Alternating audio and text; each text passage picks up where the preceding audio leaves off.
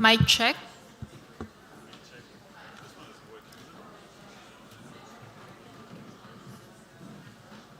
The mic.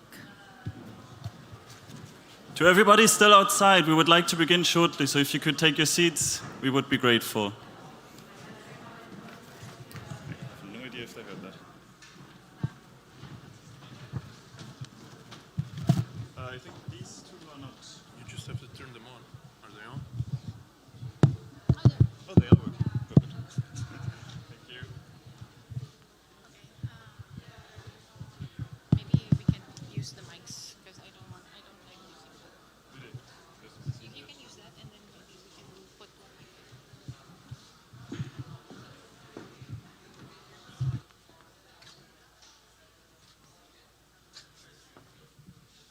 Very exciting.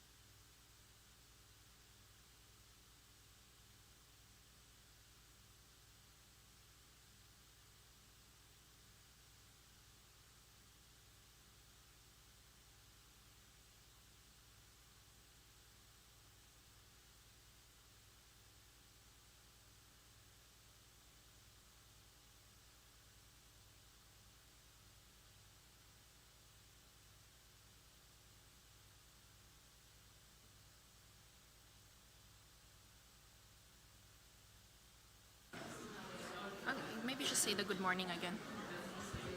So good morning, dear friends, colleagues, panelists, and members. We're glad to see you here at our conference today.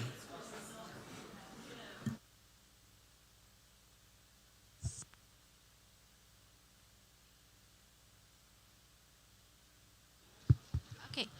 Yes, once again, good morning, everyone. So my name is Ivana Real Mora, Project Coordinator at the European Association of Regional Development Agencies. And I am Jerome Friedrichs, also working for the European Association of Development Agencies, or EURADA in short.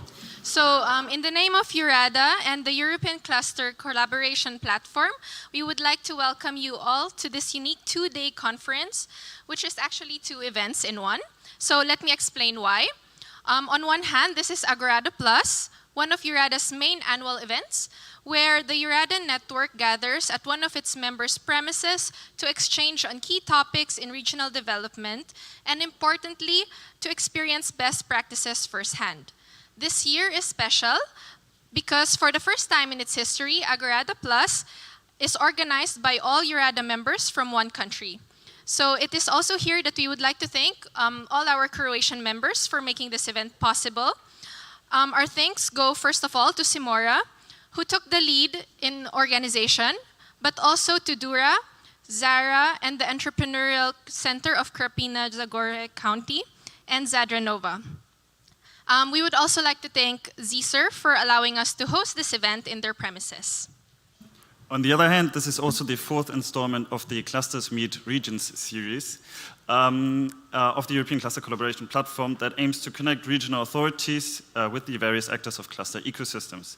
We know that clusters have long been identified as key mechanisms in economic and social development in European regions.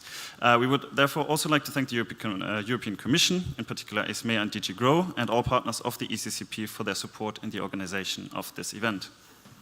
So due to this special two-event character, we will, during the upcoming 2 days, approach and explore regional development from two angles. From the perspective of regional development agencies as actors in social and economic development. And from the desire to improve cluster collaboration within and beyond the various actors that might constitute a cluster.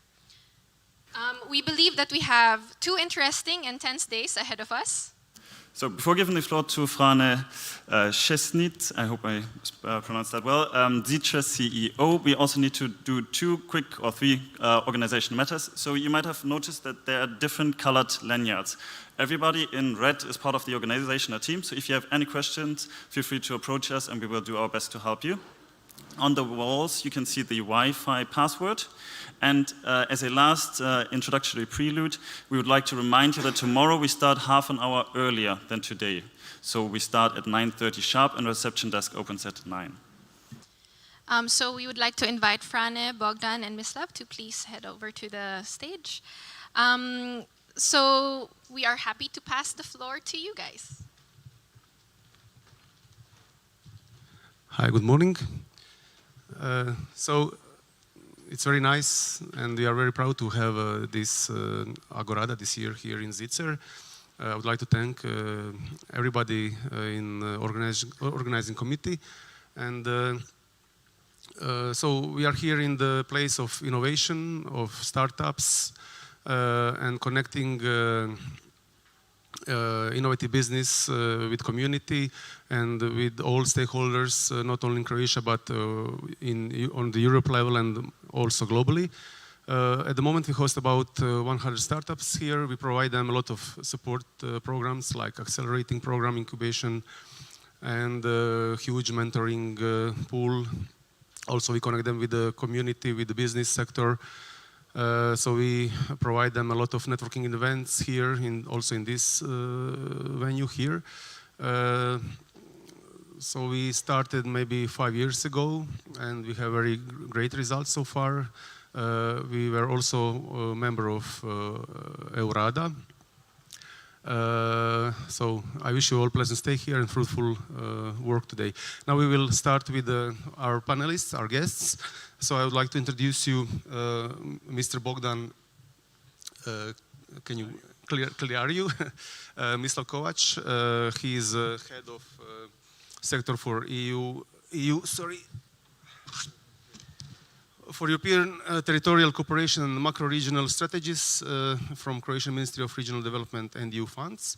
He will join us today instead of Ministry, Natasha Tramišak. She excused herself due to some other activities she has. Also, today's goal is to foster innovation and cooperation among the support institutions like incubators, development agencies, and so, but also the biggest focus is on clusters. So what is the future of the clusters? We will learn today and hope we will have some great conclusions from this conference. Now I will give the floor to Bogdan, and he will explain the goals that we will consider today. Thank you very much, Frane. I will continue a little bit in the same note as my colleagues from EURADA started. So first of all, good morning to everybody. I'm very happy to be here in Zagreb with you, and I hope we will enjoy a lot the whole event. I will start with some general recommendation before going to my story. One would be for all our members and non-members and guests that are here, please take advantage of the fact that you're in Zagreb, because you will listen and meet quite a lot of local people, and I think we will see today and tomorrow the fact that they have a lot of things to offer. And it's a great opportunity to connect with them. Secondly, for the people in Croatia, I think it's also a fantastic opportunity to connect with a lot of possible foreign partners and with a lot of clusters that you'll see during the program that have excellent programs. So for me, one of the big goals for this event is also just to connect. Now to get back to the story. My name is Bogdan Chelariu, and I'm the president of EURADA. Apart from this, I'm from Northeast Romania, and I'm the head of Brussels office of my regional development agency. And I would like, first of all, to underline some reasons of why we are here. And I will start maybe with why clusters have things to do with EURADA and with regional development, but maybe before that I will briefly tell you who we are for the ones that are not members. So, long story short, we are a member organization. We have around 70 members from 22 countries, covering a territory populated by more or less around 140 million people. Something important for us is that this year we turned 30. I will come back to this age when I will talk a little bit about clusters and their age. And what we do is that we keep a constant dialogue with the Commission. We organize a lot of high-level events. We have working groups. We participate and we assist EU-funded projects. Also, our history starts more or less in 1992 when this European Commission regulation entitled us, Regional Development Agency, to become global grant managers. So that was the beginning of our story. And you'll see a little bit how this story blends with the cluster policy. Why we are here and we organize this event regarding clusters? Well, as one of our biggest supporters from the European Commission, I'm speaking about Michel Andabasso, says, he made like a very interesting story about the changing business plans of regional development agencies. And the long story short, just to tell you what we did in the past 30 years, is that when regional development agencies were funded, the big thing was actually to build infrastructure and to have more or less what we say industrial estates. So RDAs were really involved 30 years ago in building harbors, building industrial facilities, and so on. The next big thing were actually investments. So the next business case for us was how to attract foreign direct investment. Then the next big thing was entrepreneurial culture. And then the next big thing were clusters and industrial parks. And this was happening actually around the year 2000, when clusters became mainstream. So let's say that in a way or another, until 2000, it was more or less a debate between academia, very few practitioners, maybe within the commission in particular departments and offices. But starting with year 2000, this became mainstream. So more or less, a lot of people in Europe massively adopted the word and its meaning.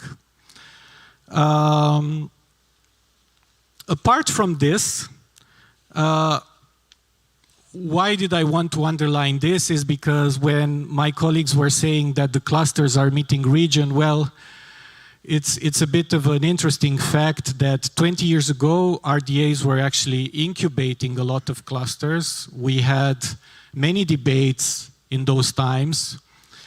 Of course, we were talking about Silicon Valley, Hollywood, Bollywood, the German automotive cluster, debating a lot, can this be replicated somewhere in Europe, in Central Europe, in South, in North, and so on. So there was a big debate. Another debate was about how to deal with the clusters in Central and Eastern Europe, where the industry was organized in a totally different way in mostly centralized states. Also, another debate about industrial districts and so on. So now we are here meeting again with something, if I may allow to say, we created as RDAs some years ago. Of course, clusters had absolutely a fantastic accelerating program offered by the Commission, and the Commission really in the past 20 years with different directorates took the lead and basically took all these initiatives and turned them abroad or globally. So for us, it's quite interesting for us for meeting clusters again, because it's a little bit like seeing our student being abroad and now coming back with a lot of achievements. Now to conclude more or less my intervention is that I would like to underline the reason why we're here and we talk about clusters. And we have at least 2-3 points to defend this case. One is that actually in the past years we had a lot of debates questioning if clusters are important for us. And in the past 20 years, I think we collected a lot of data and a lot of facts, and we can claim openly that really clusters have a fantastic effect on economy in general. There's a lot of proof saying that if you have a geographical agglomeration of interconnected economic entities, the chances that you will be successful there are very, very high. So basically, here in Croatia, if you want to start a business in agrotourism, of course, the density of the companies is high, and you have a lot of support structures. You have a lot of people that were trained, a pool of resources already existing. So the chances to succeed with this are very, very high. Secondly, in a more macro way, we see that Europe is facing now a lot of competition, mostly from US, but also from Southeast Asia, from China. We have different way to organize economies, like very often my colleagues and the entrepreneurs from our region are always asking how to compete with South Korean conglomerate that is huge, or with the Chinese company, or with some sort of interventionist governments that are very strong and don't require this kind of meetings, democracy, focus groups on what to follow and so on. So let's say that today I see also a side effect of clusters and cluster policy, that the economy in Europe that is very rich in SMEs has the capacity to organize and to be more agile and to be more competitive in the world. So apart for this, something else very important, as we are in Central and Eastern Europe, is that if you make policies for clusters, they are not geographically blind. And that's also something quite important for people and for us in regional development agencies. Like we see now, there's a lot of money and a lot of resources in Europe, though we barely understand what are the effects of this money. Still, if you know what are the most active clusters in your region or in your part of Europe or in your country, directing resources or making financing programs together with clusters is always an added value. So also for Europe, for the world, and also for the region, it really makes sense to rely on clusters. So this is a bit my introductory note. I just wanted to tell you a little bit that the history of EURADA, that is already 30 years old, goes a little bit hand in hand with the history of the clusters in Europe that is just 10 years younger. And today I'm really looking forward to hear what's next, because from the moment of the creation until today, really a lot of things changed regarding clusters. Actually, I have one of my colleagues here in the room that will already introduce you to meta clusters and many other things happening today. So I'm really curious, and I repeat, I'm really looking forward to meet as many locals as possible, and I also encourage locals to interact as much as possible with our guests from the Commission, with the people in Brussels, with our members from other European regions, because the main thing that you build up after this event is more or less trust. If you want to build up projects, a coffee meeting has a huge added value compared with the call, so please make the best of it today. Thank you.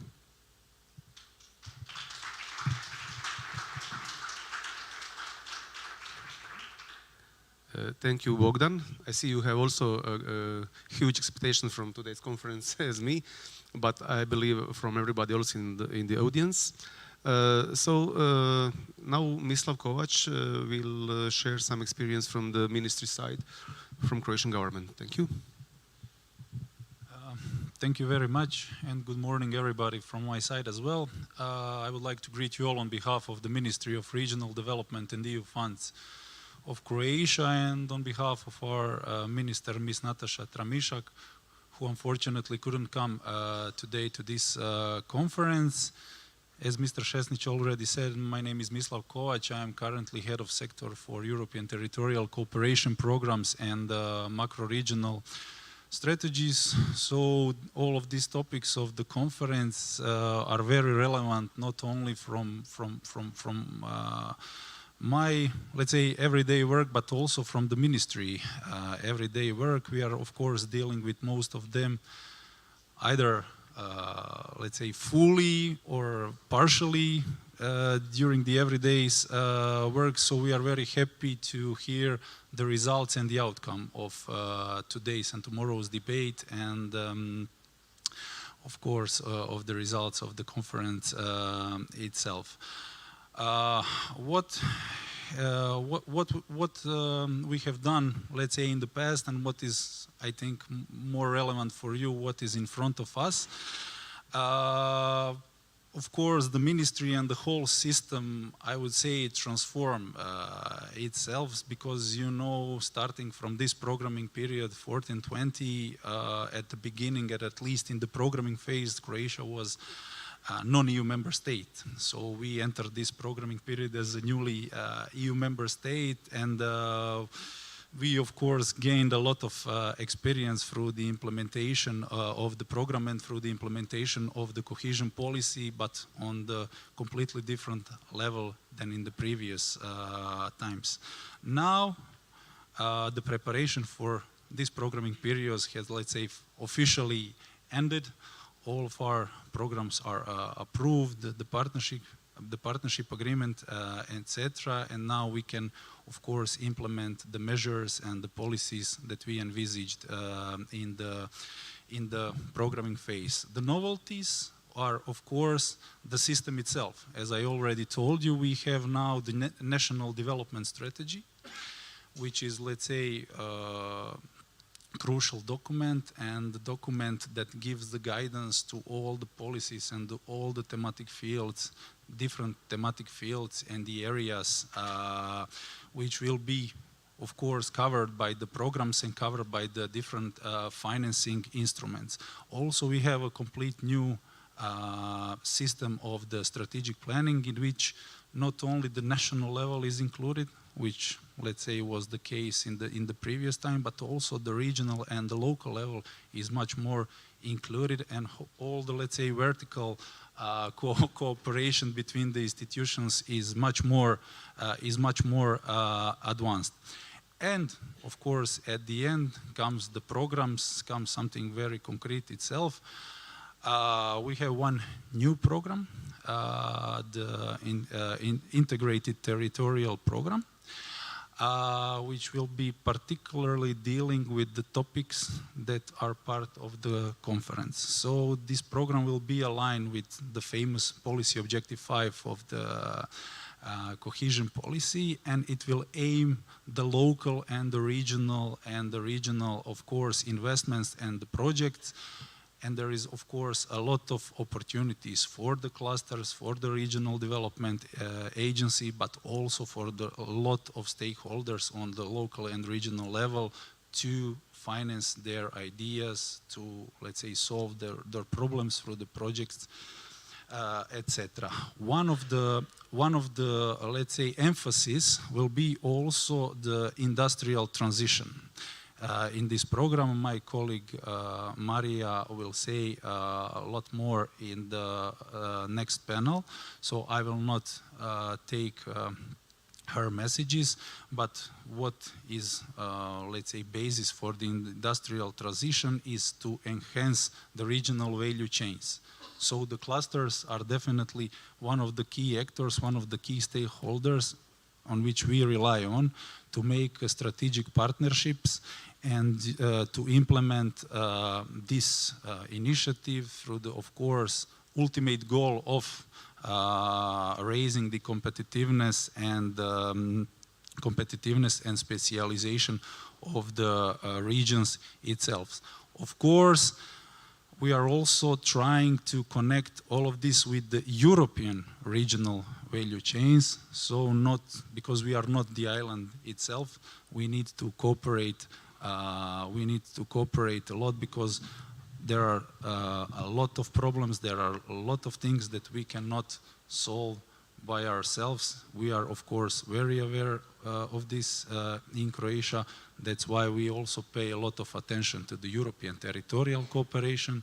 This is my field of work through the macro-regional strategies. These are all instruments and the tool how we can, of course, get the knowledge, get the experience, and have the benefits from the more developed regions, more developed countries in Europe, but also what is now the case, and this is also very linked with our, let's say, transition is that we as a Croatia are now able to share our experience, our knowledge to our neighbors who are not part of the, who are not EU member states, so the countries which we call them Western Balkans countries. So we also create a lot of partnership with them, especially on the local regional level, because they are quite a lot of interested on how we built our system, what is our experience, and what is our knowledge in all of this. This is all From my side today, I'm here if you have any other questions, if you would like to hear more on some other topics, and also my colleagues from the ministry will join in the different panels, so you will hear a lot of also on the specific topics from them. Thank you very much, and I wish you all successful conference and debates.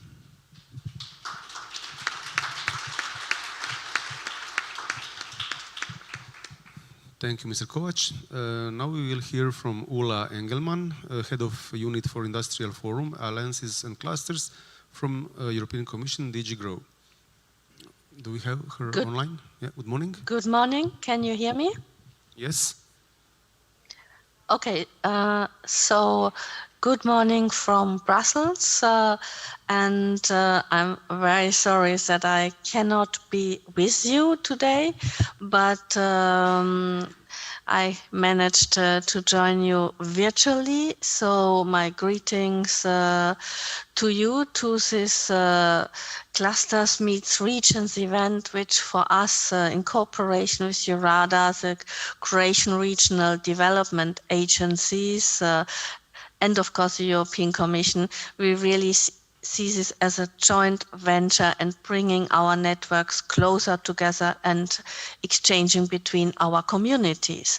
And so this event today, and I hope you can also see my slides, and then we should have the slides where you can see a series of workshops which are called Clusters Meets Regions, which we are organizing in total 15 of these transnational workshops, which are hosted by different regions in Europe. So this year we held already successful events in Malaga, Vilnius and Katowice. And we have also a very full agenda for next year. So current applications for the deadline for applications from clusters and local authorities is the 2nd of December. And these workshops really intend to support clusters and their related partners in the given region to better respond to the economic challenges they face. And of course, this is a period where we have a lot of challenges to cope with. We had the pandemic, the geopolitical tensions, the war in Ukraine, the energy crisis, inflation, the breakdown of our supply chains. But the EU has responded strongly to these harsh realities. And therefore, we want to give you some examples in the next slide to show that what we have at our disposal. The Recovery and Resilience Facility is the EU's flagship instrument for recovery from the coronavirus pandemic. And it provides grants amounting to 338 billion at current prices, and Croatia is to receive 8 billion from this facility. The Repower EU and the Winter Preparedness Package action help to ensure security of supply as well as lowering energy prices. The European Green Deal and the Fit for 55 package will deliver increased energy and material efficiency and facilitate the production and use of renewable energy in Europe. And the industrial transition to the green and digital by at the same time remaining resilient are of course also part of this. We are also working on the single market emergency instrument that includes a toolbox of crisis response measures to make our economy more resilient to future shocks. Our president has also announced in her speech of the Union, to the State of the Union, the SME relief package. And this SME relief package will make it easier for SMEs to do business in Europe. It will address late payments, access to finance, reduce administrative burdens, and offers SMEs support on energy, resilience, and accessing raw materials. And of course, European clusters are part of our response. Clusters are excellent vehicles for companies to collaborate with their wider local ecosystem. They boost their members' performance in terms of growth, competitiveness, and innovation. They can strengthen resilience and, as I said before, assist in the green and digital transitions. The trust-based cooperation they create amongst their members and between each other represent an excellent basis for facilitating the green transition. The specific purpose of today's event is to promote closer cooperation between clusters and the main economic actors in the region. We want to urge the involvement of clusters in regional economic governance. We want to raise awareness of regional authorities about the capacities clusters have in pursuing industrial policy at regional level. We also want to induce collaboration with other European clusters and regions. Today's event has a specific advantage of having regional development agencies as co-organizers, speakers, and participants. The collaboration between them and clusters is of utmost importance. Finally, I want to explain that the European Commission actively supports European clusters in a variety of different ways to keep them grow and collaborate with each other. You can find details about our measure on the website of the European Cluster Collaboration Platform, which is a one-stop shop for the EU cluster community. To give you some examples on the following slides, the Euroclusters is a new comprehensive cluster funding program. It brings together EU cluster organizations and other actors to help solving particular challenges in the EU industrial ecosystems. There are 42 million euros to finance 30 projects. The selected projects started their work in September this year. They are also organizing business matchmaking events for SMEs, and they will and companies, and an online matchmaking on the agri-food sector will take place on the 5th of December. We shall aim to connect business partners to accelerate resource efficiency, renewable energy, and scaling up of circular solutions in agri-food. A matchmaking event will also take place of the next Clusters Meets Region event in Barcelona on the 15th of December. Clusters and businesses are invited to sign up for the energy, mobility, and food sectors. Our international matchmaking events help clusters and SMEs to enter markets outside Europe and create cooperation.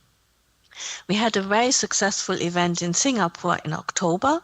Matchmakings with Taiwan, the United States, Canada, and the South Mediterranean countries are in the pipeline for 2023. The EU Cluster Talks is another important action that informs the community about pressing industrial policy issues. They take place every 2 weeks. The forthcoming edition will address the agri-food ecosystem, national cluster policies and network, the aerospace and defense industry, cluster and health emergency preparedness in Europe, and the transition pathway for mobility. And finally, our Cluster Booster Academy and Cluster Exchange Program aim for capacity building and networking for cluster managers all over Europe. I would like to encourage you to use all these opportunities and participate in the initiatives that I mentioned. I wish you good discussion and networking for today's workshop. Thank you very much.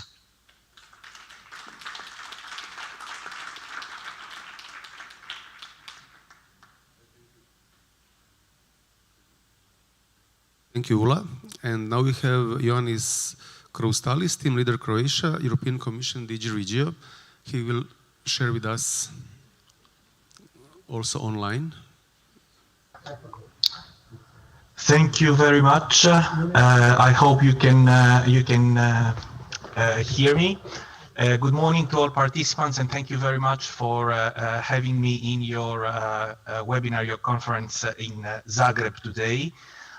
In this very short time slot that I have available, I will try to make a quick presentation of what cohesion policy is doing when it comes to support to SMEs and clusters. As Ms. Engelmann already mentioned, we are facing important challenges, and cohesion policy is one of the key investment tools that the European Union has available to address these challenges. So I don't know in which slide we are, because I think there is a slight delay. Exactly. So on this slide now, I will focus on the second box, which is basically strengthening the role of regions in building Europe's future. We in cohesion policy, we think that regions have an important role to play when it comes to addressing the challenges that we are facing, and we are working very much in strengthening these regions. If you look at the next slide, indeed, the cohesion policy is the EU's main investment policy, and I would like to focus here that on the fact that cohesion policy represents 1/3 of the EU budget. It is the key tool that we have for underpinning European solidarity.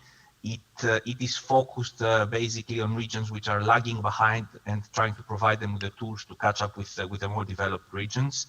And in the recent years, it has also shown an extreme flexibility when it comes to addressing the emerging needs.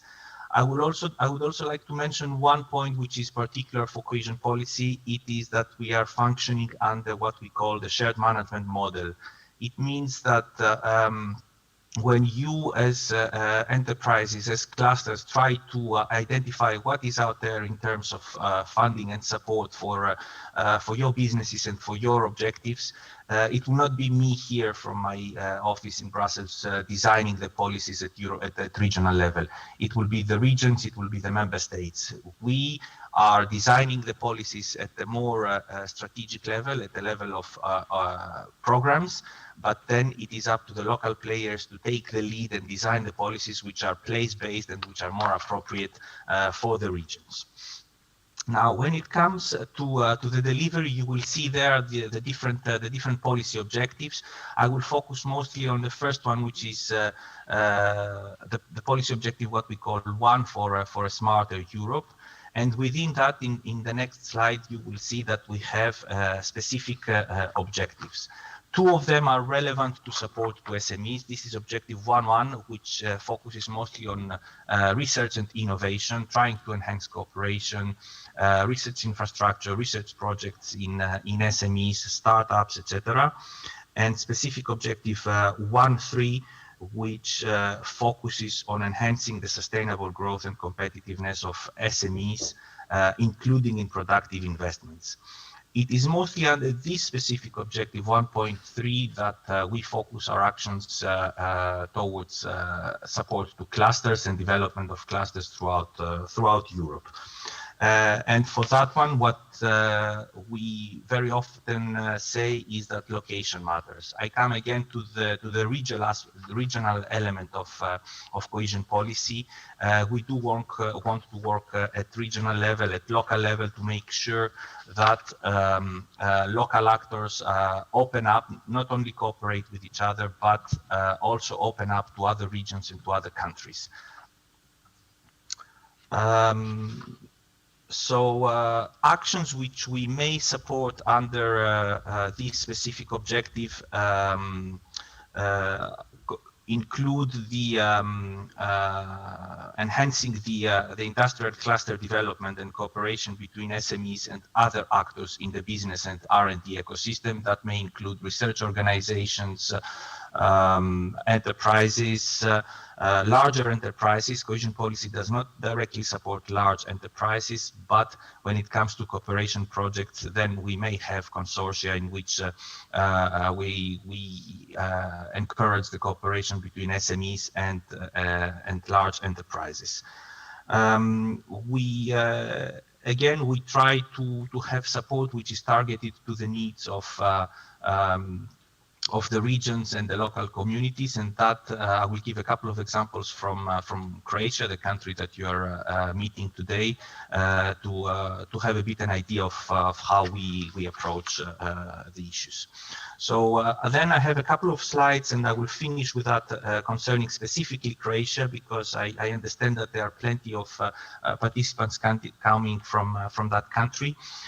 You will be able to see in the next slide that cohesion policy in 21-27 will provide support of approximately 9 billion to Croatia under these 5 specific objectives that I presented before.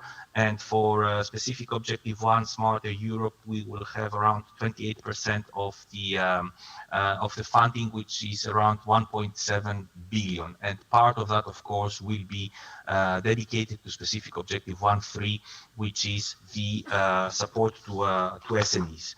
We will do that through two programs. The first one is called Competitiveness and Cohesion. It's more of a national program, but also putting focus on specific areas with particularities. And the second one is called the Integrated Territorial Program, where the Croatian authorities are entering in an ambitious program for industrial transition. And we think that this will help boosting growth and competitiveness of SMEs. It will help regionalized SMEs to enter into international value chains. And again, I cannot insist more on this regional aspect, on this regional and local approach that we have in our Directorate General when it comes to support to SMEs, because you know very well, the participants who are in the room from Croatia, that the country is suffering from important territorial disparities. We have the capital city, which is well developed, with most of the economic activity focused on it, but we do not want to stay only there. We, together with the Croatian authorities, want to make sure that the regional companies also have equal opportunities and have and are provided with the tools to internationalize their business, to digitalize their business, to join other regional and international SMEs and players in the business ecosystem, and make sure that they become dynamic and develop the way we want to. And then in my final slide, I have some figures which I mentioned already. As I said, under policy objective 1 in Croatia, we will have a funding of approximately 1.7 billion divided in the two programs. And I will finish with some key figures. Our objective is to reach support to 13,500 businesses in Croatia only. And within that, we have planned support of 50 innovation clusters, through which some 500 enterprises will profit from their services. We aim at the creation of more than 3,800 jobs, and also we hope that these investments under cohesion policy will also leverage private investments and bring even further development of SMEs of approximately 900 million euros leveraged by the private sector. So all in all, this is more or less what we have planned for 21-27. Support to clusters is not new to cohesion policy, is not new to our programs. We have it already under 14-27. We consider that clusters have a key role to play in the business environment. They have a key role to play in enhancing cooperation among SMEs, among enterprises and other institutions. So we hope that these initiatives and these actions, which are also put in place by our colleagues in DG GROW, will fit together with all the elements and all the funding tools that Ms. Engelmann mentioned already. And like this, we will have a coordinated approach to this. I will stop here and wish you a fruitful conference today and tomorrow, and all the best on my side. Thank you.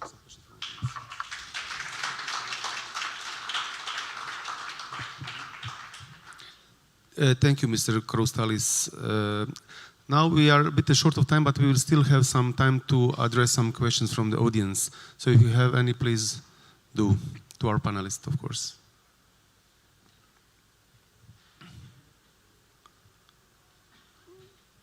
Okay, if you don't, then we can conclude. I hope also today, from my point of view, that we will learn something about transnational clustering, which is also very important. So can we share all together our local knowledge and to spread it more transnational.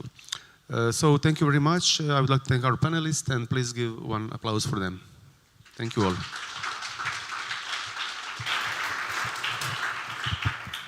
So thank you to our members of the panel. If you could please sit so that we may welcome the next panel. So again, thank you for the information and initiatives you have shared. As we are looking forward to more discussions, networking, and exchange of best practices and ideas between clusters and regions, I'd like to invite on stage the members of our next panel, please.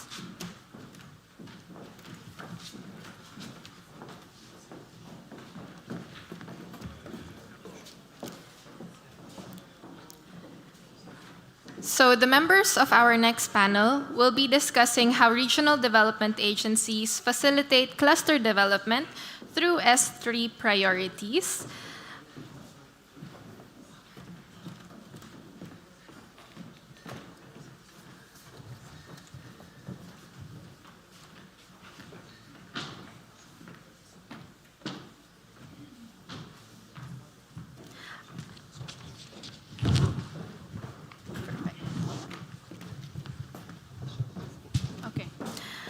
So I would like to turn the floor over to Solange Mifsud, Economic and Policy Analyst at the Joint Research Center of the European Commission. So please, Solange, the floor is yours.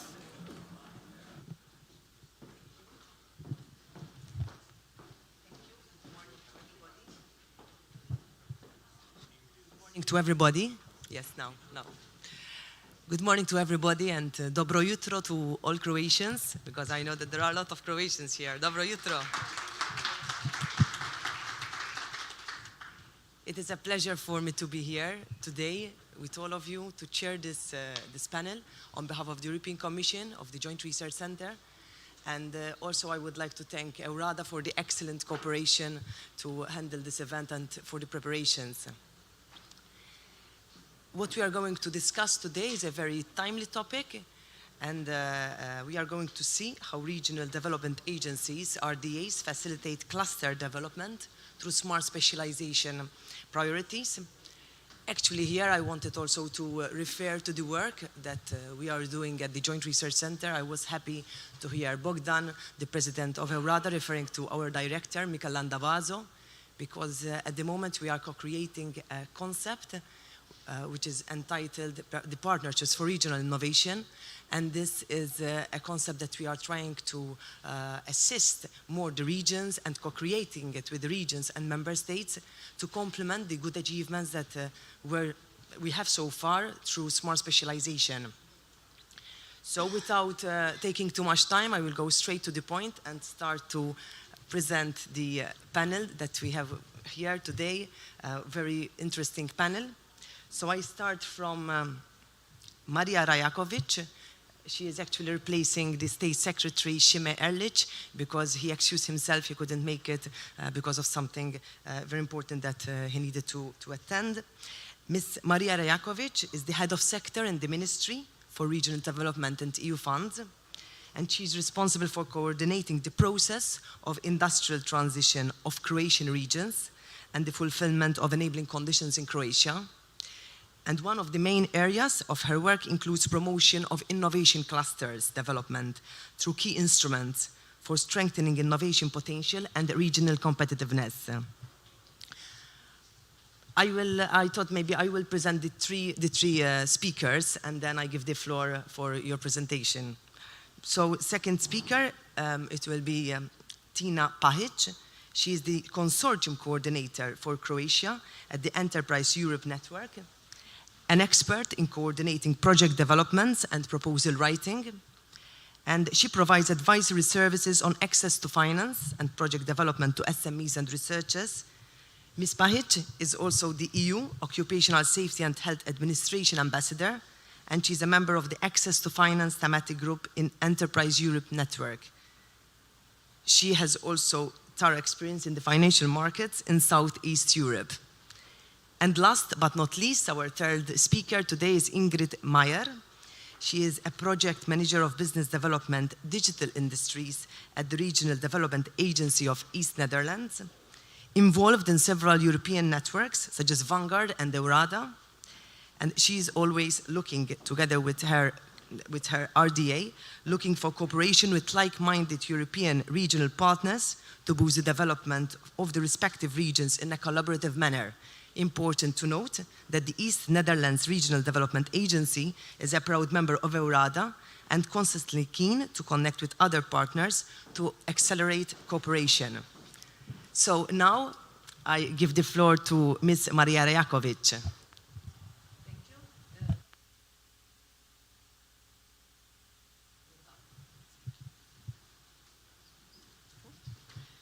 Do you hear me? It's okay.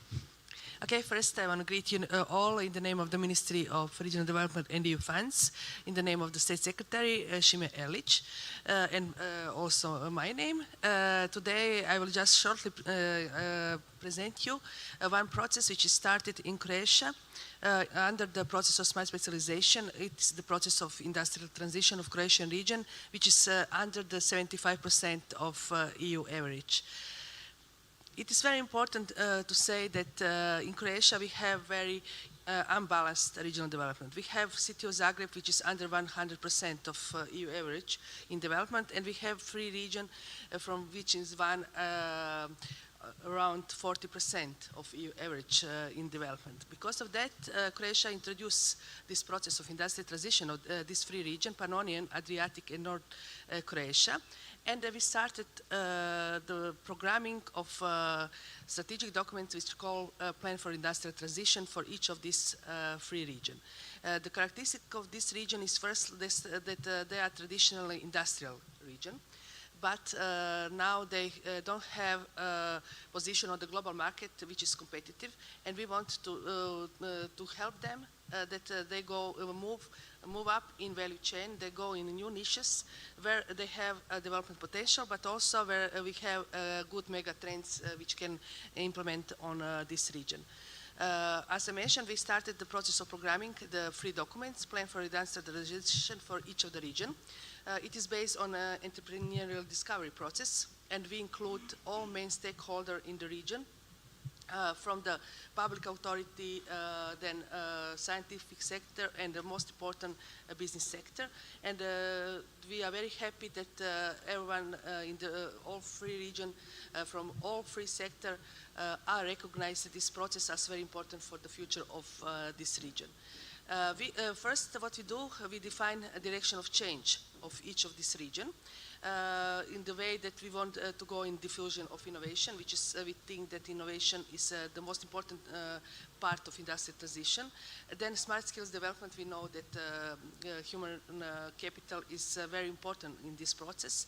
Then support to SMEs to move up to the new priority niches which higher value added. And finally, as horizontal to industrial transition is green and digital transition as the main concept of new cohesion policy. The second thing what we do together with all main stakeholders, we define the priority niches for each of the region, and also we group them in the regional value chain. It is important that we didn't go in the sector way, but we want to have multi-sectoral approach. We combine different sectors in each of the regional value chain. For example, in the regional value chain for health, we have pharmaceutical industry, we have tourism, we have ICT sector, and in this way we started this cooperation and networking between different stakeholders from different sectors. And finally, as the last phase of the process of preparation of these documents, we define the transformational roadmap as a policy mix between different policy, innovation, industrial, and regional policy. And we define that one of the main instruments will be a strategic partnership for innovation, then pact for smart skills development, support to SMEs, and finally, what is important for this conference, support to innovation cluster was the main mechanism for networking of all the stakeholders and preparation of this strategic partnership. Altogether, through the cohesion policy, we have allocation of more than €500 million for industrial transition process for this free region. in a financial perspective 2001-2007. And we divided this allocation on a 3 regions. Pannonian Croatia get the most because they include 8 counties and they are most underdeveloped. Then we they have 2,000 million euro. Then we have for Adriatic Croatia 140 million euro, North Croatia 100 million euro, and additionally 96 million euro for all 3 regions for business support infrastructure and development in the way that we want to have specialization of business support institution to support the small and medium enterprise in this region exclusively to these priority niches which we define to the process of industrial transition. For to support of innovation cluster, we have altogether 10 million euro. It will be dedicated to the organization of the cluster, the organization which lead the cluster, and for material and non-material investment, but also for the operational cost in the way that we want that they be leader in the few area. We want that they promote strategic partnership for innovation through the joint events of stakeholder of the cluster. Then we want that they have role of technological broker for promotion of key enabled technologies under the cluster. The third area is that we want to take role of intermediary body like smart skills broker in the way that they promote pact for smart skills development, and also as usual role of the cluster, they will have the role of the networking of the cluster member, but also in internationalization of the cluster member and the internalization of cluster. We will support them in the process of joint to the smart specialization platform, but also kits under the European Institute of Technology. In this way, we will also promote the inclusion of the member of the cluster to the EU value chain, which we know that already established. In this process of industrial transition, we have also very good collaboration with the Regional Development Agency. They are a main partner of our minister in this process. They are part of the working team in each of these 3 regions. They support us in the process of preparation of this plan for industrial transition, but also they will have a role in the future continuously process of industrial transition in the way that they will promote all, together with innovation cluster the strategic partnership for innovation for the pact for smart skills development, and also together with us they will make reporting for the S3 Innovation Council of Republic of Croatia, that we see what is the impact of all measures what we have through the cohesion policy, but also through the budget in this process of industrial transition.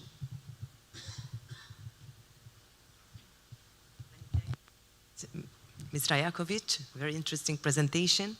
And now I give the floor to Ms. Tina Pahic.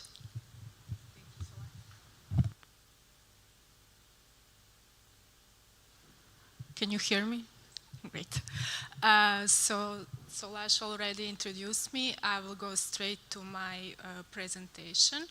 I want to tell you a story about Enterprise Europe Network. This is the world's largest support network for SMEs with international ambitions since 2008. And we are the key instrument for European Union to boost growth and jobs. During the period, EN was funded through COSME and Horizon programs with budget more than 180 million. It was founded in, everything begins in February 2008 by Commission's DG Grow. They started the project. Okay, too quickly. We have 17 key sectors that we cover through our network of expertise. Some of these are agro-food, mobility, healthcare, energy, retail, and many more.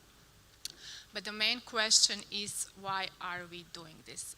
So European companies needs to become more environmentally and economically sustainable, resilient to all future shocks, as we all see that in the couple of last years. How are we doing this? By having a large network of experts. And what are we doing? We are providing services, advanced services, partnership services to our main clients, which are SMEs. In numbers, it looks like this. We have in the network more than 3,000 local experts, advisors. They are from 600 locations or institutions, and they are spread through more than 65 countries worldwide. On the map of the world, you can see this blue area. That's the network. And we are covering entire Europe, not just European countries, but also non-European countries. We are now also include Ukraine, and we have Turkey, Israel, so Russia also. It's not popular to say, but we have United States of America, Canada, Mexico, South America's countries, Argentina, Brazil, some African countries also in the network, India, China, New Zealand, Indonesia, Japan, and many more. And that's not the end. We are trying to spread our network to many more countries in the next years. Sorry, broad range of services for growth-oriented SMEs. As I already mentioned, we have innovation support that we provide to our SMEs. We also have partnership support with internationalization when they need help to find partner abroad. Or we are organizing brokerage events, matchmaking events, company missions. We are offering support with innovation, with access to finance and funding. We are offering IPR support and many more. I have a video on this slide about FINO. FINO is, just to say introduction, FINO is a platform that we established here in Croatia in our consortium together with Western Balkans countries or Southeast Europe countries, to be politically correct. This is EEA national contact point for Southeast Europe. And just to see what it is actually. No, it's not. Can you help me, please?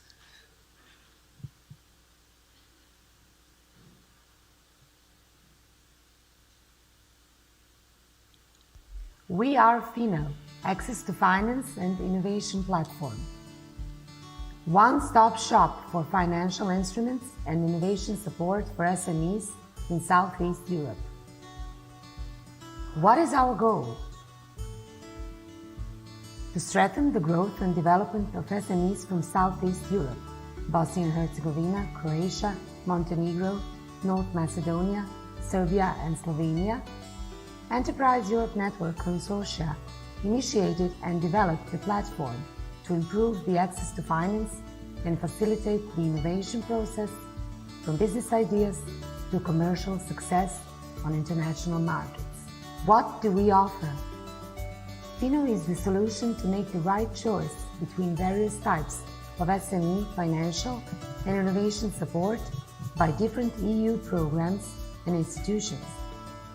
It offers information on all relevant and available financing and innovation opportunities suitable for your business. Which EU funding and financing programs can you apply for? How can you find SMEs and financial institutions involved in particular EU programs? What is the best way to connect with international innovation stakeholders and further develop your business? Try Fino. Solve your financial and business issues. Fino is the answer to all your questions.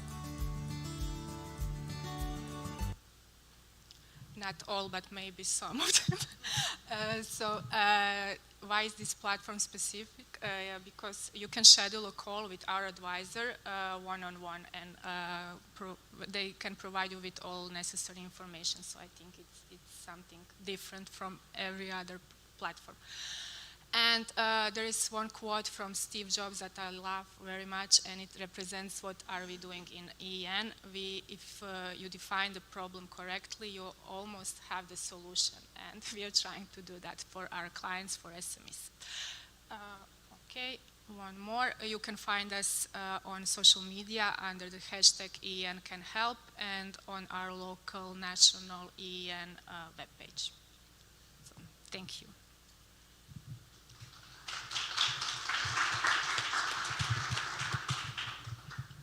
Thanks a lot, Tina. It was very interesting. Maybe we have some time for questioning. Let's see how we will go in the panel.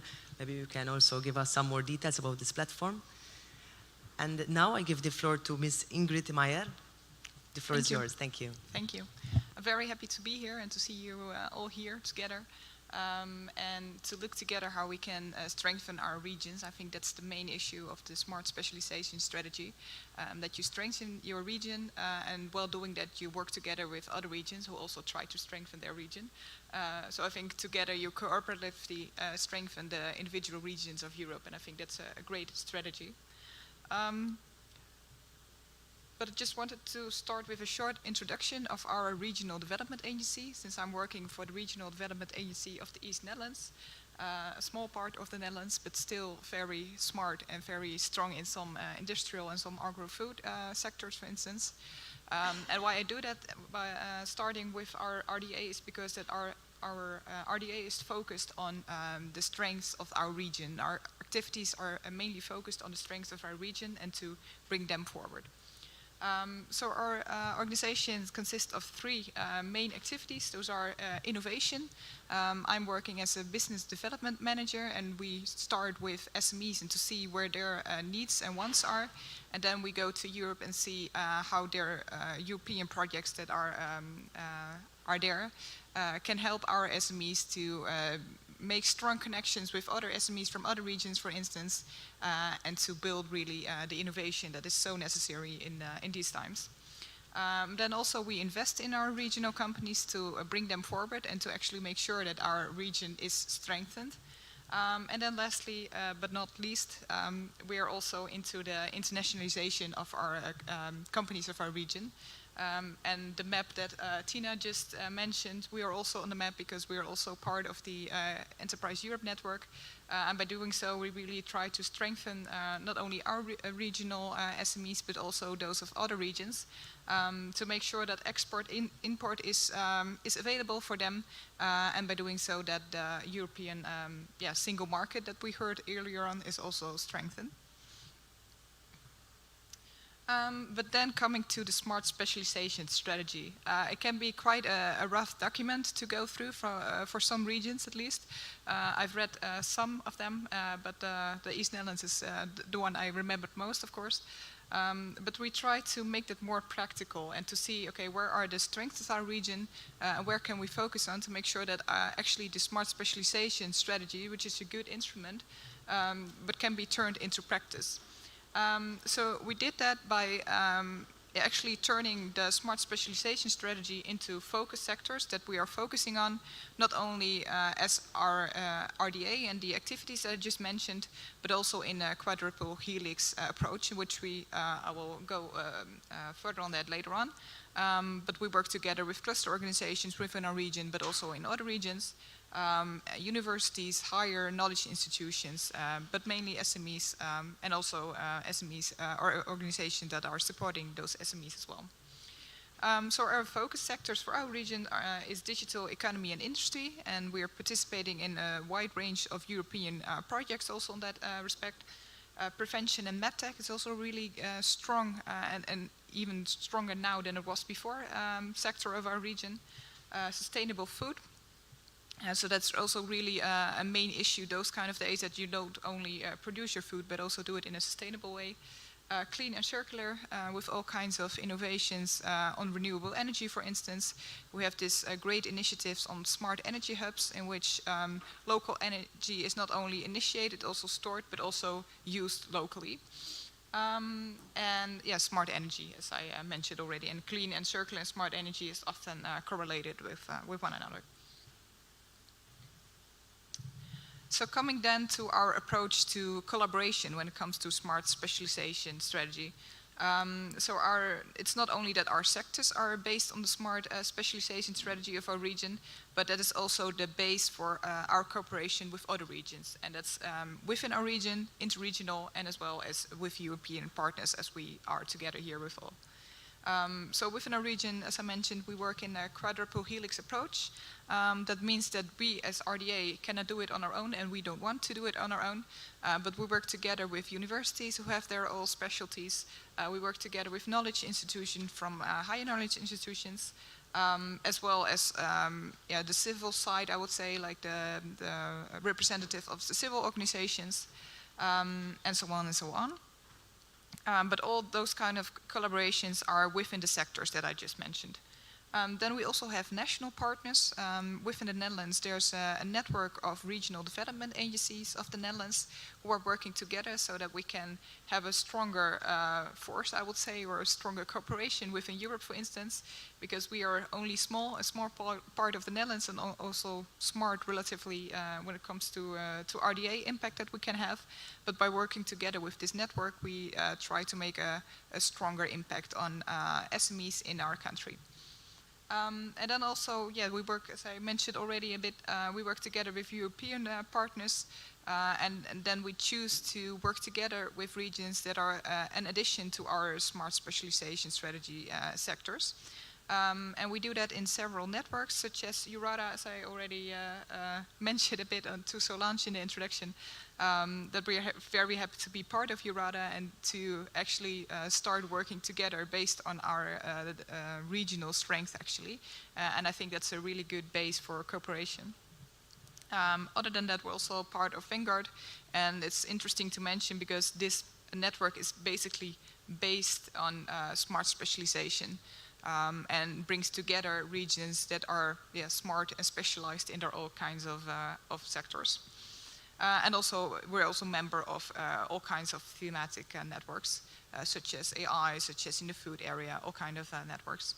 And by doing so, we really try to not only initiate cooperation, but also bring that forward, and to also, not that it only is cooperation as RDA from our region with another region, but basically also from SMEs from our region together with SMEs from other regions. And of course, also other organizations such as knowledge institutions, cluster networks, and so on and so on. So just to give a short example of all of those kind of activities that I just described more theoretically, but we are also part of the European Digital Innovation Hub. Our European Digital Innovation Hub of the East Netherlands is on robotics and AI. And by doing so, it will be starting around in February next year. But we also are looking for European partners to see how we can strengthen each other's activities in that respect. Also, we're part of the AI Regio network, I would say. It started as a project, but we really see it as a network that brings together regions that are basing their activities around AI to see how we can bring that forward. We're also very often a partner in Interact projects, which is mainly between Germany and the Netherlands, but also in North Sea area, for instance. And we also do that again on the 5 sectors that I mentioned.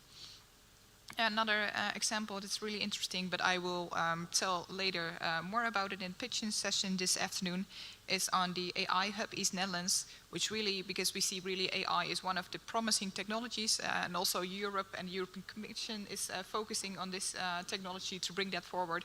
But we really see a gap between what SMEs see as benefits and what the European Commission see as what the SMEs should do.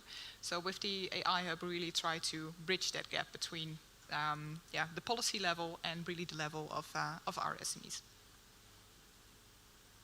Just a short introduction. Thank you very much.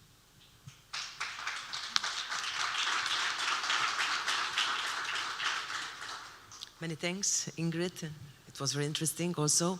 And I think we can have some few minutes from the coffee break, from the networking slot, but I will not take a lot.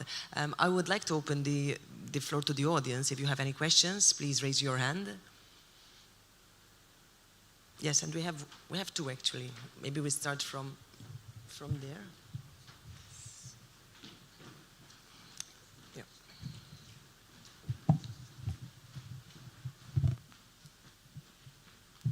Hello, hi. I'm Anja Barasic. I'm the coordinator of AI for Health Croatia, EDI. So I would have a question for Ms. Rajakovic, please. It was quite interesting to hear you and one of the previous speakers mention integrated territorial program and the funds that are allocated and how Croatia actually is quite diverse in the regional development and prospects, really. Is there a part there that might be allocated towards getting unifying data, like public sector data from entire country of Croatia, in a sense that when you speak to startups, there a lot of R&D is now developed as big data AI approaches, and it's really difficult to help the, for example, rural areas to develop because it's much harder to obtain their data and include them in the kind of national plans. So in a way, the rich are getting richer. You can solve problems of Zagreb but not of those areas because you're not aware of them in the first place. So could that be maybe rectified through that program or not? Thank you. We are thinking on that. We know that it is very hard to find data on the level of the local level. If we talking about, especially about R&D, we will have one joint project with Hamag Bikro. It will be the project for improvement of the regional ecosystem in this free region for industrial transition, and one part will be also dedicated to the monitoring. And we will try to define some activity which will help to define this data which we want to have from the local and the regional level when we measure the impact of the industrial transition. And in this way, of course, this data will be available for all in Croatia. Thank you. I'm not sure if you want to add something? Okay. We had another question here.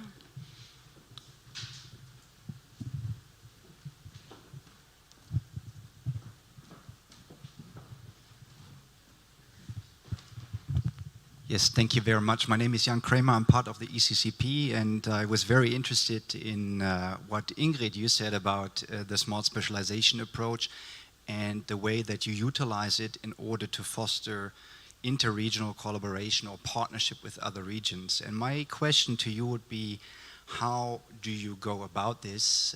How do you find then the complementary partners? And overall, I think it's a good approach to replicate in other regions. So maybe you can share a little bit of your experience around that. Thank you for the question. I think it's a two-sided answer to the question. I think, first of all, you have to be active in the networks that are actually allowing those kind of sectors and regions that you want to collaborate with. So for starters, it should be EURADA, I think, to start here and to see how can you connect with regions that are an addition to the region that you're from. And I think secondly, it's a mindset. Once you see where your region is strong at, that is also something that you can market.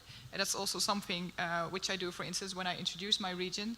Okay, we have 5 sectors that we're good at, right? And then you have a starting point for cooperation. It's still very broad, but that can be a sector that you want to have an European innovation project on, for instance. So I think, first of all, to be active in the networks that allow your smart specialization of your region to be further developed. And second of all, to actually be aware of the strengths of your region and to also spread that out to other regions. Many thanks, Ingrid. And is there any other question from the audience, please? Yeah.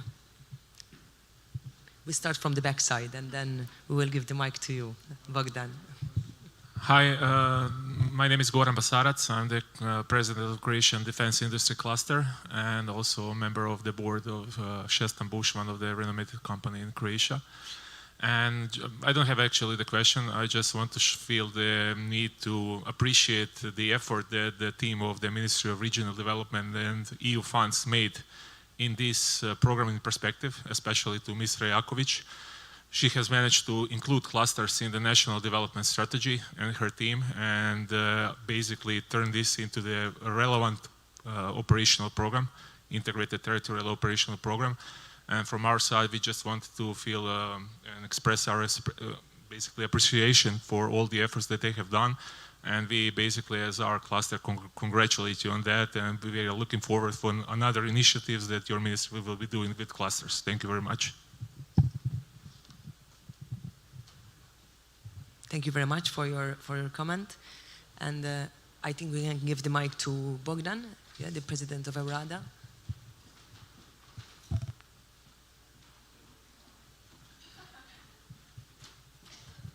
Thank you. Great presentation. I got a lot of inspiration. I'm just curious, what do you do? Okay, the question is a bit tricky, but what do you do where actually you have to facilitate cluster development in places where you have a cluster as a interrelated economic activity? Let's say that near Zagreb you have, I don't know, let's assume a defense sector that is not well organized.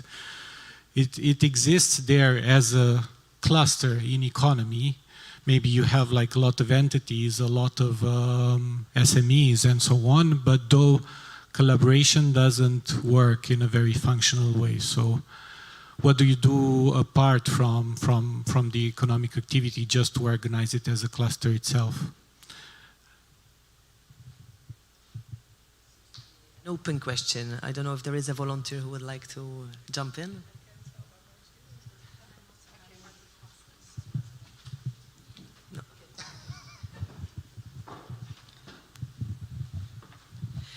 It is different way how you can promote the cluster development and cluster growth. First, if you want to have bottom-up approach, that you have opening of the cluster from the bottom side, then you must have the instruments to support them in their growth.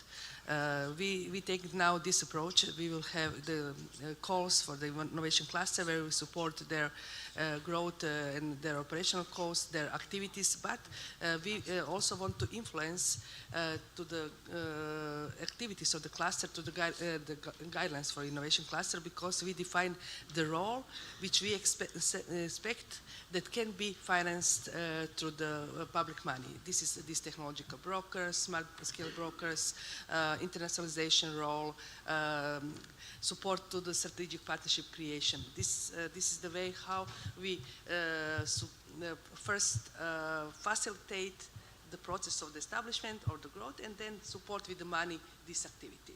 The second way is that you have the top-down approach. We tried also that in the past in Croatia. We created 13 competitive cluster, which was initiated by the Ministry of Economy. It is very good if you have the agency or something who can support the operational work of this cluster.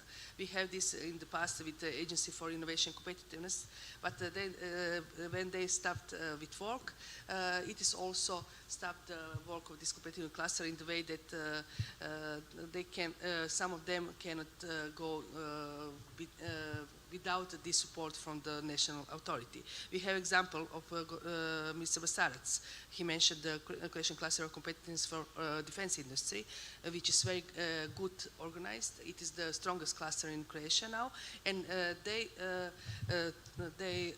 initial start was as competitive cluster, but now they open to the market. They are now innovation cluster. They have the membership fee, and their member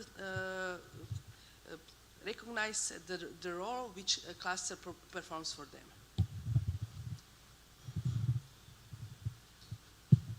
Many thanks, Maria. And if there is no other question from the audience, I just wanted to ask, I know we're running late in time, but just one statement, like 5 words, 10 words maximum from each speaker before concluding this panel. And I will start from Maria. Okay. Because of that, that the clusters are the main subject of this conference, my opinion is that clustering is very important mechanism for raising competitiveness of regional or national level. Because in this way we have networking of different sectors in one organization. Also we have, especially if we have strong cluster manager, that can be a very good tool how to promote the member of the cluster on the EU level or global level. And also in this process, Regional Development Agency can have a very good role in the promotion or facilitate the process of recognize the members of the cluster which will in the future be a part of this cluster. To Tina Pahic, because I was going to do it in the manner how we spoke. Yeah. Okay, thank you. So since we are here on the cluster event, and I'm a representative of Enterprise Europe Network, and we also have this new player on the ecosystem, that's the European Digital Innovation Hubs that are starting now. And I just want to send a message that we need to have more collaboration and joint actions together and not to overlap our activities and duplicate them, because then we are missing the points. So we can do some exchange of knowledge together, joint actions, and organizing joint events in the future. So thank you. Thanks, Tina. And now it's your turn, Ingrid. Thank you. Yeah, I think we're talking about clusters on one hand, and we're talking about smart specialization on the other hand. And when I hear all of your activities, I think it's really inspiring and really great to see how we can learn from each other. But I also wanted to address another point that all of those clusters can also be quite, yeah, how would you say it, not clear to see where they stand for. So maybe it could also be an idea to have some kind of specialization within our cluster network, that one cluster is for that topic and another one is for that kind of technology or that kind of sector. But actually what we do in the East Netherlands at least is also to make sure that well, we have many different clusters in our region, but if you want to have a say in Europe, for instance, it doesn't work with a very small cluster organization, so then you should look for clusters or other organizations that are doing the same thing to make sure that you're not finding initiatives together and try to find your solution yourself, but to actually collaborate with like-minded cluster organizations, first in your own region, then within Europe, and then also with other regions as well. Thank you. Ingrid? Many thanks, Ingrid. Thanks to the 3 speakers. And just before concluding, I just want to refer once again to the concept that I mentioned before that we are working on with the regions in the Commission, the Partnerships for Regional Innovation, which I also will leave some information, a playbook which we had written myself together with the team that I'm working with. And I would also like to say that there is also Croatian regions involved in this pilot that we are working on at the moment, so it will be also very interesting to you. And hvala to all.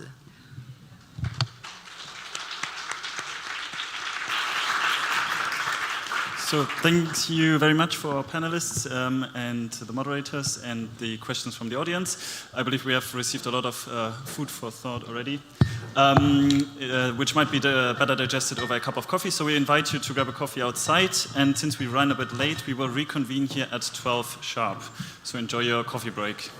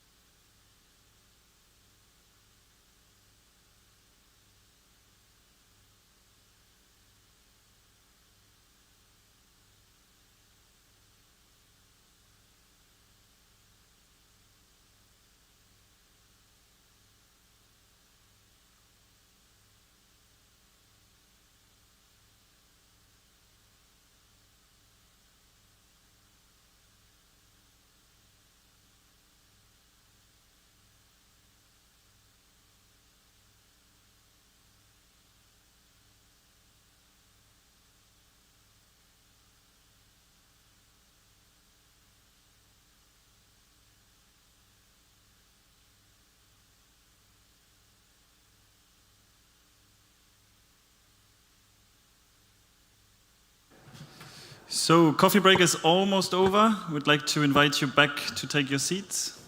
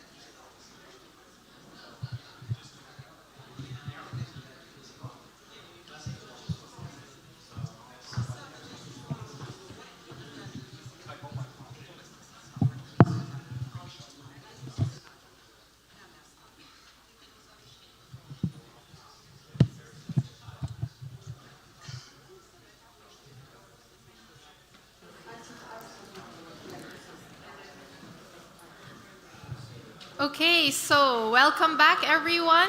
Please take your seats. And we invite the speakers of the next panel to please head on stage, and we will begin shortly.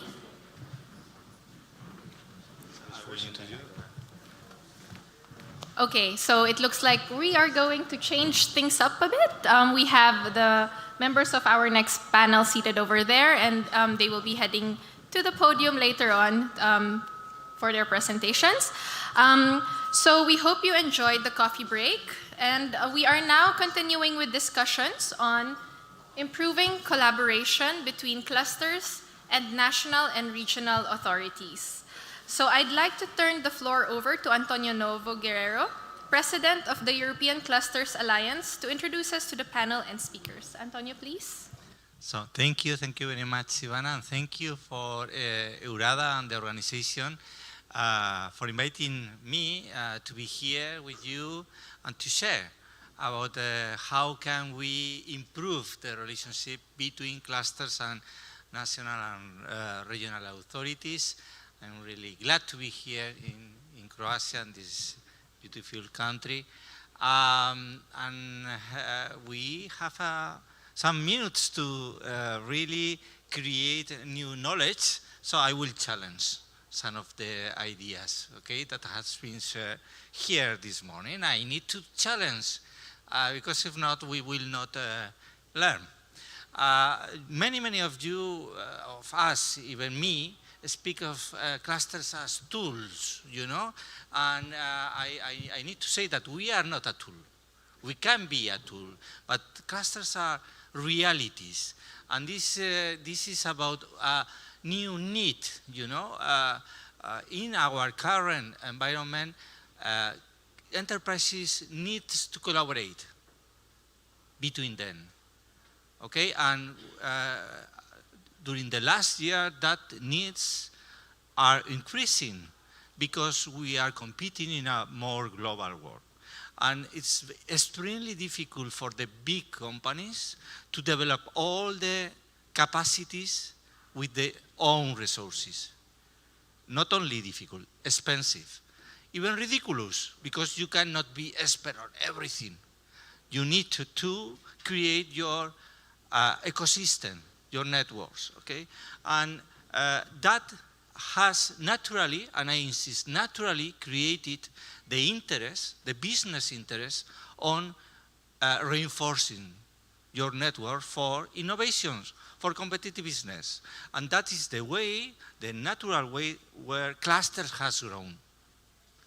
And the reality is that if you, as regional agencies or any policy officer, helps on that process, that make it easier. But this is a need, a reality. It's the same reality that we need doctors and we need hospitals. So if there is a national security agency helping in health, the population is healthier. If not, there are more difficulties for it. Okay, but my view is that we are not tools. We are the organization of answer to a business need or societal need, you know.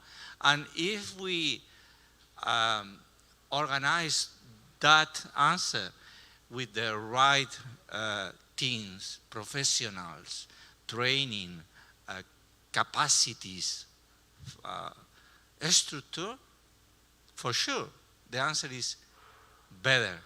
And our economy, our ecosystems grows better. And so we have a role as cluster managers and cluster organization. From one side, it's the main role, but also from the public side on supporting or not those entities that organize the collaboration at business level. And we could call it clusters or pole de competitivité or business hubs. There are many, many different names. But the point is how to support the business collaboration environments. And it could be at regional level, that is the natural one, but also at national or international level. That's why we have created the national networks of clusters or the European network clusters, whatever you can call it. Okay, sorry, this is I needed to open in that way.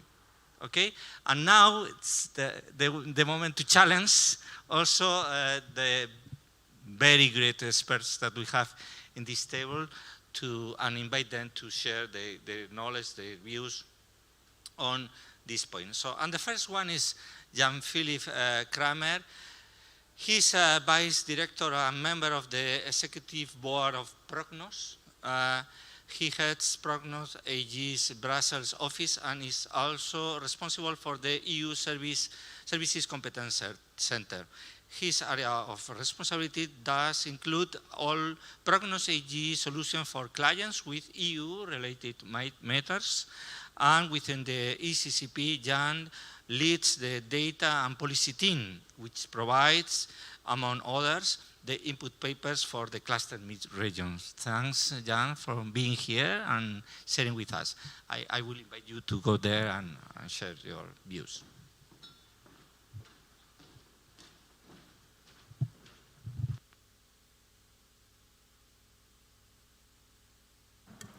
Good afternoon, I can say now, because it's past 12. I think that's the rule. Thank you very much, Antonio, for the kind introduction. It's a real pleasure for me to be here and present to you the input paper that we have prepared for this event. And we have heard earlier from Ulla Engelmann that within the cluster meet regions, we are preparing input papers with the idea to get some general understanding of the economic context, get a general understanding of the cluster ecosystem in the specific regions. And this is really the task. I will present a few insights on this, and then we can deepen the discussion on that basis. So to start off, it's, I think, quite important to realize the economic overall profile of Croatia. And there have already been some discussions and comments about this, and I will just complement this picture with some general notes. Overall, I think we can observe since the EU membership in 2013 that Croatia has seen some significant growth. And if you just look at the last figures from 20 to 21, the GDP growth of Croatia was quite significant. We all know that since then, in the beginning of this year, the situation has changed overall for the European economy. But nevertheless, Croatia was growing at double digit and also much higher than the EU average, which was about 5%, Croatia at 10%. Overall, I think it's quite important, of course, to realize that in general comparisons, the GDP per capita obviously is still much below the EU average, and there still needs to increase and catch up in a way. When speaking about the economic and sectoral profile, just very generally, we see that services are dominating, but still manufacturing. I think it's very important also to underline is at almost 20% of employment, and I believe that from an overall European perspective, this is very key in order to drive our future competitiveness. In the agri-food economy or agri-industry-driven economy itself, we have more than 160,000 employees and more than 4.2 billion in gross value added. So it shows you some of the underlying structures. And now looking at the map, you can see this is coming from the European Cluster Panorama Report of 2021. We're talking about two Croatian regions here, continental and Adriatic Croatia, with a profile in this report being agri-textile, agri-tourism. So matching what I just said.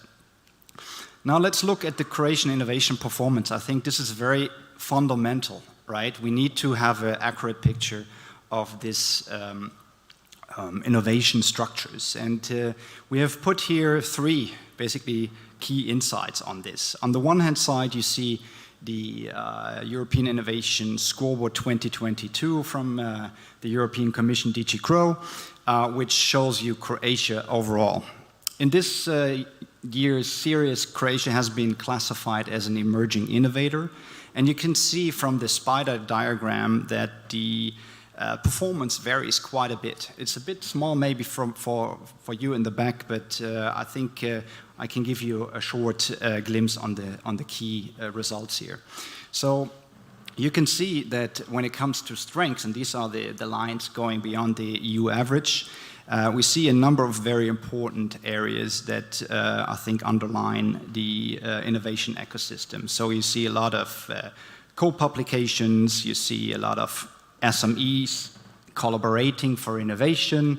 You see, in fact, quite a good positioning on SMEs introducing business process innovations.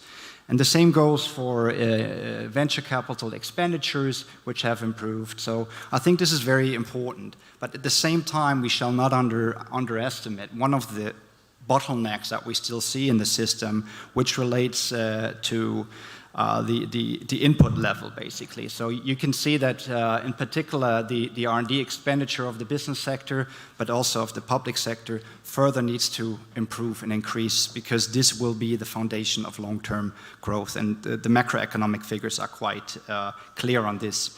So you can also look at the two regions in Croatia, continental and Adriatic Croatia, in this classification. And continental Croatia has now been classified as a moderate innovator, which is one position up. I think this is really a positive news. It's very much driven, and that's, I think, quite surprising overall, as a very science-driven region. So it has a lot of scientific publications, international corporations, and also engagement of public and private co-publications. That's very important. But as I said earlier, when looking at the figures on R&D expenditures, there's still room for improvement. And Adriatic Croatia is an emerging innovator in this classification, and I think it's also improving. So it has seen an increase in the index from 2014 to 21 by over 20%. So there is development, and that's positive. Now let's look at the cluster ecosystem, as we say, right? We refer to clusters that are registered on the ECCP. So that's a bit of our standard, if you want. So everybody here in the room of the cluster societies, please make sure to register on the European Cluster Collaboration Platform. Of these clusters, we have 15 overall in Croatia, 10 of those in the capital region. Not surprising, because we already heard about the strong concentration of the developments in the continental and the capital region in particular. So here we have 10 cluster organizations covering 8 different industrial ecosystems. And you may not be able to see on the map, I even have to scroll in. You see energy-intensive industries, you see renewable energies, you see digital, health industries, and of course also aerospace and defense, and we will hear more about that. As you can see, the other clusters are scattered around the country with a much lower number of cluster organizations which are operating on the ECCP. There are other clusters too. I don't want to let this fall under the table, specifically in the tourism sector, but this is maybe for further discussion.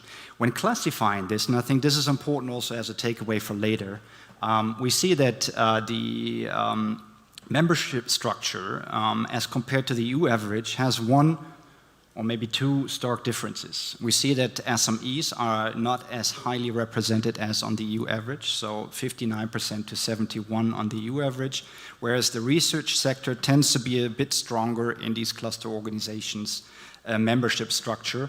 It's not necessarily a bad thing, but we need to ensure that industry and especially SMEs are incorporated. Now, we have heard a lot already about the importance of clusters, right? There's some proof for that. There's scientific proof that shows us how important clusters can be for regional economic development, and that's why we put this up here. There are factors that are, purely economic indicators where we can see they correlate positively with the presence of cluster organizations, but there are also many drivers of future competitiveness which are related to the presence of clusters. So you can see higher GDP per capita, classical economic indicator, higher employment rate, higher productivity, labor productivity levels, all associated with the presence of clusters, but also future competitiveness, right? Higher business R&D expenditure, more patents, human resources in science and technology. This is what clusters, as a tool, Antonio, maybe, can enable, and I think we need to work towards that. So, coming back, as you know, the Commission has a portfolio of programs which help clusters, and I will not go into all of those. They go on innovation, internationalization, connecting to smart specialization. That's the 2014-20 period. And now we have Euroclusters as a new program which has been already presented in the context of Ulla Engelmann's presentation this morning. Now we wanted to look the positioning of Croatia, taking into consideration also its development. And we heard already earlier in the panel that Interreg, in fact, is a good entry point. And I believe this is very true. So we have looked at the involvement of the Croatian organizations within Interreg, also cluster organizations. And we see that overall, Croatia has participated in a good number of these projects and was able to somewhat connect to over 160 partners in this context with projects and various initiatives in SME competitiveness, research and innovation, but also specific things like zero carbon urban mobility or sustainable tourism. So this is, I think, a very important entry point. And now coming to a recent success, which I think very much shows the direction of travel in the system here, is a new Eurocluster Leviatat, in which the Croatian defense industry competitiveness cluster is part of, trying to improve the positioning of the naval defense value chain, helping SMEs to innovate and cooperate within this context. It's just starting, so not much more to say at this stage, maybe later in our discussions. I want to briefly touch upon the issue on smart specialization. We heard already much about this in the prior panel. And we have assessed in another project for the European Commission the performance of regions with regards to their smart specialization strategy. And we assessed the strategy, not the effectiveness, just to be very clear on this. And we have looked at different pillars in this regard. We have looked at how was strategy development done, how well was the prioritization, and in a way, how did they follow through in the implementation. We have classified Croatia overall for the 14-20 period as a moderate S3. That's on a European average, one can say. We see that, and that was mentioned earlier, that the EDP is very important, and this was particularly done here in Croatia when it comes to the policy formulation. So the very beginning, early stages of the entrepreneurial discovery process. When it comes to the priority sectors, they were shown earlier, and there's currently ongoing the development of the new smart specialization strategy. They had defined 5 priority areas: energy, sustainable development, food and bioeconomy, health and life quality, security, and finally transport and mobility. And in all of these domains, we also see a number of clusters operating and being a very important facilitator of the implementation of the strategy. But at the same time, we have seen that the match of the domains, so the selected priorities, was not always fully in line with the capacities. So we need to work on this in order to put life into these priority areas. When it comes to the implementation, that's the final point here on my slide.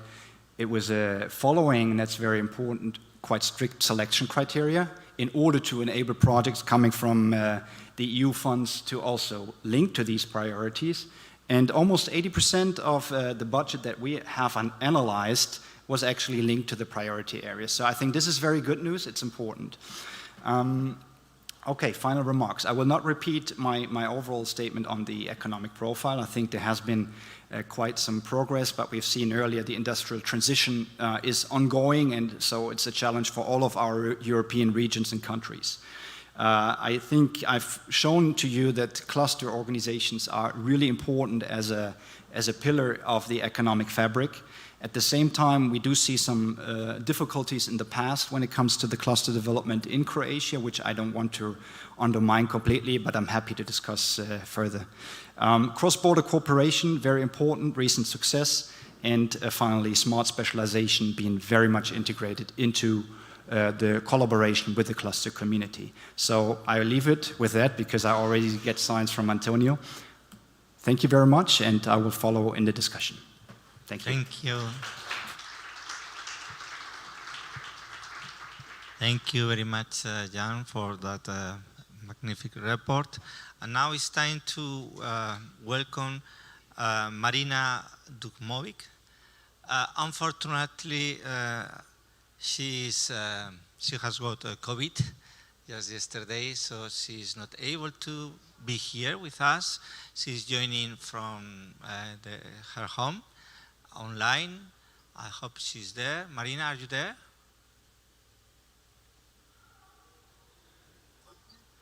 Wonderful. I will introduce her. So she has got COVID just yesterday, so she's not able to be with us. She's joining from her home online. I hope she's there. Marina, are you there? Yes, I'm here.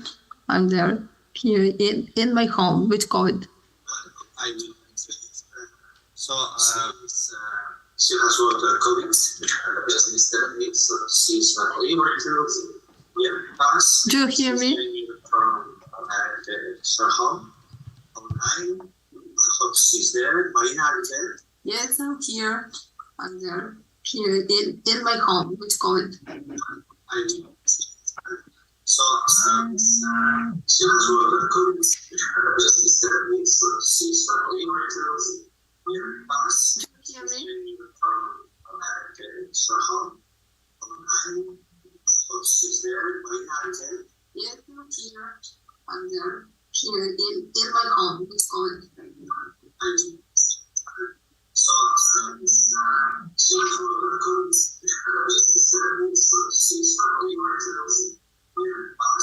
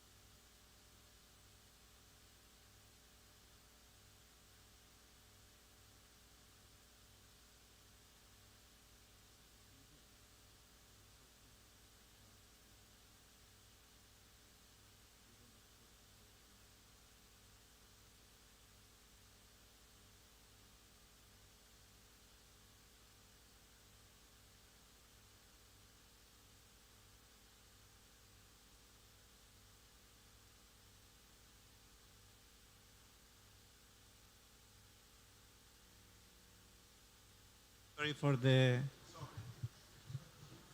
Okay, so we will adapt to the situation, and so now I will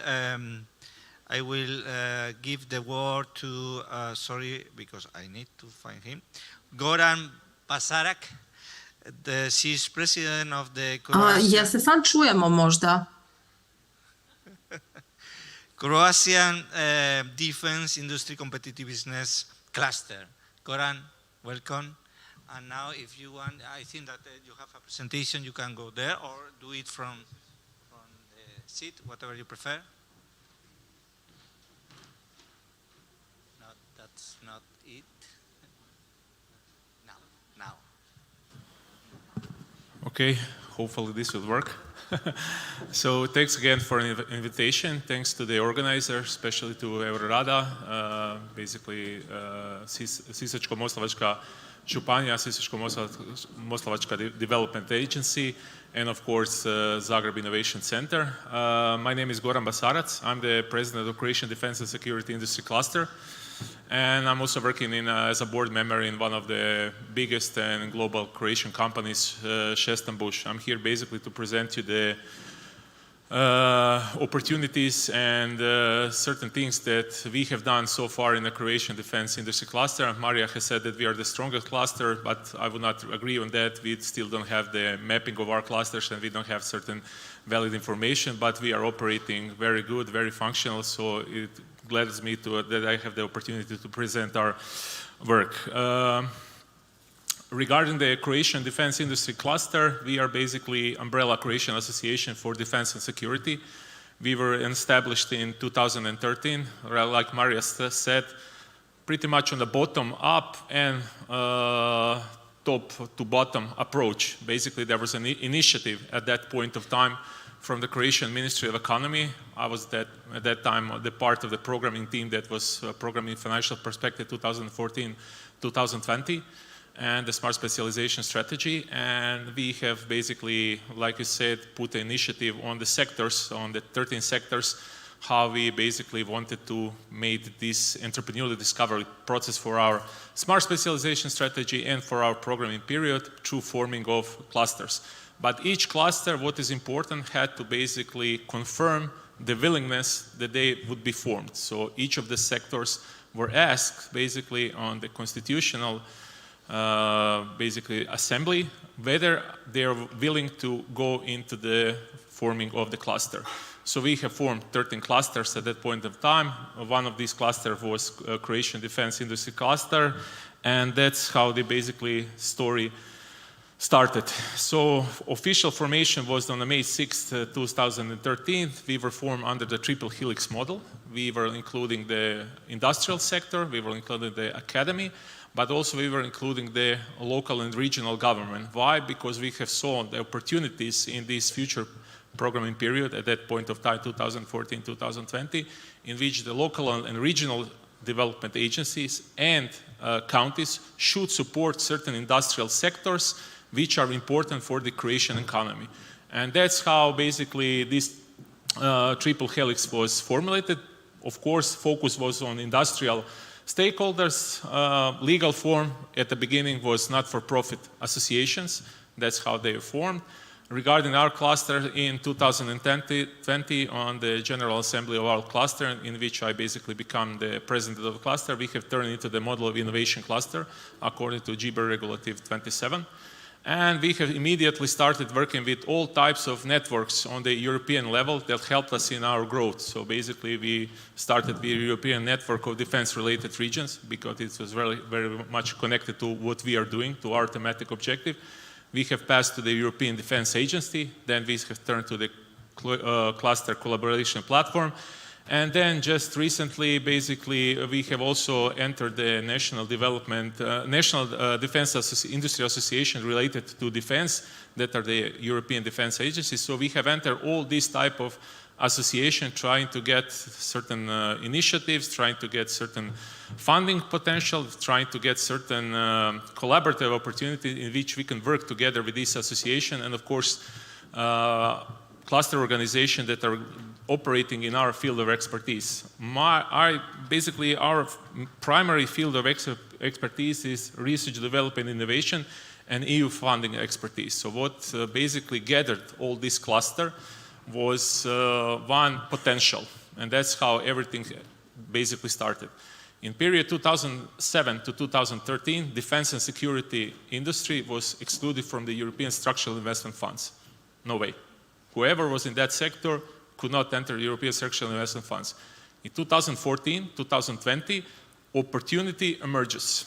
Okay, through smart specialization strategy, we are seeing that as a program at that time, and we are seeing that there's a potential to basically upgrade our defense and security sector through European structural investment funds, through funding of their R&D and I projects.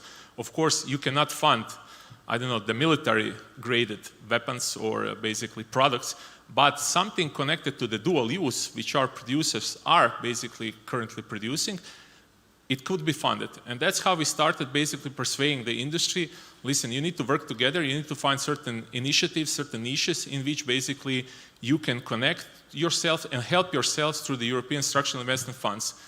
Industry very much appreciated that. They connected together. At the beginning, I believe there were 42 companies in the cluster. So far now we have around 72 members. What we are doing as a cluster in support to our sector, we are basically the main communication channel to sector and to our public bodies. It goes vice versa. So whatever information our public bodies, our main public bodies that we are seeing as important for defense cluster, Ministry of Interior and Ministry of Defense, find important to spread around to the industry, they're using cluster as a vehicle to spread this information. Also, vice versa, we are basically producing all the time, constantly, project pipeline for the Ministry of Defense of Republic of Croatia of the certain projects that could be funded through European structural investment funds. And I believe you all know the situation right now in Europe and this aggression to Ukraine. And now defense and security is suddenly put on the big mark in the European Union. And we have started on time. And now basically we are producing project pipeline of certain projects from Croatia that could enter these new basically programs for funding. European Defense Fund, European Peace Facility, European Joint Procurement Initiatives. So we are covering all this for our Ministry of Defense. Also, we are supporting, of course, EU programs, projects and programs. We were working with Maria team, Ministry of Regional Development, in preparing the smart specialization strategy, national development strategy. We were included in programming and giving certain aspects from our side as a defense and security sector to certain programs, to certain initiatives that they were basically preparing. Like I told you, we prepare a project pipeline for defense and security, and we are serving as a collaborative project platform for whole defense and security sector. And the results are very interesting in this, let's say, from nine years of existence. But so far, like I told you, we started with 42 members. Now we have 72 members in industrial. So it's around 65% membership growth in these years. We have 3 global players that are operating in cluster very closely together. Company HS Product, Bush, and Docking. We are basically, as a cluster, generating, these are the data for 2021, around 590 million euros of aggregated turnover as an industry sector, 290 million euros of export, and basically these are some raw general data and macroeconomic data, how defense and security sector is helping the overall Croatian economy. As you can see, we are participating around 3.16% in overall Croatian export. I believe these numbers are even higher because this was the data taken from one analysis that was made by Deloitte, and they only take the calculation of the products that had to gain export licenses. So, for example, our biggest exporter, Docking company, is not included in this statistic analysis. So we are just right now still finding the way who would basically take care of this sector and make a true statistical analysis. We have produced 75 million euros European Structural Investment Funds project pipeline, which was contracted. These were the information for the Ministry of Economy. We are part of this Cosme Leviatat project. We are producing this Euro cluster for the naval defense sector together with our partners from Italy, Belgium, and France. And we are working, we have just started this project from September 1st. And we have also recently became a host organization for national focal point, that hosts national focal points for European Defense Fund. And we have also in that part just applied for one European Defense project application as a cluster organization. So we are the first basically partner coming for Croatia that are contributing to this European Defense Fund as a true partner, not the associate partner, not the subcontractor, but we are going as a basically full-time partner in this project. So these were the certain things that we are doing, and what we are seeing so far as our main objective is basically, you see all these programs, and when you talk about all these programs to the entrepreneurs, to the business sector, to the SMEs in particular, they're not finding themselves too easy in all this. All these programs are basically could be to some extent targeted to the defense. We have Horizon, COSME, Rescue, PESCO, EDF, European Defense Agency programs, European Peace Facility, joint procurement. Then you have NATO, which also develops certain programs, NATO Diana, which is happening right now. So industry is not finding themselves, and that's how they are using cluster. We are basically providing a constant education, constant support in basically saying them where to address their projects, how to find the financing, and how to enter these pools, producing the project pipelines together with our MOD, and basically to obtain funds for the Croatia in that part. So this is our basically main line in which we are doing all this. And one basically just a short line for the end. This is actually not my line, but it's the line from the President Ibarretxe from Basque region, and he's told me, and I really appreciate their example, all together or not at all. 30 years ago, they started the basically transformation of Basque region, which was then the most undeveloped region in the European Union. Today, they are one of the 2 most developed regions on the EU level. And we are seeing this also as our some kind of showcasing them. If you gather all together, if you basically put all the stakeholders on the line, development agency, regional authorities, industry, academy together, good things could happen. So this is our example, and we are very good at that. Thank you very much.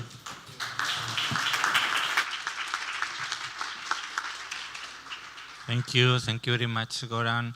You are certainly in a very hot area now for Europe.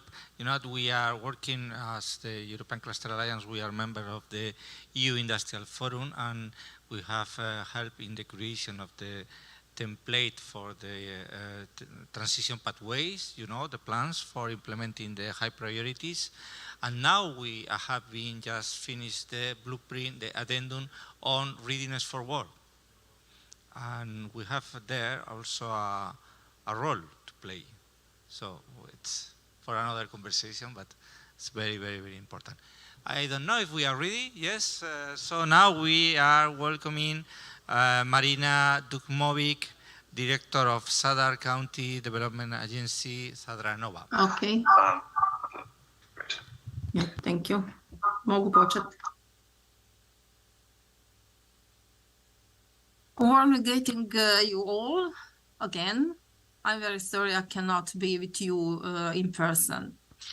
Just a brief comment. The presented input paper confirms that what we also observe at the regional level.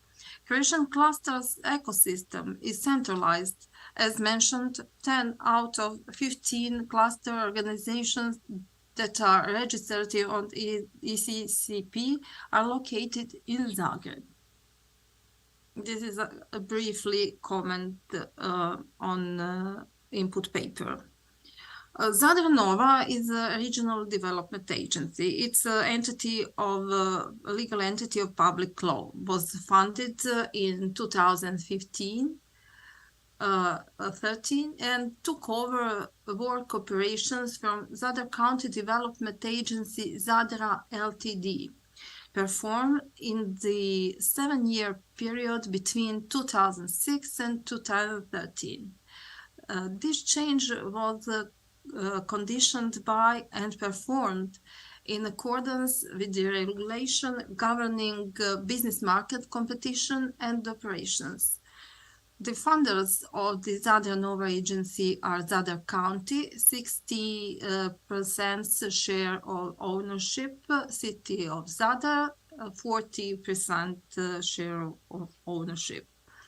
At the end of 2018, Zadranova agency had successfully completed the accreditation procedure and in accordance with the law on regional development of the Republic of Croatia, became a regional coordinator. Agency activities can be summarized in 3 main activities: project preparation and implementation, strategic planning, and regional development coordination. As a regional development coordinator, we believe that the development of cluster initiatives is crucial for the development of the region. Clusters are the chance for many small and medium-sized companies operating locally and not having the possibility of owning output outside their region. Therefore, clusters are a good solution for both local companies and for regional economies which drive economic growth. By joining clusters, small entrepreneurs become stronger and more competitive on the market. In this way, they can work together to develop innovations. As a policymakers at the regional level are closer to the sources of innovation than those at the national level, it is a good level for the development of cluster initiatives. There is clear evidence of regions across Europe where clusters play a crucial role in regional economic development, but there is always a but. Cluster initiatives are not recognized. The cluster initiative is insufficiently developed in Croatia, and at the regional level, it is not done at all, which is also evident from the input paper. Establishing a coherent and supportive entrepreneurial policy at the regional level is challenging. Regional decision makers should identify bottlenecks in the startup ecosystem and design and carry out initiatives to address them. These moves require a project-oriented, dynamic, and capable organizational structure. Politicians are mostly limited by their mandate and election processes, and their focus is mostly on achieving past results to be presented to the voters. In economic development policy, the term cluster is usually used to describe geographical concentrations of companies and innovation activities. But in post-communist societies, a large number of people have a negative attitude towards associations. Raising awareness is the first step to overcome challenges in the development of cluster initiatives at the regional level.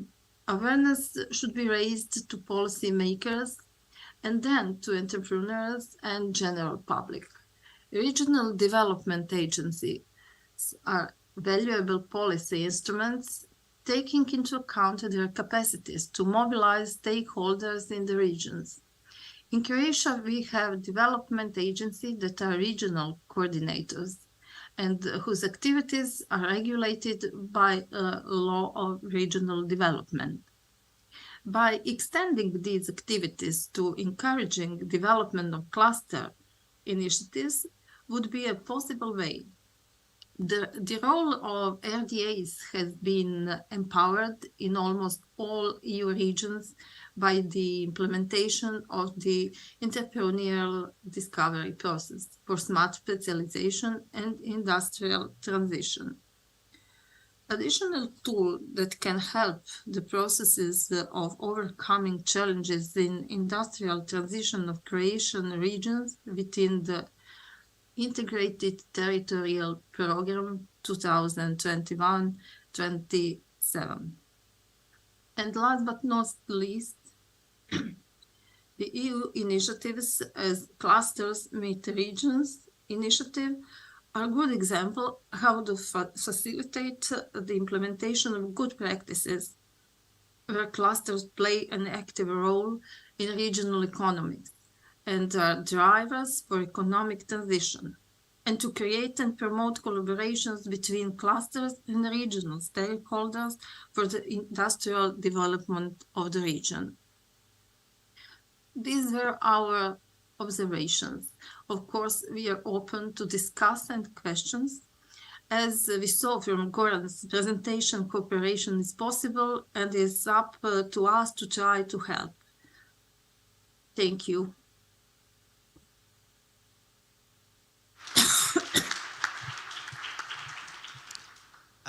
I don't know if she's hearing us, but anyway, thanks to her for making the effort.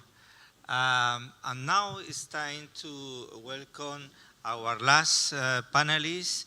She's Ekaterina Trakenkina from the OECD. She covers the topic on industrial, creative and cultural, creative and cultural industries. Thank you very much, Katerina. And a big thank you to EURADA for inviting me here. And I think at the OECD, well, I represent the local Economic and Employment Development Committee and this lead committee and EURADA. I think we can do much more together, and I'll need to speak to Roberta and EURADA colleagues about that maybe during lunch. Yes, let's try to make this transition from defense, from the Regional Development Agency and the clusters here in Croatia, now to cultural and creative sectors. I'll try to maybe show that, well, these are important sectors per se. They have a huge economic footprint, but maybe I'll try to emphasize how relevant they are for regional development, so for other sectors and regional development more broadly, and also how regional development policies, cluster policies, innovation policies should really tap into this resource.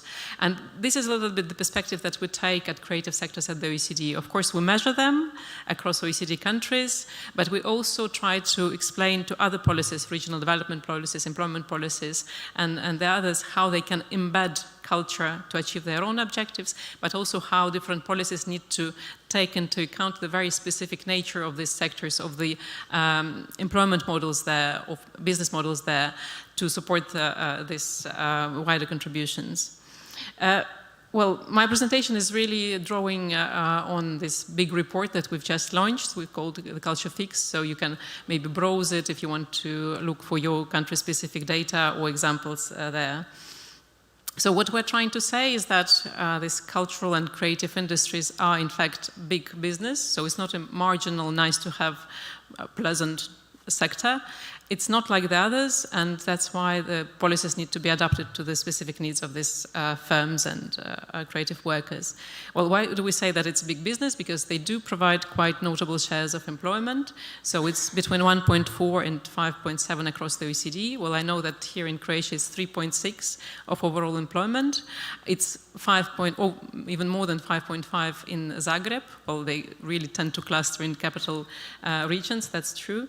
And what's important maybe to remember that the growth of employment in these sectors before COVID outpaced total employment growth in total employment.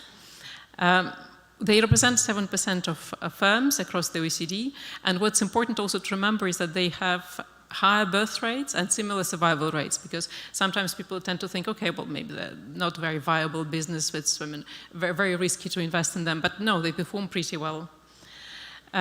They provide 2.2% of GVA across OECD, and even more so in Europe, 5.5, which, well, is a good figure already, but it also, if you compare it with accommodation and food services or ICT, you can understand the size of the sector even better.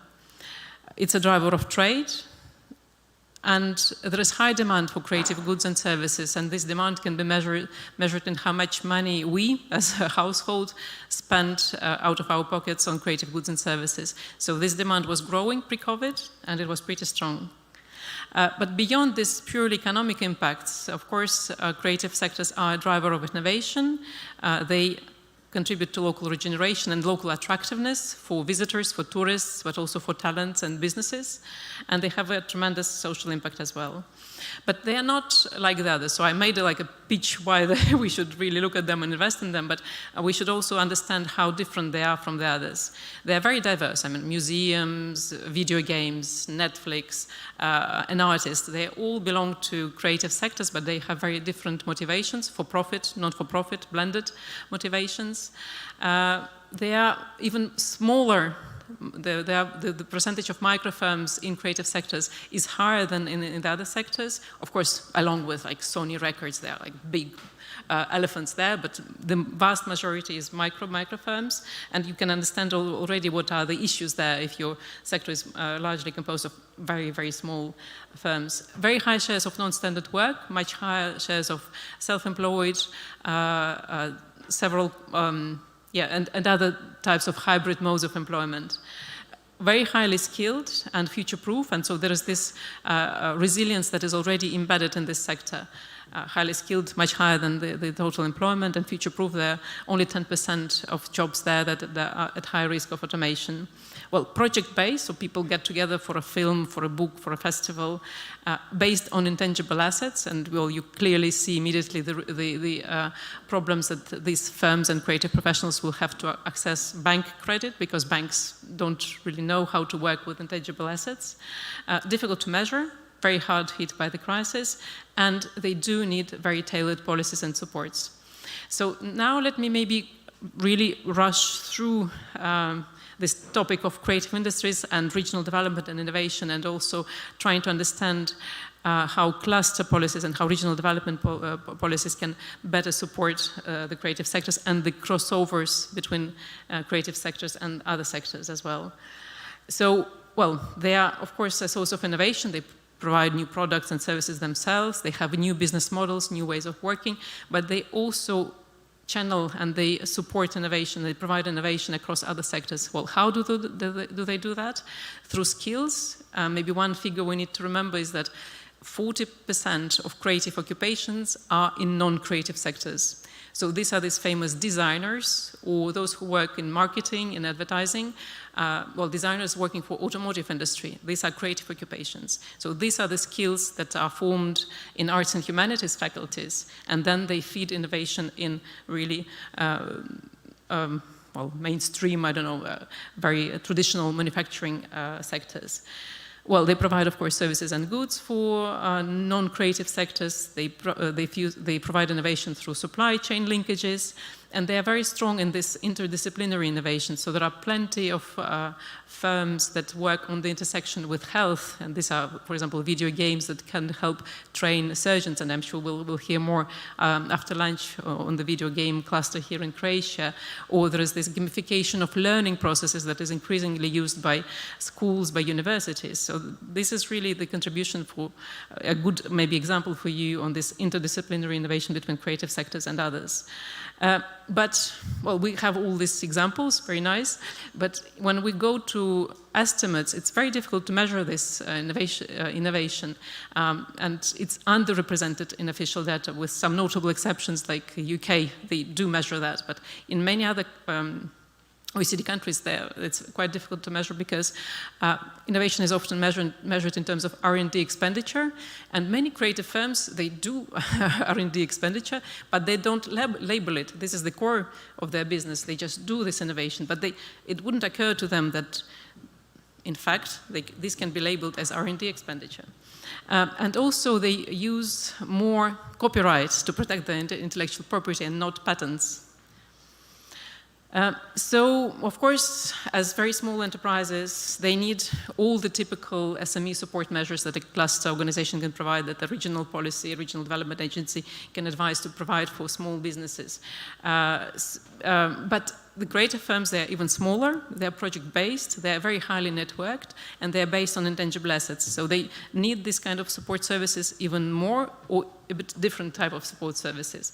For example, access to finance, we see that creative firms or freelancers, they need much better information on where to access finance.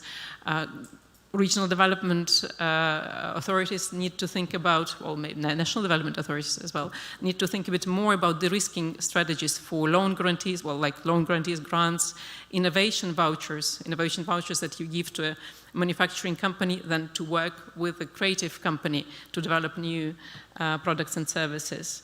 And there is also a need for capacity building for creative firms on how to access capital, but also for banks on how they can better evaluate intangible assets. So this is really a role maybe for a cluster organization or for regional authorities.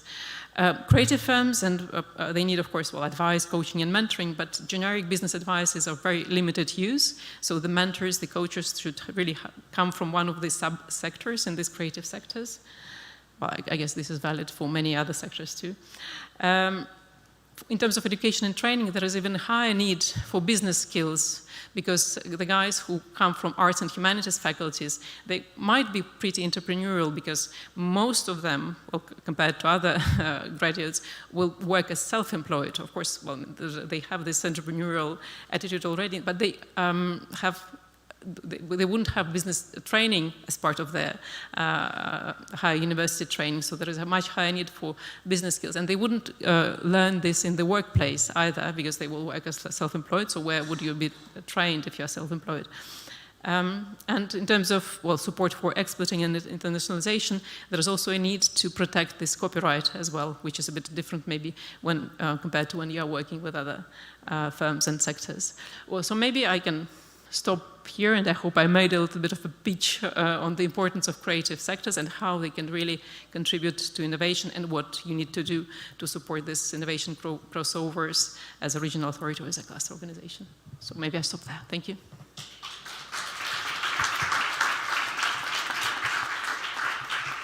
Thanks to you, Katerina. Wonderful presentation. You know, Hollywood is the classical example when we introduce cluster to the world. So it's a very good analysis. I think that we are quite late on, I don't know if we have more time, yes, some more minutes, because before ending, I wanted to return to the title of the session. So how can we strengthen the collaboration between clusters and regional development agencies? That is the last question for you, 1 minute, and I don't know if we could open the mic also for the public, if there are any question, any comment on that point. So 1 minute for every one of you, if you don't mind. And okay, thank you, Antonio. I think we already heard a lot about how to do this. And I think it comes back to co-creation and enabling. The enabling factor is, in the first place, ambition, strategy, but also, of course, having the right financial capacities.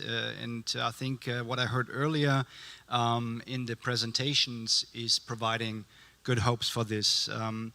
Then, of course, it's about collaboration between the different entities, but the key point I would really emphasize is the cluster ecosystem, the cluster organizations. They have a specific business case, and they need to show this business case to the surrounding, to the ecosystem that they're operating with. And so my key talking point here would be further work on the professionalization, further work on the quality of services, and we need both a mix of public funding for that in order to provide the public goods, basically, that cluster organizations can provide. That comes to networking, comes to maybe marketing and similar things, but also private financing for the specific services that a cluster organization can provide to the members.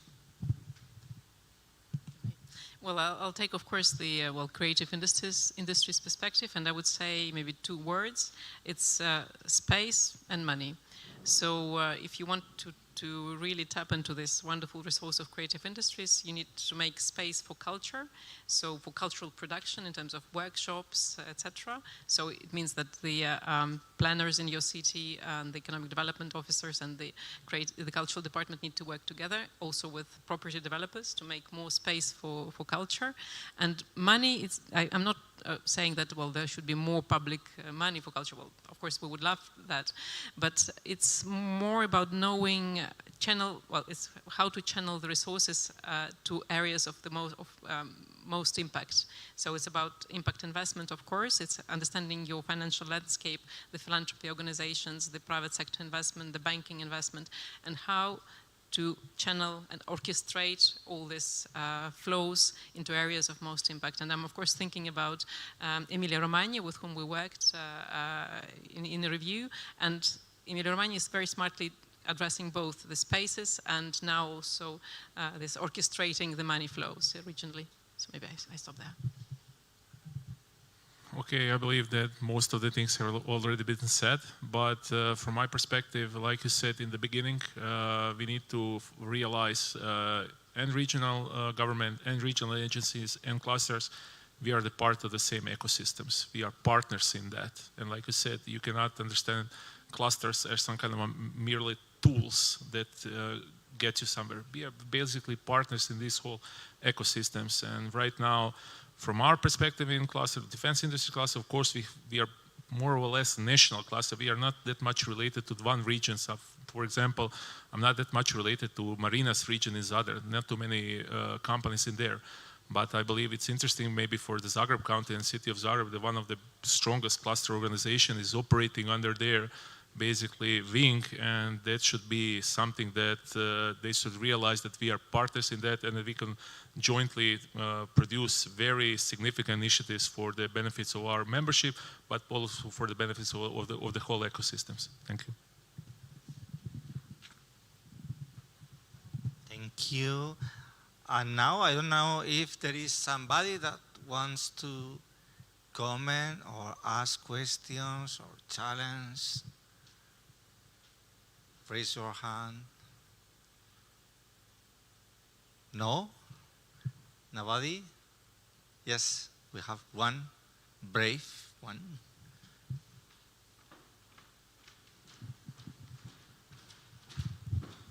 Great panel. I learned a lot from you, so thank you very much.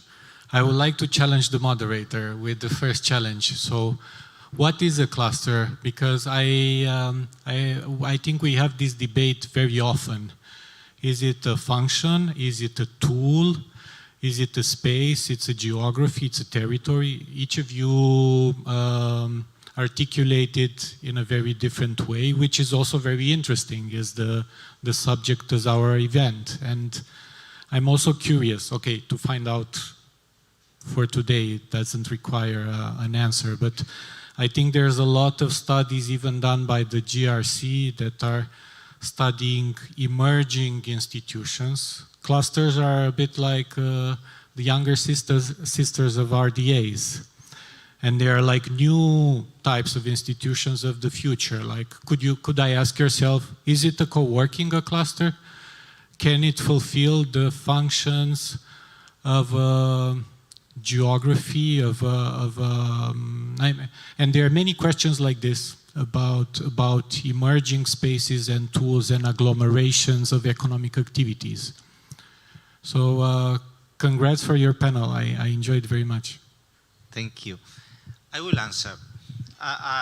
You remember the phrase from Steve Jobs, I think, about you have near the answer when you define the proper question. No? So it's, for me, a cluster is answering a need from the industry to collaborate with the institutions, with the research centers, with the universities, in order to be more competitive. And for me, the clusters are those structures that organize that collaboration.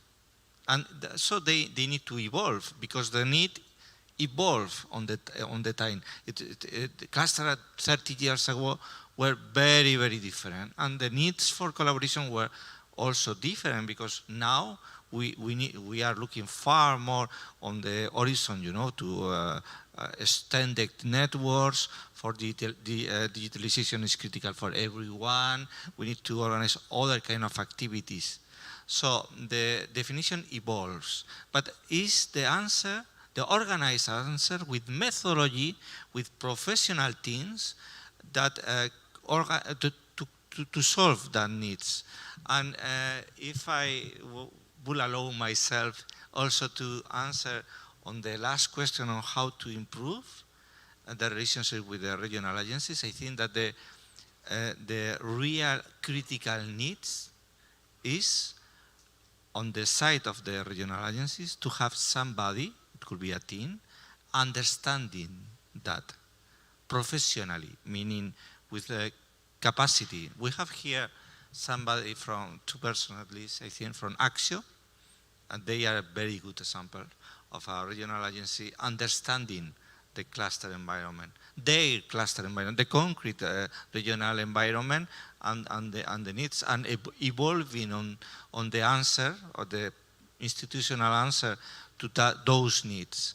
So there is not one answer, because it's like asking what is a business. It's very different. Business is 100 years ago that currently, no? But we evolve with them. Thank you. So I don't know, is there any other question? No? Thank you very much to all of you. Thank you very much indeed to the panelists. Apologies for the technical issues that we had earlier. I think it's clear that there's a lot of questions, there's a lot of answers, there's a lot of actors that try to seek answers, and in the afternoon sessions we are going to try to understand at two specific sectors how actors are trying to find answers, who they are, how they're trying to cooperate, and maybe also what difficulties they face. Before that, however, it's time to feed up, and it is time for lunch. We will meet back here at 2 to the afternoon sessions. So a happy lunch break to everybody.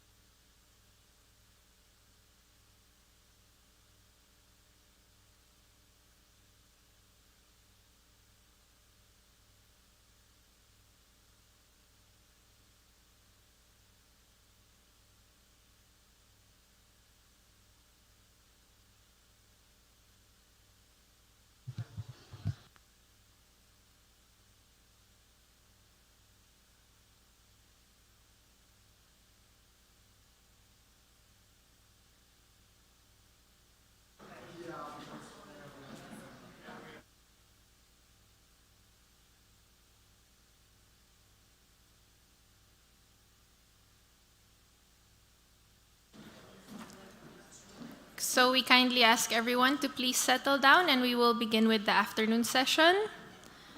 And for those who are still outside, we invite you back inside, please. All right. So welcome back, everyone. I hope that you enjoyed the lunch break. So I would like to turn the floor over now to my colleague, Giacomo Frisanco. He is a Project and Communication Officer at EURADA, to explain what is happening next. Thank you very much, Ivana. So yeah, if this morning you were wondering who was the guy with a beer belly, an horrible yellow tie that was running on this floor taking pictures and so on, it's me, and I am the communication officer at EURADA. So that's why I was taking all those pictures. And if you got some tags like on LinkedIn and Twitter and you are disappointed by the face, your expression and so on, you know that you can complain with me. Now I have like the honor to moderate this session, probably the toughest one of today because it's after the lunch break. So each of us, like, we are kind of sleepy, we just grab a coffee and so on. But for this reason, we try to organize a very dynamic session called like a pitching session for collaborative opportunities. In this way, we're gonna have like 7 pitches in the next 40-45 minutes. So in this way, every 5 minutes, we will change the main speaker. So in this way, we try to keep you like active. AGORADA Plus is one of the main annual events of EURADA. This is organized together with Cluster Meet Regions from the European Commission and together with our 5 Croatian members, as we already mentioned this morning. It's a place where regional development agencies, cluster, digital innovation hubs, externals have the chance to present, to have like a pitch session where they can present their ideas, what they are working on this moment, what is their goal for the future.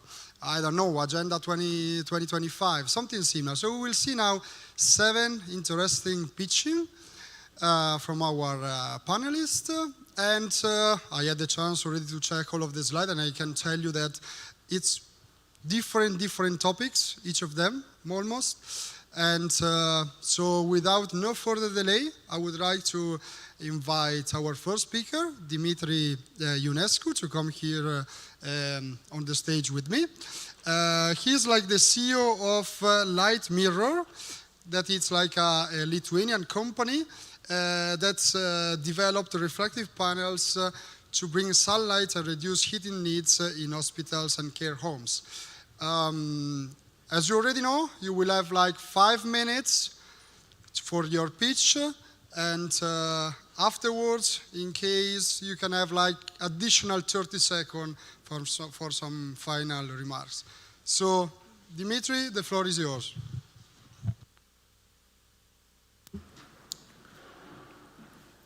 So, hello everybody, I'm Dimitri, Director of Light Mirror, and I'm here to promote an opportunity to join a consortium to rebuild Ukraine. So our consortium is focusing on modernizing healthcare building, so mainly on the infrastructure part, renovating the hospital and rebuilding them. So the problem of hospital is a latent problem. They are the most energy consuming type of building, and it became an emergency in beginning of October when Russia aggression decided to bomb Ukraine power station and causing blackout in hospital. So as we are an innovation in energy sector for healthcare, and healthcare are very essential building, we decided to propose our help. And also two of my co-founders are Ukrainian, so like this is very close to our earth, and that's why we are mobilizing all our strength to work from right now to bring inputs for the Ukraine rebuild plan and to act as soon as possible. So our startup as said in the presentation, is installing this big reflective panel on roof to redirect sunlight and reduce heating needs. But with us, we have other architecture company, we have infrared heater producer, and we have also several universities and software company helping us. Our strategy is to reduce the cost to the minimal cost of renovation. With the current cost of classical renovation, we want to renovate 30 hospitals with the same cost and not target the 100% efficiency, but the 30% reduction in energy needs. But most important, to make the hospital off-grid of the electrical system. Then our construction work will take 2 weeks instead of 1 year, which is very important for the scalability of the solution. And finally, we divide the material weight by 100 so that we can use 1 or 2 trucks for the renovation, and we cut the supply chain problems. And the additional value of sunlight in the hospital is the improvement of well-being, and we reduce the length of stay of patients by up to 40% with sunlight. So my proposal is to allow hospital to ensure operation during potential blackouts. And for this, the global strategy is to install light mirror, install electrical heater, and small renovation of the facade from outside, plus install generator or off-grid energy sources. So we will apply soon in January to 1 new Bauhaus call and 2 Horizon call. In March, we apply to the Big Innov Fund funding for the 2 Ukrainian hospital renovation. And we also will apply to EU Life program.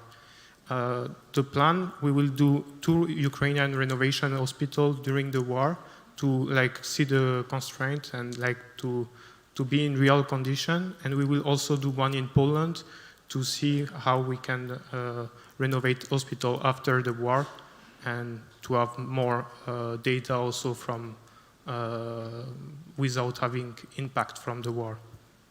So that's all for me. You can, if you are interested, you can contact me by email. We'll look mainly for construction company, architect, thermal engineer. But if your cluster or organization think they can help, you can also contact me and I can provide you the plan, 20 pages plan we have and more information about it. Thank you. Thank you. Oops. Thank you very much, Dimitri. Actually, you train very well at home because you still have 40 seconds before So thank you very much for this pitch. I hope that someone from the audience maybe will contact you. You notice now my colleague giving you a paper. It's called pitching card. You can keep notes. And if you are interested in one of the speakers, then you can contact them. By the way, for each of them, there will be their contact on the slides, but don't worry because after the event, we're going to send you anyway all this slide deck. Maybe we were thinking to divide it by session. Otherwise, it's going to be a very, very heavy file. So, now I would like to invite here our second speaker, Joanna Jakubowska from the Malopolska Regional Development Agency. Is it possible for you to try to read the second part of my name? No. Ladzeczka? You are very close. Great. The correct pronunciation is? Łazęcka, but you are very close. Fine for you. So if today we are here in Zagreb for AGORADA Plus, because we forgot to tell you that EURADA organized through AGORADA. AGORADA usually is in June and it's in Brussels, where the members of EURADA are traveling to Brussels to speak with the Commission, interact and so on. While in autumn we have AGORADA Plus, and usually we travel to one of our members city. In this case, as I mentioned, 5 development agencies organize it together here in Zagreb. And maybe, we don't know, but it's possible that next year we will have to fly to Krakow for AGORADA Plus 2023 in Poland. So, without no further delay, I give you the microphone and the floor. Okay. Thank you very much. It's okay? Good morning. Give it a few seconds. Oh. Sorry. And then 5 seconds. It works. Thank you very much for your invitation. I am Joanna Jakubowska-Łazęcka. Once again, thank you for your pronunciation.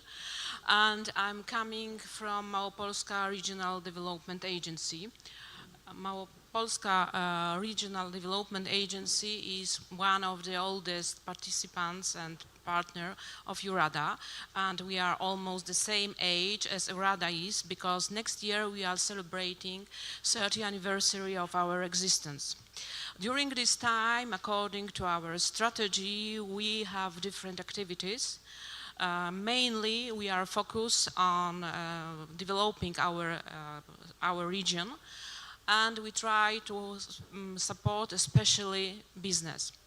Our activities are dedicated to entrepreneurs in a different phase of their life. So we are with them in the very beginning. We are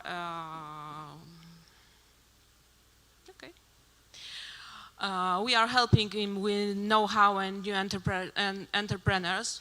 We are assisting with preparation of business plans and financial analysis. We are also participating in preparing business process modeling. Also, we are a very interesting source of money, especially for innovative startups. For them, we have offer coming from our high-risk capital. We have special seed capital, which we may support and establish new enterprises based on innovative concept. We are also partner for mature enterprises. And in this field, we try to concentrate on management improvement. We are working on consultancy in the field of professional companies management. We are offering different kind of audits. We try to help them to finding optimized way of developing their business. We are with our entrepreneurs thanks to implementation of different kind of projects. And we're also supporting them in export and new investments. So as you see, our experience is very wide. We are not only supporting business in every stage of their life, but also we are working on international collaboration. We are participating in innovative projects. At this moment, we are working in a Vanguard initiative. We are the only region from Poland which are working in this project. We are also support export, and we support investment in our country, and a special part of our interest is cluster development. We are not only member of some cluster, for example, cluster life science, and cluster of Polish cluster of composite materials, but also we are trying to develop different kind of clusters. We are concentrate on people in a very beginning of their life. We try to help in education. At this moment, we establish new cluster, EduTech cluster, which are dedicated to support innovative initiative in education. So, areas of our interest. As you see, according to our experience, also areas of our interest are very wide. So, we are not only interested in innovative project, but also we would like to try to help our business in green transition. We are working also very hard on energy, alternative energy sources. We are part of body in Małopolska which is working on hydrogen, and also we are trying to combine, to bridge business and science. So, thank you for your attention. Here you have data which let you contact us. me or my colleague Ania Sowajaczyk. We are working at the same RDA in Krakow, and we hope that we will be able to establish with you some good new initiative, and of course, which will be very successful. Thank you very much. Dan? Thank you very much, Joanna, for your presentation. As I said before, cannot wait maybe to come to Krakow and see how you're really supporting business in Malopolska and in Krakow. So we continue now with another EURADA member. This morning you had the chance to listen the presentation from Ingrid Meyer from Oost Netherlands. She was our expert on smart specialization strategies. She was on the second panel, and now she's going to present activities, I would say, connected to your S3, one on artificial intelligence, and another one on the I3 initiative. So the screen and the floor is yours.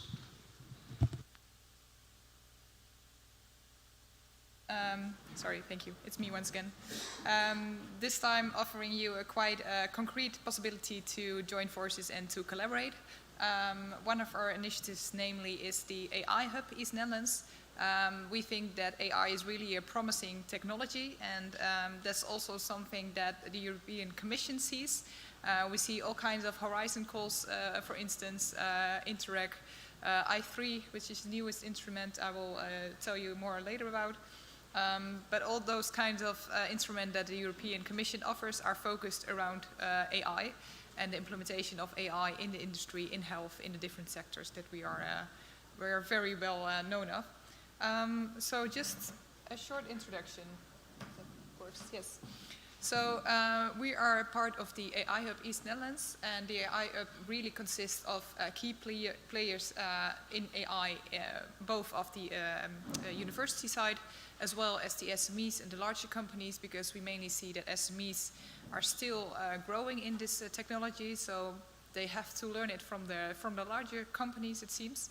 And the AI Hub is connected to both on a national level to different actors that we are having in the Netherlands, as well on an interregional and European level. As I mentioned earlier on, we are part of Vanguard. We have even been chair for 2 years, and that also brings you the possibility to join different pilots. One of the pilots is the AI pilot, and it's really a group of regions that are really interested in working on AI and to see how we can collaborate in that aspect. And out of this initiative, actually, we initiated the project that I will tell you later about. So really, we are focused on AI in our region. We see this as a strong technology also for our industry, which really needs digitalization. So also our research of the universities in our region are quite high graded, so to say, in AI research. But also we see it very important that it not remains at innovation, but it also goes to the market and to the higher TRL levels. So that is when it comes to research, bringing forward to the market. So once again, when it comes to AI application, we have the following sectors which we are aiming on when it comes to the application of AI. Those are health, nutrition, energy, the industry, and education.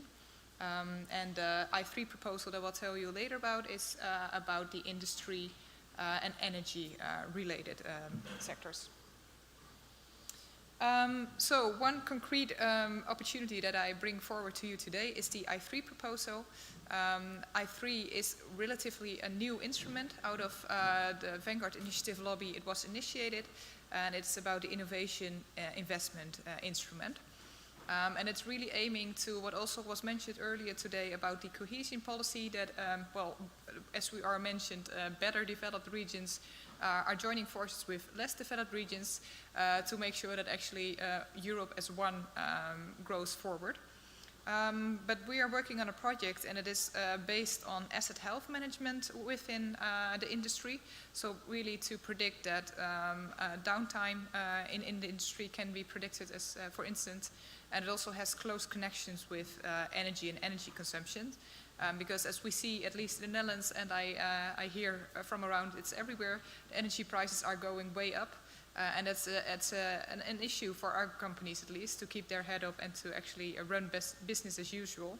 So it has close ties, our projects that deal with energy reduction as well, to make sure that efficiency in the whole industry can be implemented. And with use of AI, that's our strategy at least. So this is really a short project description because it's still under construction. And the good thing is that there are still partners that can be added to this consortium. So please get in contact with me when you have and the focus of this project is really to help the industry to implement AI not only, but actually to make the industry more efficient. So when you think that your region also has a very large industry that needs digitalization, that needs more efficiency, and have some cases of SMEs, that's our main target group, then really get in contact with me and see how we can bring this forward. So that was the concrete one. Other than that, there are of course the thousands of Horizon calls that are out. They're mainly university-based, but you see that also SMEs and RDAs as partner are also more and more being part of those consortia.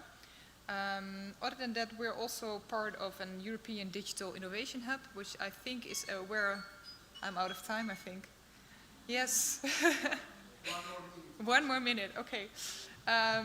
So this Digital Innovation Hubs, that is very common to you all, I think, and it's also meant to actually boost the digital ecosystem, I would say, in Europe.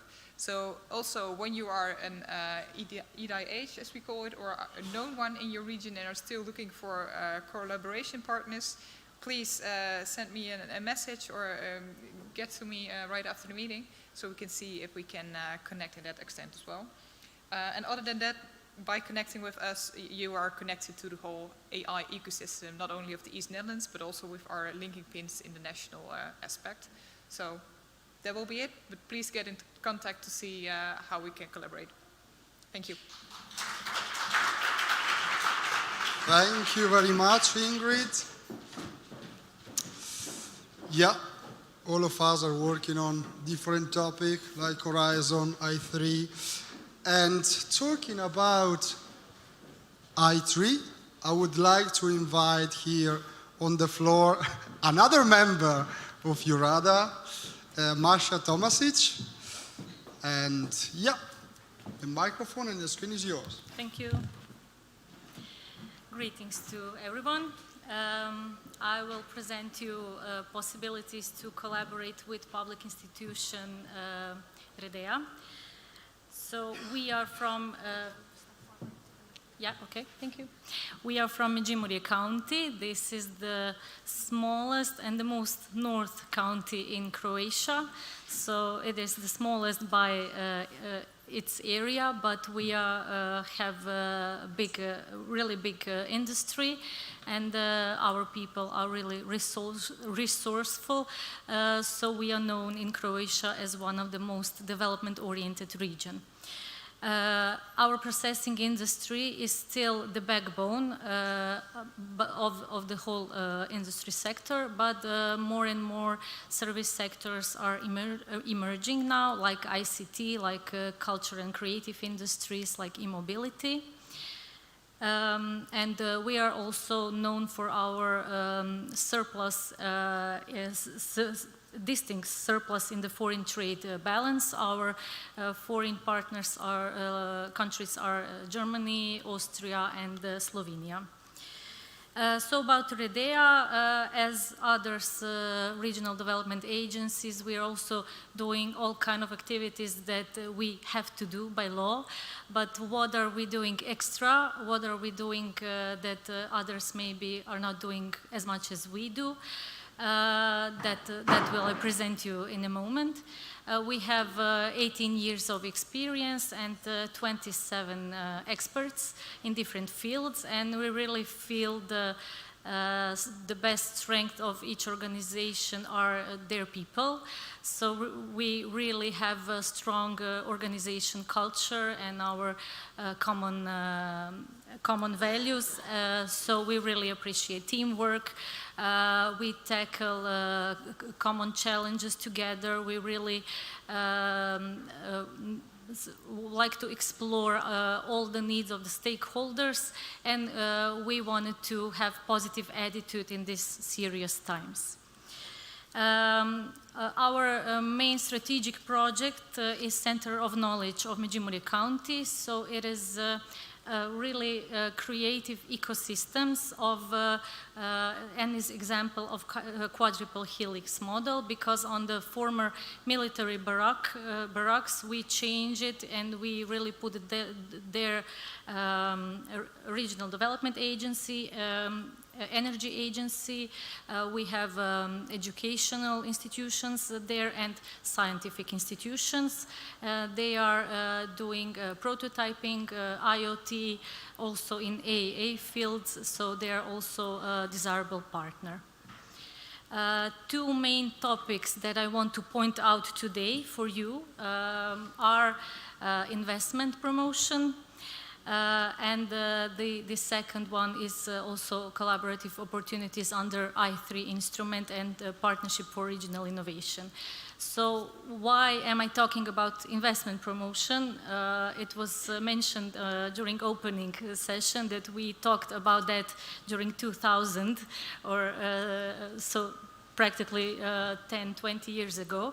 But I want to point out that it is the most important that we have also aftercare services for our existing investors.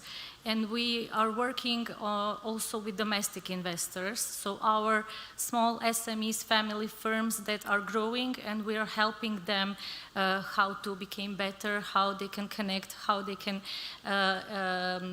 get in touch with the other similar SMEs abroad, how can they access finance and similar. We have really a story that began 15 years ago, and how we became from zero to hero investment-friendly region, and we were ranked at this FDI's ranking European cities and regions of the future. So this was our 4th ranking because of our good FDI strategy. So we are a very small region. Croatia is a small country, so we do not have a lot of land. And we really have to know what kind of investors do we want to attract, what kind of domestic companies or already foreign investors that are operating in the region is there. So we have to attract investors that will really fit in our mindset, in our existing industry and existing culture. Now we are doing currently new action plan for investment promotion, and really the big topic now is ESG regulations and how we can help our existing and new investors to be in line with the Green Deal, and how can we help them with that. And the other topic that I want to point out is Partnership for Regional Innovation. We teamed up with 4 other regions from North Croatia this year, and we applied for this pilot action. We are basically learning together, seeing good examples from across Europe. We're co-creating, adapting different kind of tools, and we really want to see how can we bridge this gap between strategies, S3 strategy, and what is really going on in region on the field. So we are interested in new projects regarding this initiative, and especially already mentioned just before I3 instrument, strand 2A and 2B are for us, we think, and strand 2B will be open call during December. So if any one of you wants to talk about it, please you can come during the break, or tomorrow we're here. So as a conclusion, why are we here? Looking for partners, apply for projects. I didn't mention sectors. We really work in not only in industry, we work also in health, education, social, and topics for our projects are also regarding renewables, short supply chains in food industry, key enabling technologies, so we're very, very broad sectors. So we think success is not a coincidence. We know what we want and we are looking for partners, so let's talk and take action. Thank you. Thank you very much, Masha. Actually, EURADA has a working group on I3 initiative. And as Masha already mentioned, in December, beginning of the next year, there will be a new call. This working group is open not only to the members of EURADA, but also to other regional development agency, cluster, digital innovation hubs, and so on. So if you're interested on this extremely interesting initiative, I really encourage you to contact the EURADA Secretariat, and then we can put in contact with our regional experts, and so maybe you can create a consortium and apply together, and so on. So now the floor to another regional development agency. I have here Claudia Czesnik. I promise you that she's not mentioning the I3, so we are done with this topic. Now, more digitalization, new calls, and so on. So the screen and the floor is yours. Thank you so much. Hello, everyone. As Giacomo mentioned, I'm Claudia Czesnik from Regional Development Agency Rod Ajdovština from Slovenia. And we've just recently joined EURADA family this June, so I'll take the moment also to have an overview of our institution as well as the work we do. So, Regional Development Agency Rod Ajdovština is located in the southwestern part of Slovenia, in the Upper Vipava Valley, along the border with Italy. And it was founded in 1999 with the aim to support and promote the integrated local and regional development of the Upper Vipava Valley, with the cooperation with stakeholders to later broaden to the whole Goriška region. So as an equal partner, RDA Rod participates in regional projects with other 3 development institutions in our region, which are Development Agency of Idrija and Cirkno, Soča Valley Development Center, and the Regional Development Agency of Northern Primorska, Nova Gorica. So together with these organizations, RDA Rod forms the regional agency network of Northern Primorska, and since its establishment, RDA Rod has participated in more than 20 EU co-funded projects as a project partner or as a lead partner coordinating beneficiary. So basically, our agency offers supportive business environment for the inclusion of SMEs, and we try to promote them as well.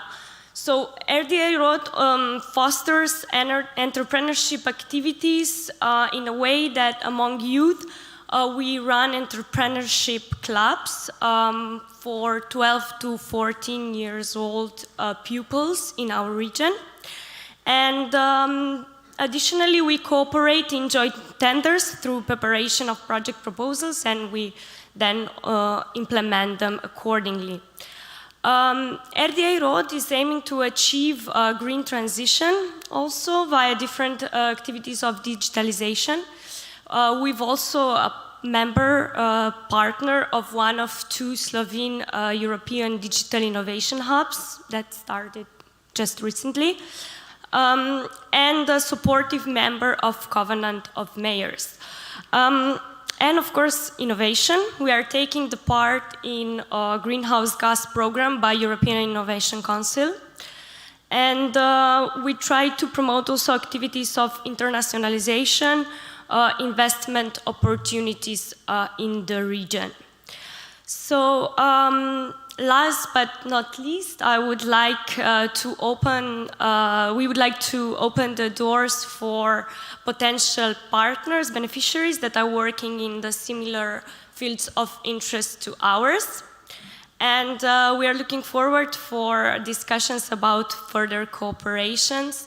If you want to know more about our projects in detail, you can find me around the venue today as well as tomorrow, or you can write me an email. Yeah, this is the quote I chose for this opportunity. And thank you very much for your attention.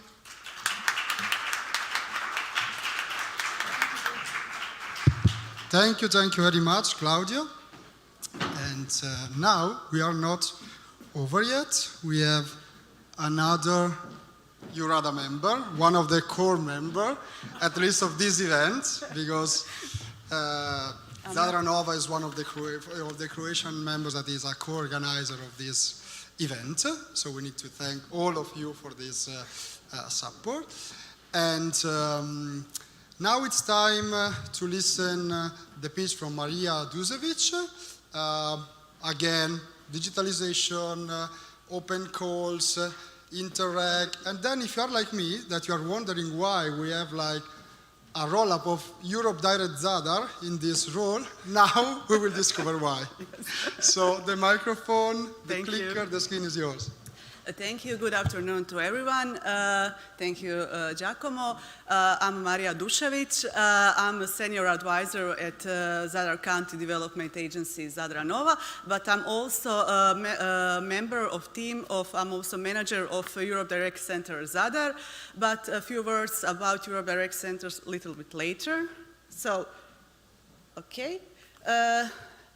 This kid, I will not talk about Regional Development Agency because my director of agency, she had presentation with a lot of details about our agency, so already you know them already. So I would like to start with this kid. He was a war refugee. His grandpa was killed. His home was destroyed. But he had a desire, a natural gift and ambition, and support from his family. Few of you recognize this kid. This kid is now in Qatar. He is Luka Modric.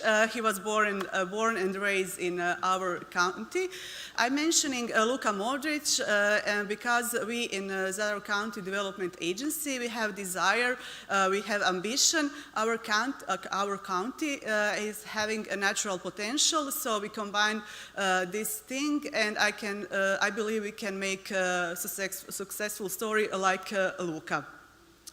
We are old regional development agency. We have a lot. We have prepared and implemented more than 100 EU projects. These are just a few of them. The total worth of them was 200 millions of euros. So if we can start and talk about our past project for ours. It was really a variety of themes from tourism, education, coastal, maritime, and very different topics. One of our projects is Europe Direct Zadar. Europe Direct Zadar, it's part of Europe Direct centers in all member states. We are coordinated by European Commission, and our job is to bring EU closer to citizens. We always say EU is not just Brussels, all of us, we are EU, and that's opportunity for collaboration. We, as European Direct Center, we are open to collaboration in bringing EU closer to citizens. For our others, opportunity for collaboration, we see EU funds as an opportunity for further growth and development. So we are very interested in projects about green and digital technologies, blue economy, sustainable management, especially in the field of management, water, resource, and renewable energy sources. And for one quote, it was this sentence, it was said by Alfred Hitchcock. He was staying in Zadar. So we are really we really gladly organize partners meeting in Zadar. So if you want to come to visit Zadar, take us as a partner. And before that, here is the photo.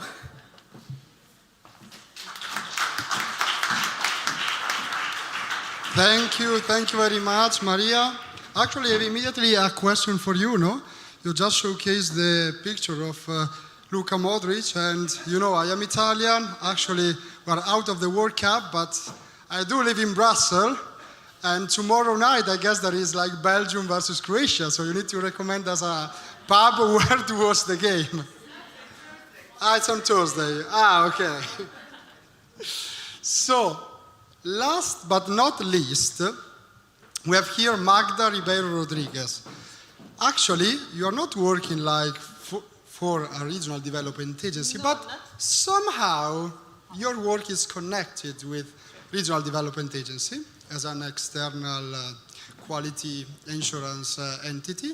And actually, we just discovered this morning you would like maybe to join EURADA. So maybe in the next panel, if we have the opportunity, that sounds great. Maybe in the next panel, we will talk about an additional member of EURADA. So the screen, the microphone, the clicker is yours. Okay. And thank you very much, Giacomo. Thank you, everybody, for being here. My name is Magda. I'm from Portugal, and right now I'm based in Madrid, Spain. Okay, anyone from Spain here? No? Yeah, oh, hello. Okay, so first of all, I'd like to start by telling you that I love my job, okay? So you wonder, why do you love your job? Basically, I got the chance to be here. I think that's good, right? But besides of that, I also work with agencies like you from all over the world, from Spain, from Chile, Colombia, Paraguay, and they all have the same problem, which is they have to deliver hundreds and hundreds of evaluations in a short period of time. And they just think that's impossible. And that's when we come into work, okay? Because we deliver to manage, okay? So basically, we deliver those presentations, and that's great. So that's why I love my job. I love when we exceed the expectations, and that's exactly what we do at EQUA.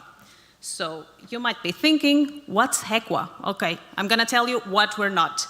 We're not a cluster, we're not a regional development agency, and we do not offer consultancy services. So why are we here today, right? So we're here to make your lives easier. So we are an international evaluation agency. And to subcontract our services, it's going to be a relief for you agencies during peak periods. We are specialized in conducting a massive number of evaluations of projects in a short period of time, okay? Let me show you some numbers from this year, 2022. For instance, for Grupo SPRI, which is the Basque Business Development Agency, so far we've done 280 evaluations. They were performed in 22 days and 63 experts were involved, okay? For IDEA, the agency for Andalusia, we've done so far 220 evaluations in 25 days. 102 experts were involved. For Corfo, the Chilean Production Development Corporation, that's a national agency, not a regional one, we've done this year so far 900 evaluations in 14 days. That was 386 experts involved, okay? Just for you to have an idea, in this list, the last 3 years, EQUA has done so far 15,000 evaluations, okay? How do we do it? Basically, we have more than 200 employees, we have more than 25 years of experience, we have international presence, we have evaluation tools and know-how, accredited processes and methodology, and we also have extensive experience working with the public sector. But our most important asset is our network of international evaluators. We have more than 5,000 experts. They come from more than 65 countries, and they have knowledge on more than 1,600 UNESCO disciplines, okay? In the next slide, you can see their distribution in a geographical way, and also their research areas. They go from engineering and technology to social sciences and humanities, okay? It's actually this expert that agencies trust our services because we always find the most qualified evaluator for each project. I mean, we do find the right match, not Tinder, okay? Quality of expert evaluators is always accredited. So most of our evaluators, they have PhDs and they have more than 8 years of experience. Also, evaluations are performed in a short period of time, which is going to reduce your backlogs during high peaks of work. Also, we guarantee impartial reports and the absolute absence of conflicts of interest. Transparency is key during the whole process. You can always communicate with us during this process. And all this is going to be really cost effective for you, okay? So in general, this is what we do. And I know I explained a lot in a really short period of time. So I'm gonna tell you some questions that were frequently asked, and I'm trying to help you with this, okay? So normally we're asked if it is possible to choose between national and international evaluators. Yes, it is. So basically you tell us if you prefer to use national evaluators or international ones, and we'll choose them. If all the evaluations are of R&D projects, no, they're not. We also carry out technical evaluations, financial reports, DNSH verifications, TRL verifications, among others, okay? And what kind of evaluations does EQUA carry out? We carry out individual assessments, peer evaluations, committee or panel of experts, or a combination of them all, okay? And we're also asked if this process is standardized, because we do so many evaluators in such a period of time, so are they all the same? No, they're not. All the evaluations are tailor-made according to the needs of each agency and their evaluation criteria. So, do we, EQUA, save you agencies time and paperwork? Yes, we do. We only have to sign one contract per call with us, whereas we're fully responsible for the evaluators, their selection, contract, payments, training, everything, okay? So my advice for today, my quote, I made it up, okay? So don't you let technical evaluations step on your way, okay? So if you have any questions, feel free to write me, call me. Anyways, I'll be around today and also tomorrow, okay? Thank you very much for your time. Thank you very much, Magda. You're welcome. Actually, I would like to thank all our speakers, because all of them, they respect the time. Incredible, the first time in my life that it's happening. Do we have questions from the audience for one of our speakers? Don't be shy. Don't be shy. No, I don't think so. So since we are running 10 minutes ahead of schedule, and I guess I already told you that I am like communication officer, social media manager of EURADA, I would like to invite all the panelists of this pitching session to come here for a selfie. And then we can move to the next session, or we have a short coffee break. What do you want to do, Ivana? We can move to the next session and then coffee break afterwards. Okay. But in the meanwhile, if you want to come, it will be great.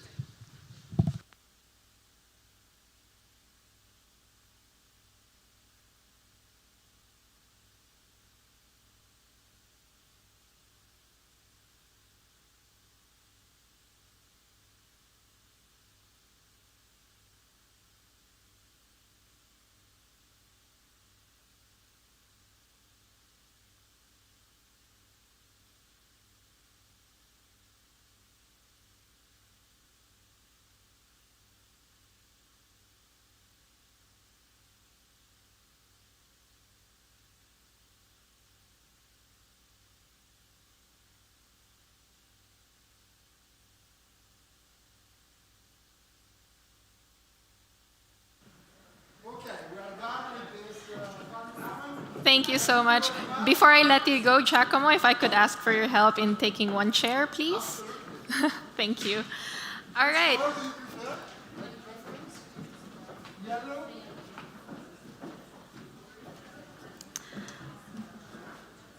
All right, so as I have mentioned, I would like to invite over our next panelists, please.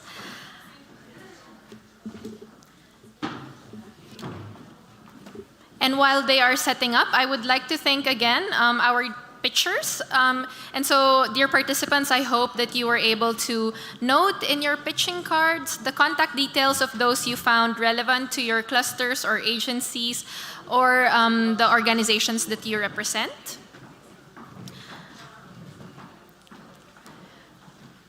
So the next members of our panel will talk about health and welfare innovation ecosystems and clusters, challenges and solutions through cross-border cooperation. So I'd like to turn the moderation over to Elena Matusha. She is the Managing Director of the Zagreb County Entrepreneurial Center, to introduce us to the topic and our panelists. Elena, please. Yes, hi, thank you. So we will continue in this vibrant mode. We started with the pitching session. I think we have very good panelists, so I will start with a short introduction. So with us is Miss Andrea Čović-Vidović. Hello, welcome. She's an expert in EU affairs, diplomacy, communication, management, and mentorship. She is the head of media at the European Commission in Croatia and had led public relations at the European Parliament in Croatia for 9 years before that. Also, after working on Croatia's EU membership negotiations, she managed EU sector at the Croatian Ministry of Finance and Ministry of Labor and Pension System. Welcome, Andrea. So together with us today is also Assistant Professor Duško Cerovec, PhD. Welcome. He is a specialist in cardiology with primary interest in fields of preventive cardiology, cardiac rehabilitation, and non-invasive cardiac diagnostics. I hope I've read it all correctly. So he is also assistant professor of cardiology at the Josip Juraj Strossmayer University in Osijek, and also participates in education of high school for medical nurses, faculty of kinesiology, postgraduate and doctoral courses of a lot of topics. I'm sorry, it's in English and hard to pronounce. Welcome, Duško Cerovec. Also together with us, Alina Capitanu. Is passionate about developing the regional healthcare innovation ecosystem and increasing the accessibility and quality of the medical services for the benefit of the population. Her background being in judicial and administrative sciences, and has a master's degree in tourism development. She has also 20 years of experience in regional development, project management, and contributed to a lot of projects in her region. Welcome, Alina. Together also with us is Ms. Anja Barešić. She is a research associate at Ruđer Bošković Institute in Zagreb with 15 years of experience in bioinformatics, data science, and machine learning, mostly applied to the field of genomics. She obtained a PhD at University College London, followed by research at Imperial College London. Besides running a group of researchers at the Institute, she is coordinating Croatian, a European Digital Innovation Hub, AI for Health. Welcome. And last but not least, Mr. Sauro Vicini. I hope I pronounced it correctly. He is the cluster manager of the health cluster of the Emilia-Romagna region in Italy since 2018. He is a computer scientist with a master in technology and innovation management held at the business school of the Bologna University. He also worked in the top-ranked research center in healthcare in Italy, the San Raffaele Hospital of Milan, working on topics such as IoT, digital health, cloud computing, robotics, privacy, and data security. So I am definitely positive about the outcome of today's panel sessions with this kind of diverse knowledge and experience from our panelists. So before we start to talk about health, innovation, and cross-border cooperation, I would like us to watch one video with the courtesy of European Commission in Croatia. Okay.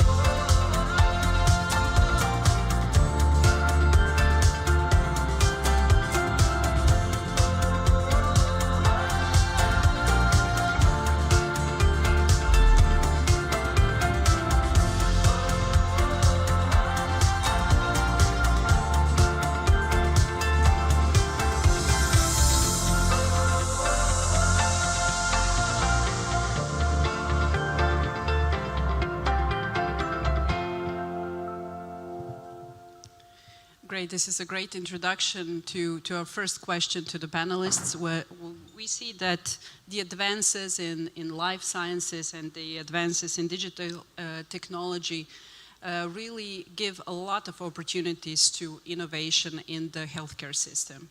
But firstly, I would like to ask our panelists, what is innovation from their perspective? So, Alina, let's start with you.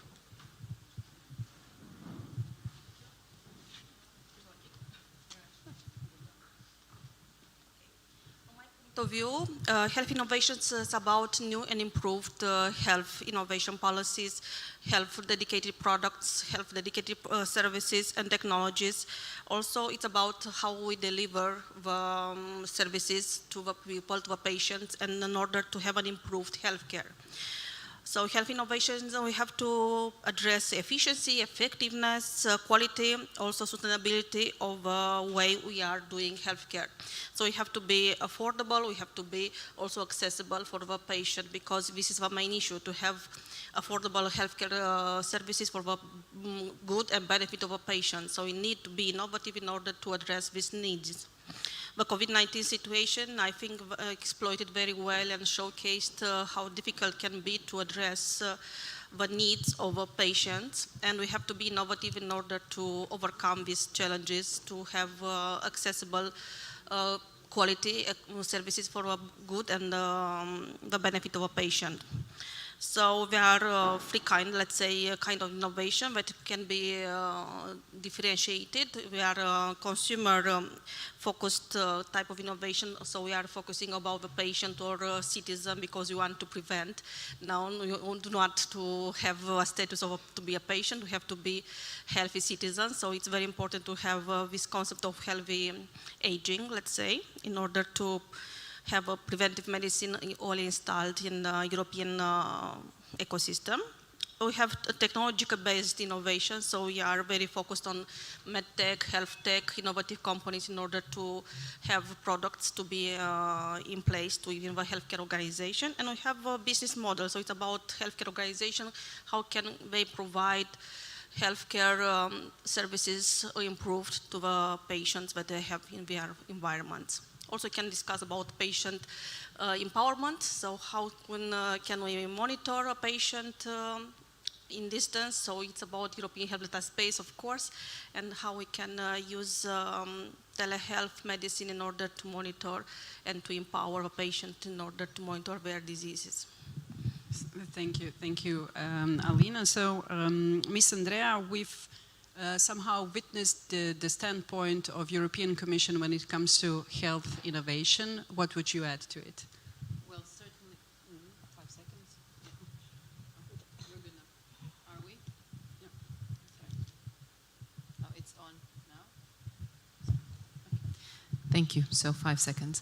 Absolutely, when you mention the European Commission and innovation in one sentence, you have to speak about Horizon Europe. So what first comes into mind when you say that? I will say Horizon Europe because it's the EU's current research and innovation funding program. The main areas, and this also then includes healthcare, are innovation when it comes to tools, technologies, and digital solutions, of course, and then also care, including personalized medicine, healthcare systems.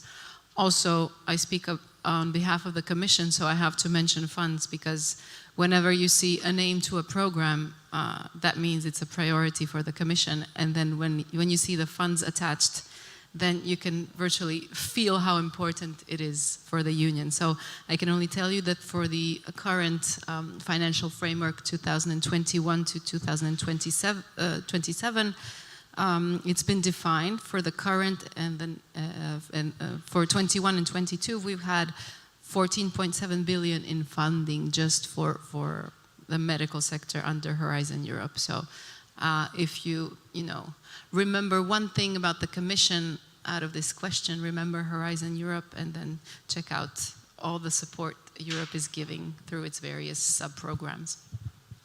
Okay, thank you. So Sauro, what is innovation in health for you? I would like to say that innovation, my definition of innovation starts from a change, no? So it's something that change in order to improve the quality of life. And this means such time that you need technology, but sometimes not.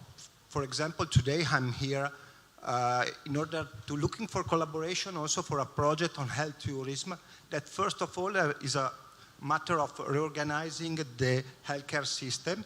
Yes, of course, you can use the technology as an enabler for this kind of projects, for example, exchanging data across borders or other kind of important things that the technology can manage. Such I think after this session we will have one about gaming and serious gaming and things that can help the health system to address this kind of policy. But we would like to have this project just to permit to the chronic patient to have a normal holiday. And this is, for us, is question of innovation and a better quality of life. Great, thank you. I think Duško Cerovac can build on it. Yeah, of course, we are on the same path with that. Innovation is, of course, innovative response to everyday challenges. When you always have same response to the challenge, then you have no new solution. You must think out of the box and sometimes have brainstorming and go through the wall, and then you give a new ideas to have better solution. From my point of view, we have, of course, two parts in medical system. First are care providers. We all need better working conditions, more free time to ourselves and for our patients we are like, less time consuming procedures, better education, better data collection, better analysis of data, not only collect data rather than collect information. And for a patient point of view, they of course need better accessibility to the system, to the medical care, better quality of life, better medical care. There are not always technical solution, IoTs and so on, they're very important, but also, as you mentioned, a change in organization models and change in business models. Maybe sometimes you must turn upside down things to get a new, better solutions. Thank you. I think Anya can add to it also. I think, yeah, at least vast majority of the points you made can be actually addressed by this digital revolution that is being spearheaded by the European Commission. And I do come from that part of the healthcare sector, so I won't be commenting the rest.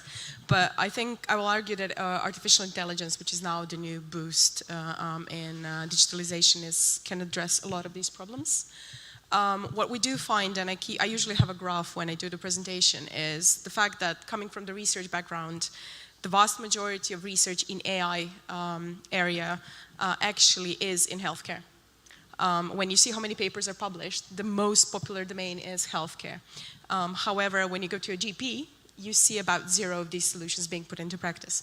So, okay, we do the research, we're at the very beginning of this co-creation, and then the development comes, and then the commercialization happens, and something goes wrong in that process. And this is where SMEs actually, I think, need our help. So what they do need, they keep running through the same problems, and I think these problems need to be solved on a kind of slightly more central way, maybe more pan-European way, or even national or regional way, depending on how generalizable is the problem. And this is where European Digital Innovation Hubs, I think, come in place as this kind of one-stop shop that can actually provide the expertise to solve these problems for each and every SME that comes into the story, each innovator that brings along their genius idea but doesn't have time to figure out all these processes on top of this idea. Thank you. So in this first round, we've heard a lot of buzzwords. It's tech innovation, innovation business model, patient improvement, AI, data collection, data management. tools, technologies, personalized medicine, all supported by Horizon Europe. And it all comes down to change and willingness to change when it comes to innovation. But I would like us to go even deeper and have a practical, maybe, example of one innovation taking place or happening right now. And I think that, Duško, you can help us. So can you please present us with one innovation that was introduced in your hospitals? Did it come from within the institution, or was it taken from outside the environment? And would you do something different now when looking back? Well, my main business is cardiac rehabilitation. I must give you a short introduction to that. When patient come to cardiac rehabilitation facility, he must go to the initial evaluation. You must find his risk. You have mild, moderate, or high risk patient. But to start physical training, exercise of this patient, you must have ECG telemetry systems to follow the ECG in real time. It's easy when the patient is in the distance of 10, 20, 100 meters and so. You have monitors, you have telemetry transmitters, and you have receivers and central monitoring. It's okay. But we have a problem. We want to introduce a new models of rehabilitation with Nordic walking, with swimming, with trails in nature, because we are in a very nice surrounding here in Zagreb County. And we have trouble to monitor the patient during the training. 20 years ago, we have telemetry with long range, but now are the new rules, and we are going to gigahertz short distance transmitting. And either you must have a lot of access points, or you must have innovative approach. We are looking for solution, and we find it's a mixed idea. It's a new model and new organization of training of patient, and we find it's a German solution with a portable telemetry system with Android tablet, and it's possible to follow up to 6 patients in real time, and our nurse going on the training on the paths with those patients, and they are walking, and in real time you see the ECG of the patient. After that, you can offline download those data in the central station. It's not only important, it's not a breakthrough technology, but you have also with the mobile data technologies and so on, but it's not so reliable like this. But that gives us other ideas. We have patients that are swimming in swimming pools. We now need a waterproof telemetry transmitters. We're now going to have plans to build a large center for health of brain and the heart, to extend our possibilities to comprehensive approach to preventive medicine. And we find a new trails in nature with info points, with transfer data, with experience of the patient, and so on. And this little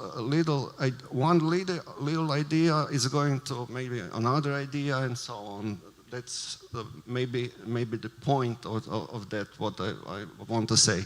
It's not every day like Newton's apple, but small movements forward on are going to bring us maybe fruitful things in the future.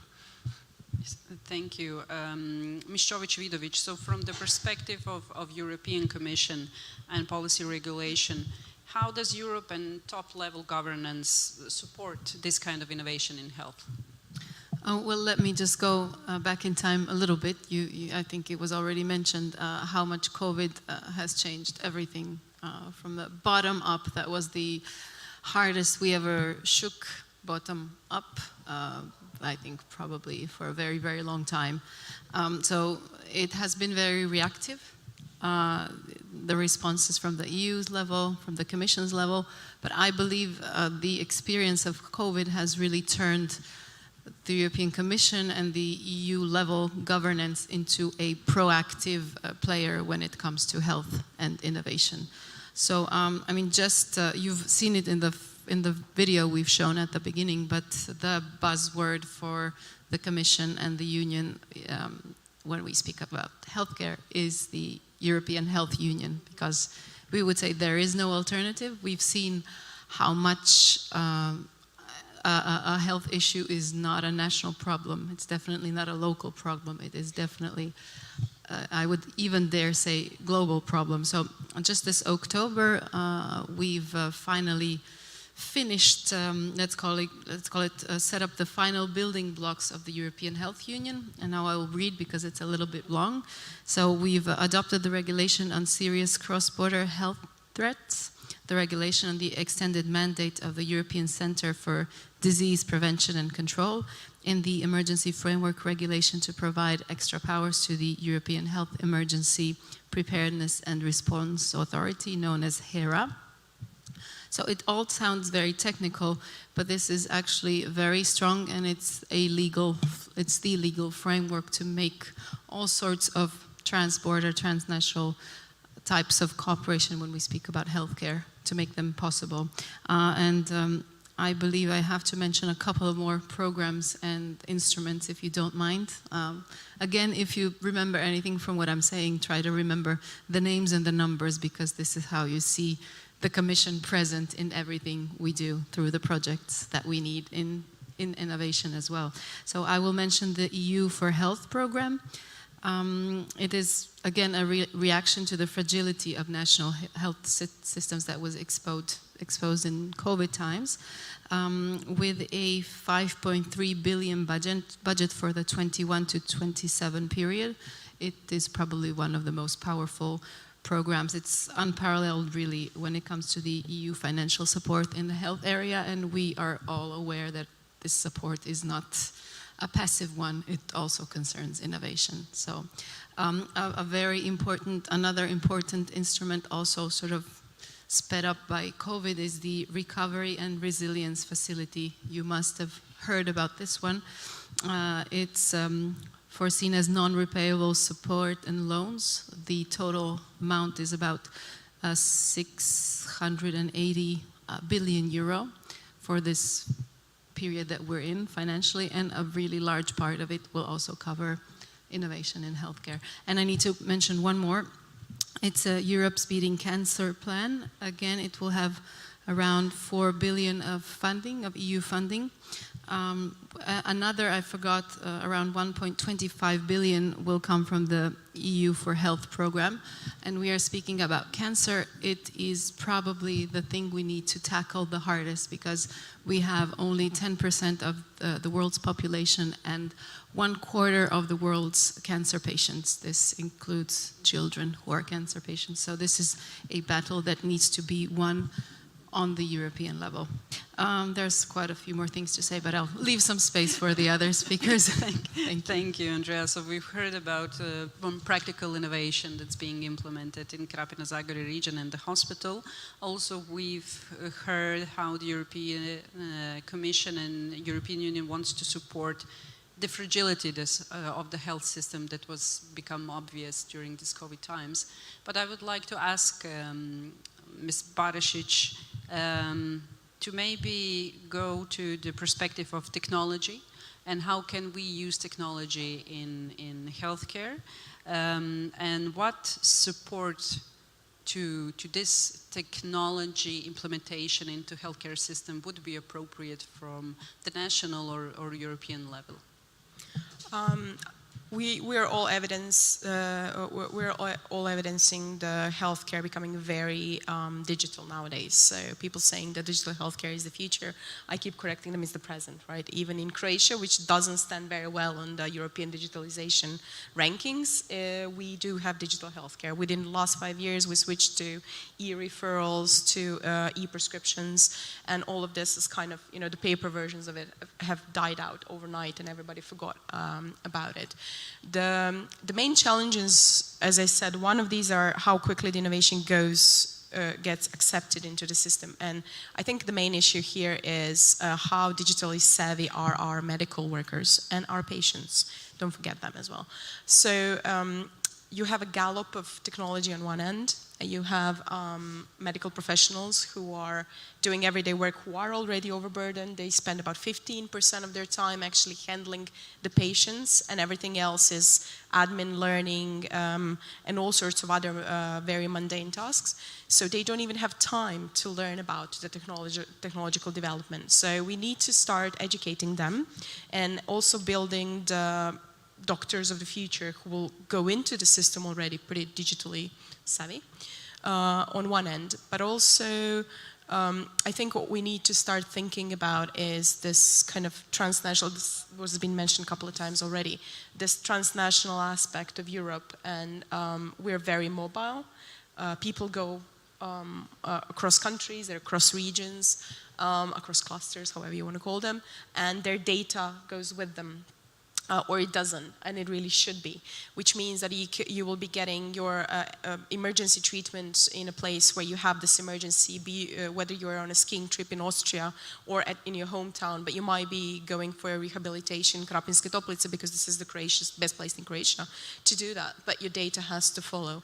Currently, 30% of data produced every day is healthcare data. And there are some projections on how quickly it doubles, and some of them go as extreme as every 60 days in the next couple of years. And that is, I think, the key issue that needs to be solved. Where is your data? Where is it being stored? Who is it being governed by? How do you get access to say to someone, yeah, you can use this, but you can't use that? How quickly you can do that? And you know how much of that is accessible to whoever you're talking to within a healthcare system, be it the regular government-run hospital or well-being sector or the private health sector at any given point of time. And that just kind of, I think this is probably the biggest challenge. Thank you. Saro, going to you. You're a cluster manager specialized in ER health and well-being. Can you share the experiences within your cluster? How do you tackle this? Questions that Anja was talking about, also the data management. Do you talk about it? How is the cooperation within the cluster? And could you share also one good practice on how national policy supports this cooperation within the health sector? Yeah, I start by the hand, so related to the fact that, let's say, our main stakeholders is our region, also because healthcare in Italy is regional affairs. So, and I would like to stress the fact that the axis between the cluster organization, the Regional Development Agency and the region is the right way to merge the bottom-up approach with the top-down, trying to make the right policy in order to strengthen the innovation system. So this is something that we are pushing. But by the way, we are also working, of course, at national level for several topics. For example, internationalization is something that we are managing with other clusters in Italy, but also with other clusters in Europe. We are part of the European Council of Bioregion, which is an association of 40 members, and we are collaborating a lot and pushing the development and the competitiveness of the all European industry across the world, so participating in international affairs and so on. So this is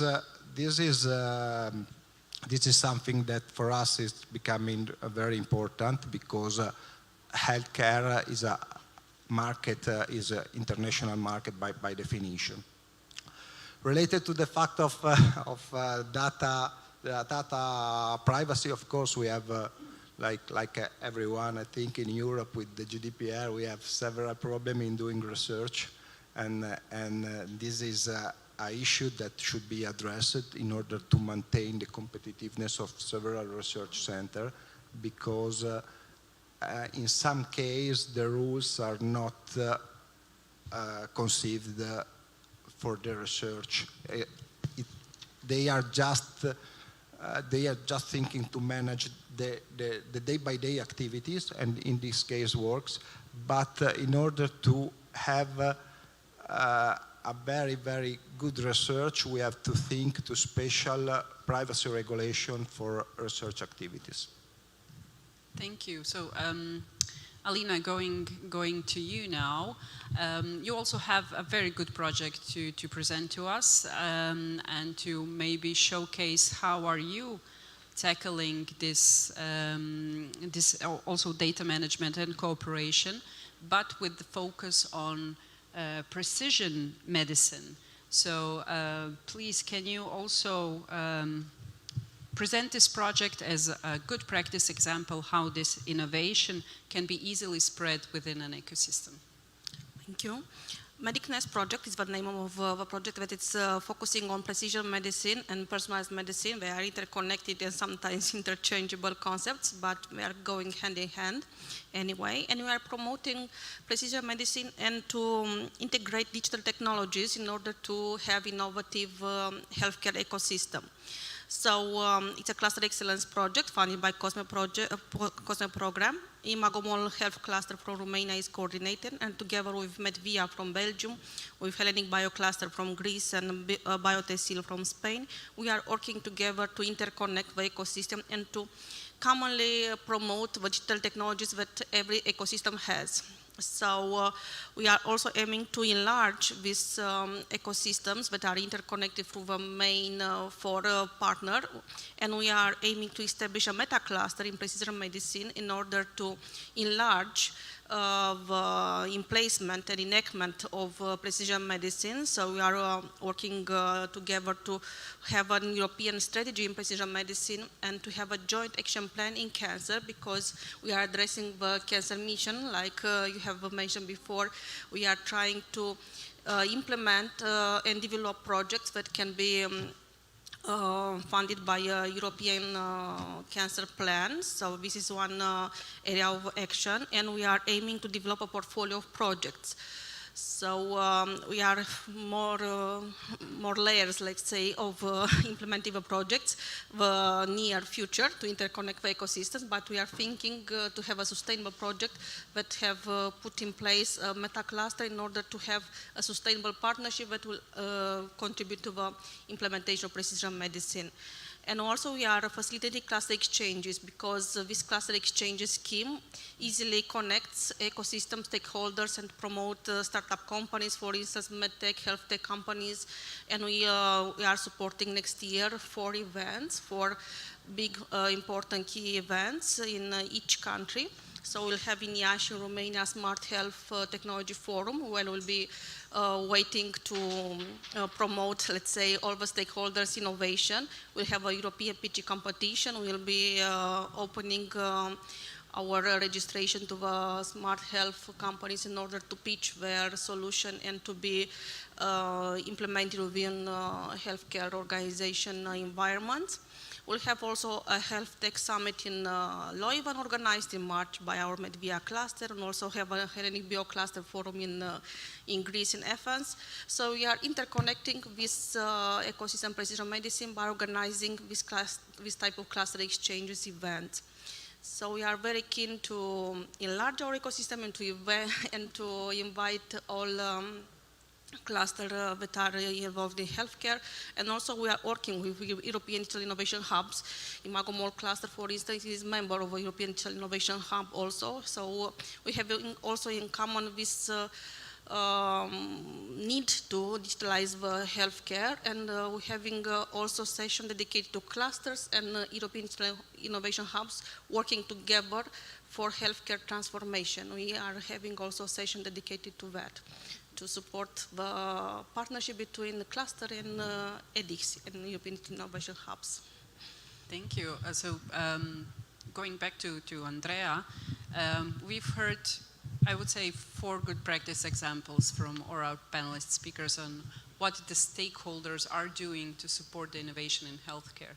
It would be interesting to hear this policy level. What do you actually expect from the stakeholders to support the innovation? We absolutely expect feedback. So the European Commission cannot build this somewhere up in the clouds. It's whatever the Commission is doing about healthcare and health and welfare, it's based on input from the ground. So we've opened the targeted EU-wide consultations with all segments of society. So this includes organizations representing patients, civil society, and other parties active in public health and social issues. Also, of course, healthcare professionals and healthcare providers, then researchers, academia and expert networks, businesses, the associations of businesses, and of course, the member states' authorities. The consultation is ongoing and it's supposed to include everyone's vision on how I'll go back to that term, European Health Union should develop in the future also when we speak about innovation. And if I may use this, this panel to alert you about something that's going to be communicated tomorrow. So we will be launching a global health strategy. So the ambitions of the Commission have become wider than the EU itself. So the strategy actually proposes a new approach to achieve 3 key priorities. Our key priorities would be delivering better health and well-being, but also strengthening individual health systems, and also applying a One Health approach, which is then reaches out beyond the borders of the European Union. So watch out for this discourse. There will be more to come, because the European Union wants to position itself globally as a pioneer about the topic we're speaking about today. Thank you, Andrea. Thank you for this news that you shared with us. I think that we are close to wrapping up the panel. So one of the questions today, and we discussed, is this cross-border, inter-regional cooperation when it comes to innovation and health. So I would like to ask firstly, Duško, you were on my list. 3 good points of cross-border cooperation when it comes to innovation, and maybe 3 setbacks. I'm like in school now. Yeah. Okay. maybe first advantage is the transfer, we say, best clinical practices to each other cross borders. It's very important. We are also very competitive. We want to know where is our place when we compare with other countries in other regions, of course. And there are also opportunities to learn from each other. We are not selfish like it looks. And I think it's a great benefit. Second thing is to share the common services across borders. You know when you have on the 5 kilometers MR or CT scan in other country, it's better to go there, or maybe some emergency services than when you must transfer your patient 50 kilometers in your country. There are other example is to have special centers of excellence for rare diseases, and when you have an expert for cardiac arrhythmias, you can have one center for whole European region. That's of course better to have 100 of patients than 2 or 5 patients in every center. And of course, patient can expect maybe then a better level of care globally with trans-border cooperation. Some disadvantages? Disadvantages are classic one, of course, language and cultural on the side of the patient in the first place. Second is maybe it's not so easy to find the funding and political support as it looks like here in this panel, especially when you need a long-term support for your large project. Maybe in a short time it's easier, but when you need support during a few years, it's not so easy to find. And also on the side of clinicians, I must admit we are on heavy workload. We are overloaded every day with pandemic of COVID. We are overflowed with the new technologies, with internet information every day. And maybe acceptance of the strategic project, it's not so high in the clinicians. We very value our free time, and we must find maybe balanced from the heavy work. But it's not specific for cross-border cooperation. It's for any other cooperation, regional and any other. Thank you. Alina, the same questions for you. It will be hard not to replicate the answers during the session, but I will try to focus on the fact that it's very important to have improved the healthcare services at cross-border regions. This is the important thing. To have joint facilities, indeed, like it was mentioned, and that can be used by population that are living on cross-border regions, for instance.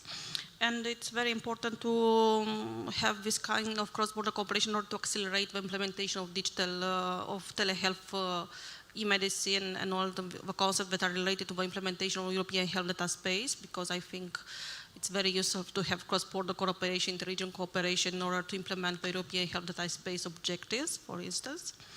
And it's as barriers, I would like to say, not necessarily disadvantages. There is a barrier that could be linked to the social security systems that are different from country to country, from region to region, sometimes in federal, for instance, countries. And it is difficult to harmonize, let's say.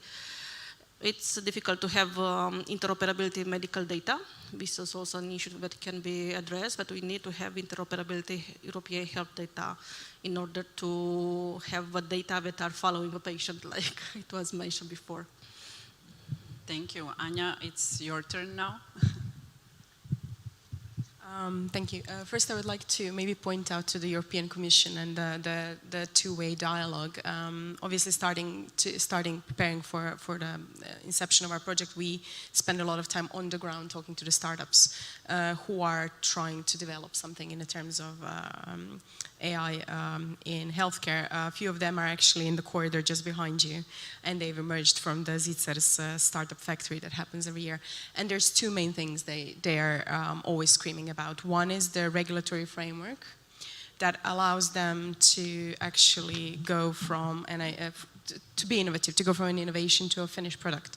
And one of the main aspects, one of the aspects is the regulatory bit, and the second one is pure testing facilities. And this is something that Europe has kind of addressed, and maybe you, it wasn't in your top list of things you mentioned, and that's testing and experimentation facilities, so-called TEFs, which are springing up across Europe. And I think in healthcare this is particularly pertinent because you need to test in a safe environment, either with patients or in clinicians on one side, so in physical safe environments, where this is a really good example of an innovative testing environment, but there should be a lot more. And the other one is creating these so-called sandboxes, data sandboxes, where you can test in a virtual environment with data where you need whoever is holding the local data to be able to provide them. And both of these are painfully lacking, both in Croatia, but also from what we hear across Europe, because Finnish people are willing to come and test in Croatia. And they have a pretty good digital healthcare system. So that's kind of, this is what we heard from the ground up. Secondly, I think the message to clusters, and the message is to utilize EDICs that are a network being built at the same time as we have this conversation. And they're not all health-based. There's a few of us which are health-oriented. And I think we should be an entry point to a larger network to the local clusters, so feel free to use them. And in the specific case of AI for Health Croatia, we've built a quadruple helix, which involves both the Ministry of Healthcare and the health insurance providers and the technology partners and the academia sector and the public sector in terms of associations. So I think this should probably be used more. So I do invite all of you for some kind of collaboration to contact me, please. Thank you. And Andrea? Yes, thank you. Thank you for your points also. So let's start with the negativities or the obstacles to this cross-border cooperation. That's definitely, I mean, sometimes it's physical. They can be peripheral. They can depend on the geolocation, and sometimes it's just simply in practical terms hard to make possible. So that's something that has to be overcome physically through different networks of transport, or that's also something to work on by the European Commission. And then there's also diverse levels basically of cohesion or of development. You will have bordering regions of different countries, even EU member states, with very diverse levels of how much how much they're even willing and able to take in terms of innovation, let's say. So that's certainly an obstacle. And then also legislation, of course. I mean, let's all remember that health is still a national domain. So health policy is not an EU level policy. The EU is doing a lot, the Commission is doing a lot. As I said, reactively, and now more and more proactively, and even a bit, sometimes it's even visionary, but on the ground, the varied segments of national legislations can really then be hard to overcome, let's say, if you're doing research. Now about the positivities. Well, I've mentioned already that we've adopted, the European Union has adopted now in October, probably the last building block. I will again, even in this part of the session, repeat the European Health Union as the overall concept. The act, the regulation is called the Serious Cross-Border Threats to Health Regulation, and I can tell you 4 positive elements of it in practical terms, not so much, not necessarily directed at innovation, but certainly to do with health. One is a better preparedness in planning and more integrated surveillance system when it comes to disease, a better capacity for accurate risk assessment, and then again targeted response, a common targeted response. Then again solid mechanisms for joint procurement of, for now, medical countermeasures, but let's be ambitious and think of other types of common procurement, even when we speak about innovation. And then the 4th, also the possibility to adopt common measures at EU level to address some future cross-border health threats. So you see there's some reactivity in it, but also it gives us a platform to think forward and look towards innovation as well. Thank you. Sauro, something to add?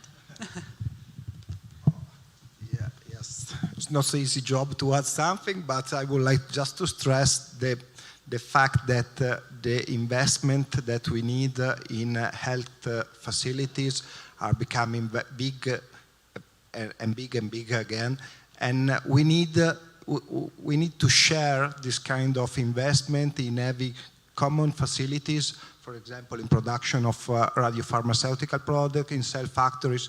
For example, now we in Bologna just set up a big supercomputer facilities that we would like to share. We are just waiting a project, collaborative project with other European partners, because it's the 4th supercomputer of the world at this moment, but it needs a project for all the Europe.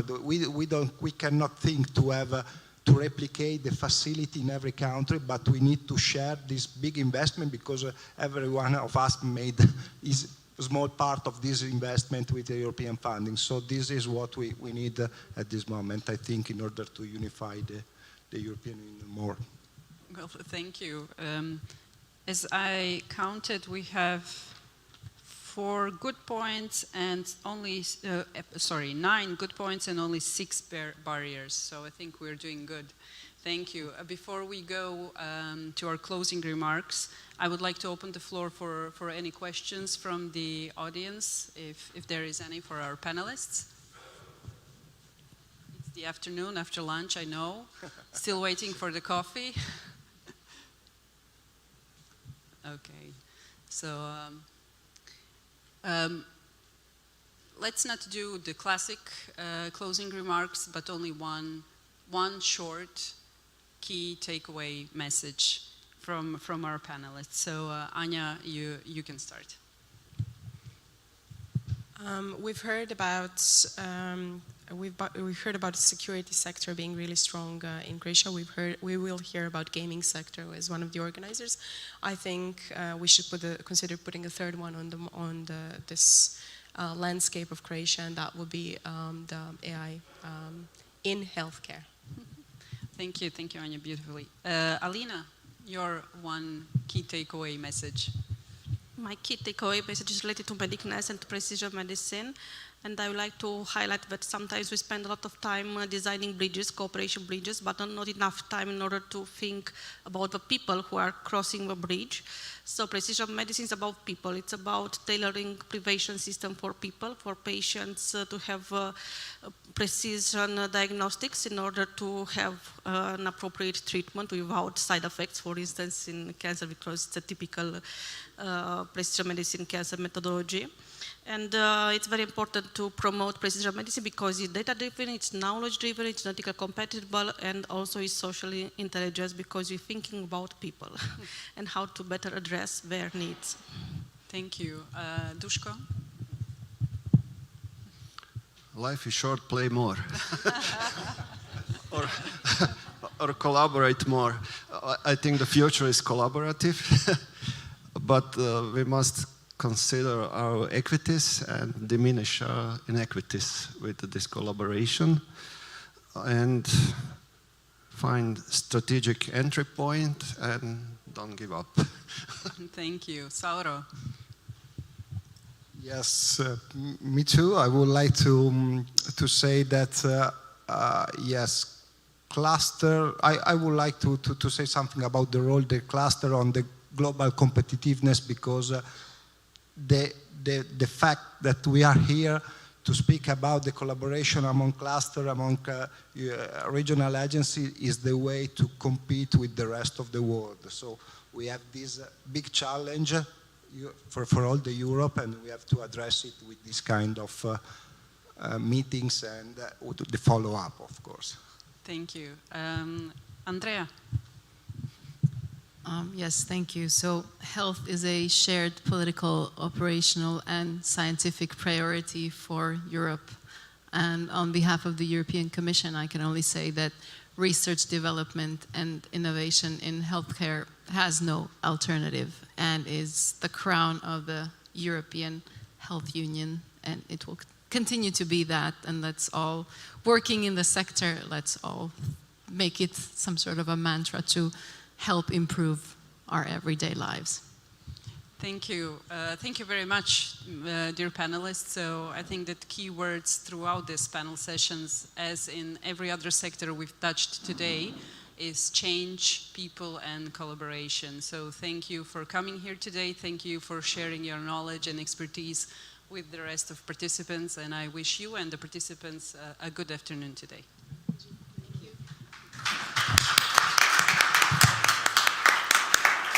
Thank you, Elena, and thank you, dear panelists.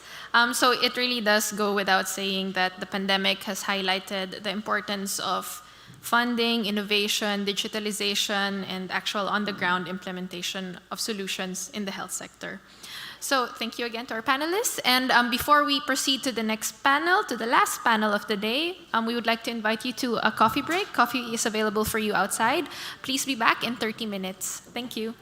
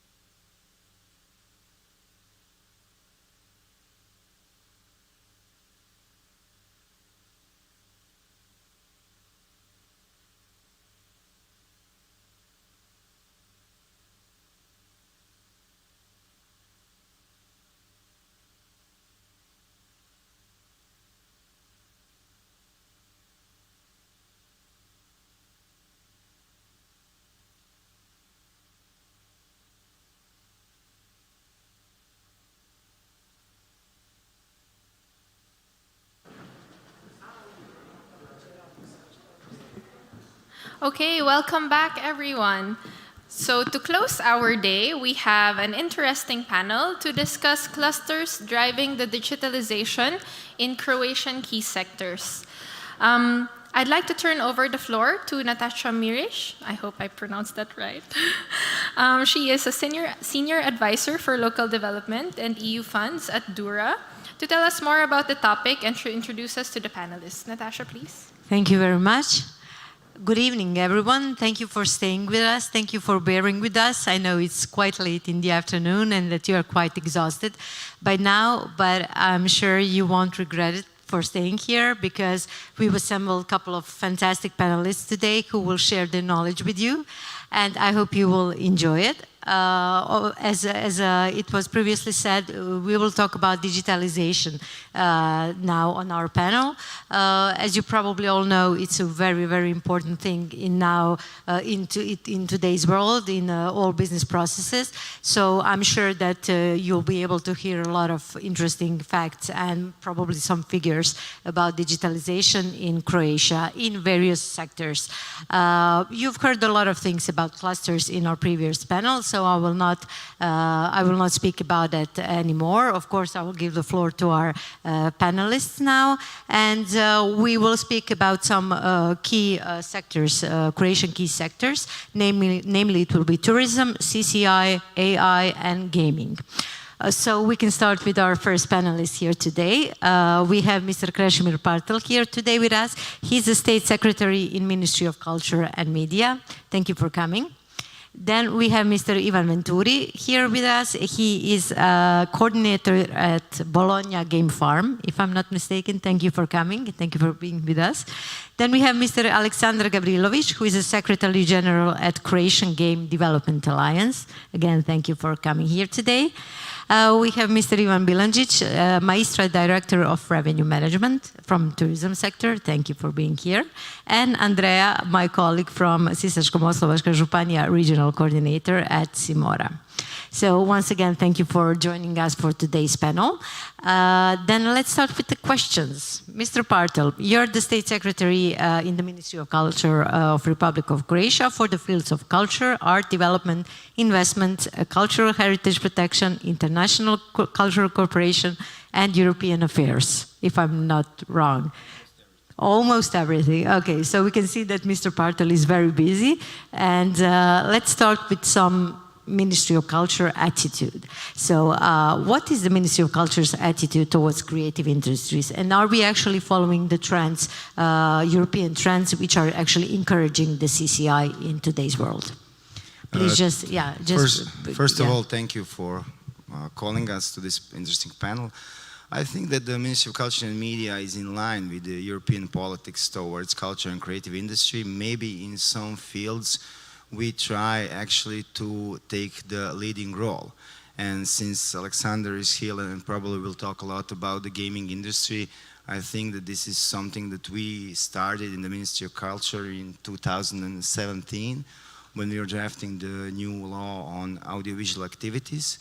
And a cluster of game developers came to the Ministry of Culture and said they think that we should be in the law on audiovisual activities, and this is how this friendship actually started. And I say friendship because the whole cluster and the people that are there are really open to dialogue with the Ministry of Culture. We are talking about how to enhance the gaming industry, and also something that is very interesting, which is our goal. Not just enhancing the gaming industry, but making a part of the gaming industry better for the users, especially for the kids. Something that was done in the movie industry a long, long time ago, when the Europeans decided to take part in financing the movie industry so that art movies and movies that are not necessarily commercial can also be produced. Something that is high quality, but doesn't necessarily have the audience to be commercial. So if you want to do this with the gaming sector, the European Union and the states also must make a decision to finance the part of the video game that they are not going to make in the market if they're doing a video game about playing football, basketball, shooting, or something like that. If you want to make video games more artistic, more educational, I think this is the right way. In 2018, we had, for the first time, a public call for entrepreneurs in the culture and creative industry, where we financed video games. Some of the smaller studios that were in this call and that got grants from the Ministry of Culture actually really developed. I think Alexander can tell us more about this, since he was the beneficiary of that fund also.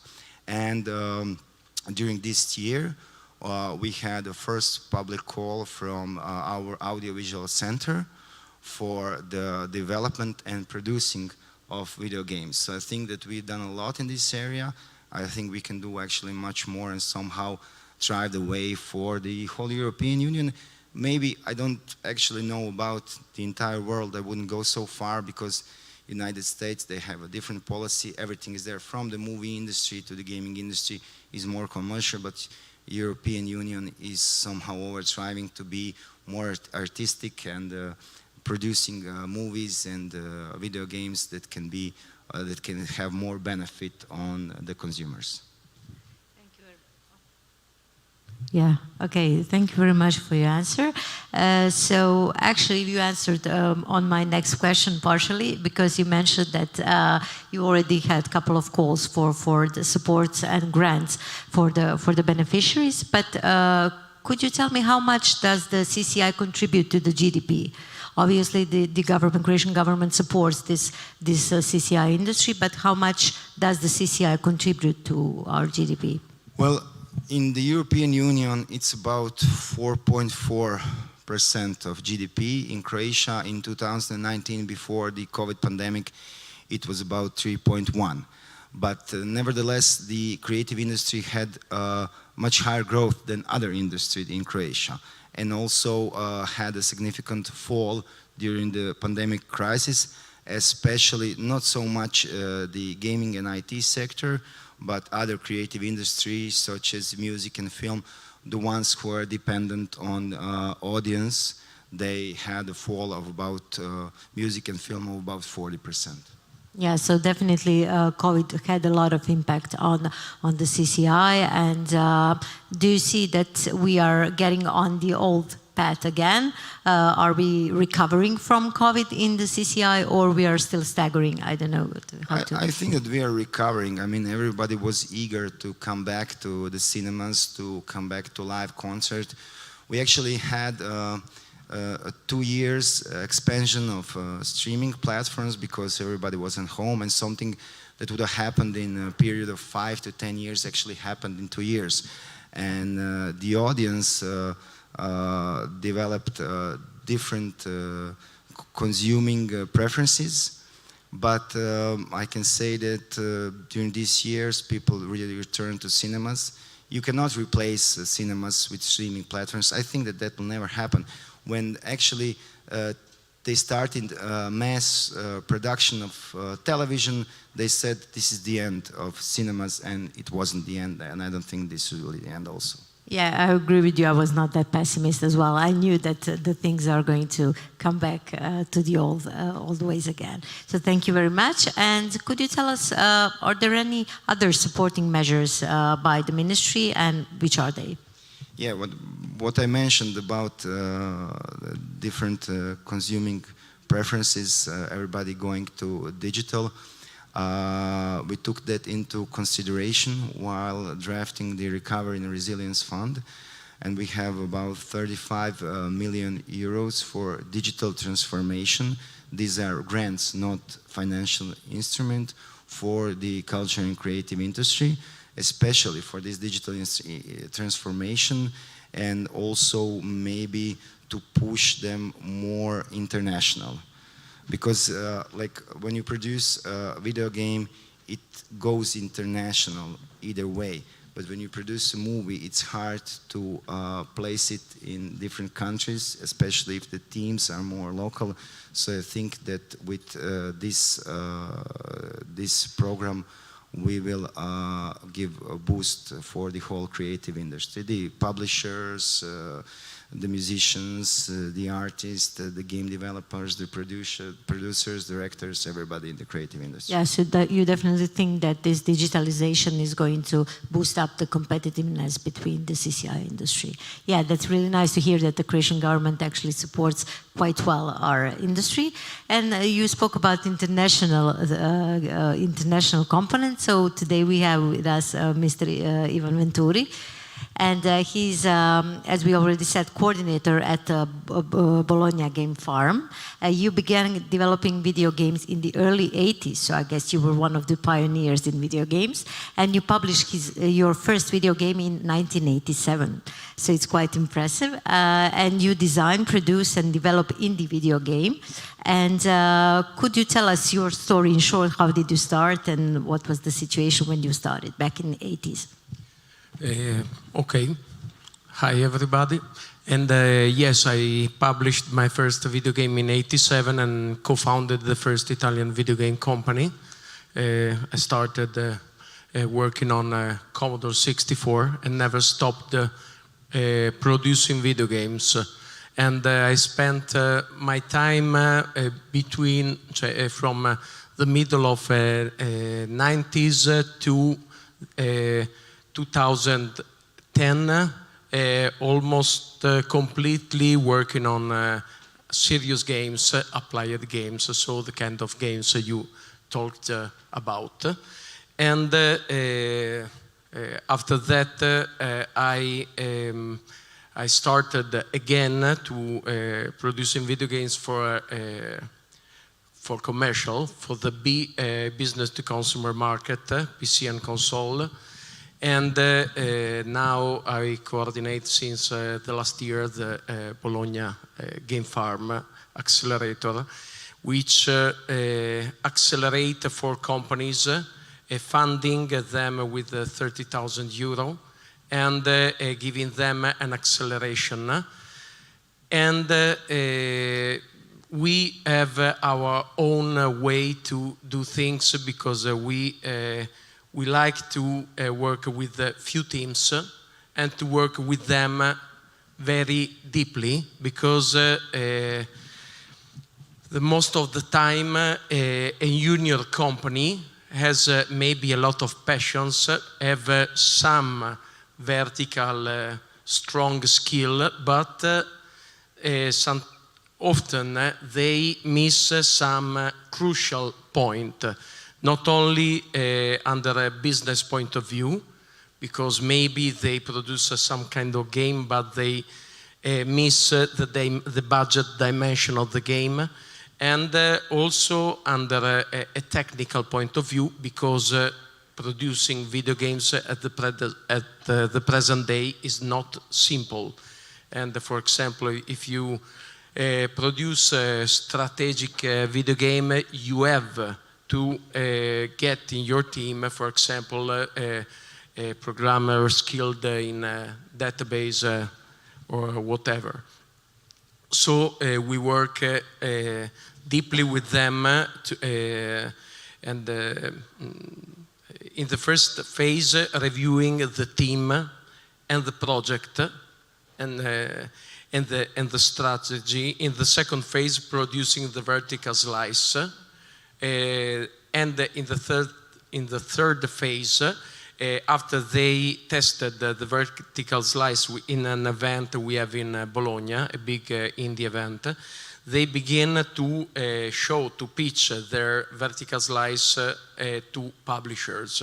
Firstly, in First Playable, an event that we organize as a national associations in Italy. And then in Gamescom in Cologne, and last time in Paris, Game Connection. This for PC console. But, and on this I have a different opinion. I think that now European Parliament, I don't remember the name of the member, but a French member on the 9th of November made a declaration about the that Europe must sustain the growth of European game industry. And the problem of a European game industry is the South Europe, Italy, for example, and the Southeast Europe. And the game industry in the world is worth next year $200 billion, so is huge. And it don't use materials. Italy, for example, doesn't have so much materials and don't use energy, only intellectual skills. And most of these earnings are produced by mobile gaming, for example. So, in my personal opinion, I think that we have to work together and sustain the growth of the most earning gaming industry. And I told that even if I continuously produce serious games and applied games. I did some spending my own money, so I believe in that personally, but I think that we have all together, we have to collaborate to make Europe grow in another direction. Yeah, so I can see obviously that you have a lot of things that you would like Europe to support in order to support the whole gaming industry. Yeah, that's really nice to hear. And could you tell me what's the situation like in Italy in general? We see Mr. Fertel mentioned that the Croatian government gives grants and supports the CCI industry. What's the situation like in Italy when we refer to the gaming industry? Are there any grants? Are there any supports by the national government? In Italy, historically, there were not so much things. Only in the last year, it were made 2 years ago, if I'm not wrong, the first playable fund, which means for millions of euro spent for companies to sustain the prototype productions. And now a strong instrument is the tax credit. I don't remember exactly, I'm not the right person to talk about these things, but I think for 44 million total of tax credit, if I'm not wrong, so it could be. And moreover, there are the money spent, for example, by Regione Emilia-Romagna for Bologna Game Farm, and in Lazio by Lazio region and Cinecittà, there is another accelerator. So this is the main thing. Then there is some spot funding here and there, but not enough, nothing big, I have to say. Okay, so thank you for that. And what do you think, what is needed for the growth of the video games in Italy, in industry, and especially in the places where the video games are not grown as in northern countries? So besides financial support, are there any recommendations of yours, since you've been in this business for a long time, almost 40 years, I may say? Yes, I think for two things. The first is a responsibility of us game developers. As me, a lot of people come to video game industry moved by passion. So I want to realize my dream. And it's a good thing, but not completely. Because we had a lack of business vision. The second thing is that till the last year we had no particular support from institutions. I'm lucky because I live in Regione Emilia-Romagna and it's quite a slightly different region compared to others. But I remember years ago when I tried to explain what I did to banks, for example. So these 2 points. Things since some years ago are strongly changing. In a positive way, I guess. Positive, absolutely. Now things can really do a boost in up, and the sustain of Europe and all the new fundings specifically dedicated to gaming can do the difference. Something similar like we have in Croatia, so specific goals, I guess. Yeah, thank you very much for your answers. Now we're moving to Mr. Aleksandar Gavrilovic. He's a General Secretary of the Croatian Gaming Development Alliance, so obviously a right person to speak about gaming, where they promote the local game development scene from small indie studios, making their first game, all the way to large studios with huge projects. So Mr. Velzel already mentioned you here that you've been a beneficiary from the call done by the Ministry of Culture, but can you tell me now how does gaming fits with other creative industries, but also, let's say, traditional sectors? Okay, good question. So gaming is a sector in itself. Our main goal, of course, is always to make a video game that people will buy and enjoy and so on. But what is more and more apparent is that a lot of other sectors are using the same tools, the same resources, and also we are using a lot of the resources from other sectors. This is something that the ministry has worked on combining, including recently using the Croatian Audiovisual Center to fund video games, which is a sort of combination of trying to connect the traditionally movie industry with the gaming industry, and this has taken fruit already. As I have mentioned just before this panel, there have already been some connections in this regard. So, for example, a few of Croatian movie studios have already started developing some games and started spending their own resources on doing this. This is not only important for gaming, this is also important for the human resources, for the cadres who are actually working there. So for people who are writing storyboards and scripts for example, movies, to go into a different, to understand a little bit about the different, not so different media.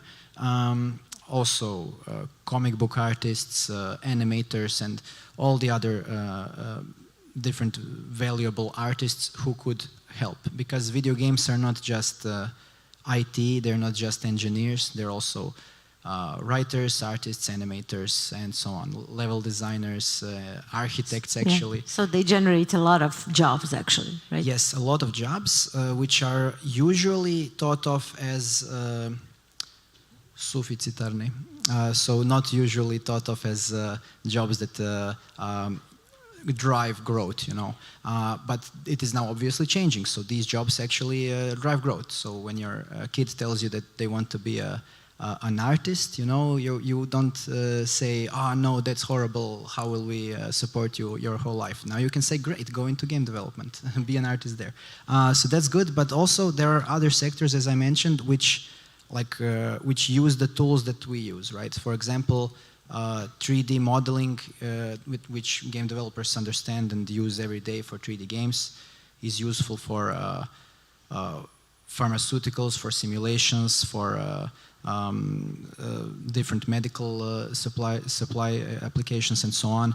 And if we're going back to creative industries, to just CCI, you have the entire branch of tourism, right? And then people who go into a museum or a gallery, they like to maybe put on a VR headset and see how this fort looked 100 years ago, you know, during some famous battle and so on. We have already examples, if I may say, in Šibenik, right, with the Exactly. VR in Sveti Mihoel. In the Tvrđava kulture, yes. So these things are obviously moving forward in a very good direction, and when you look at the data, yeah, people want to spend more money on museums when they come to Croatia or any touristic country, and for this more money, they want to see some interesting, modern, new recreations of. They don't want to go to this old idea of a museum, which is just like pictures on the wall with some text. You know, they want to be fully immersed, and since gaming is a very immersive medium, this can help, and we can connect with this. And of course, all these different institutions like the ministry and the local development agencies, they actually help connect these industries, because as maybe it can be figured, our industry, since it's quite new, it doesn't really have a lot of connections. It's not networked as maybe some other industries. So this is very important to, in the future, work on this. So actually, yeah, you now mentioned in how many ways you can actually apply the gaming. Now you mentioned tourism, of course, but I'm sure that there are many other industries where you can apply gaming. It's not just kids playing on their mobile phones or some hackers sitting behind their computer screens and playing some video games. It's much more than that. So it's really, really interesting to hear. But can you tell me a little bit about the state of the art of gaming in Croatia? What's the situation like? What about the clusters? Are there any clusters in gaming, and shall there be some cluster in the future? Okay, so of course there are big giants in the Croatian gaming industry. When we call them giants, it's in our local terms, they are companies with 100 people maybe, you know. But this is big for us, you know.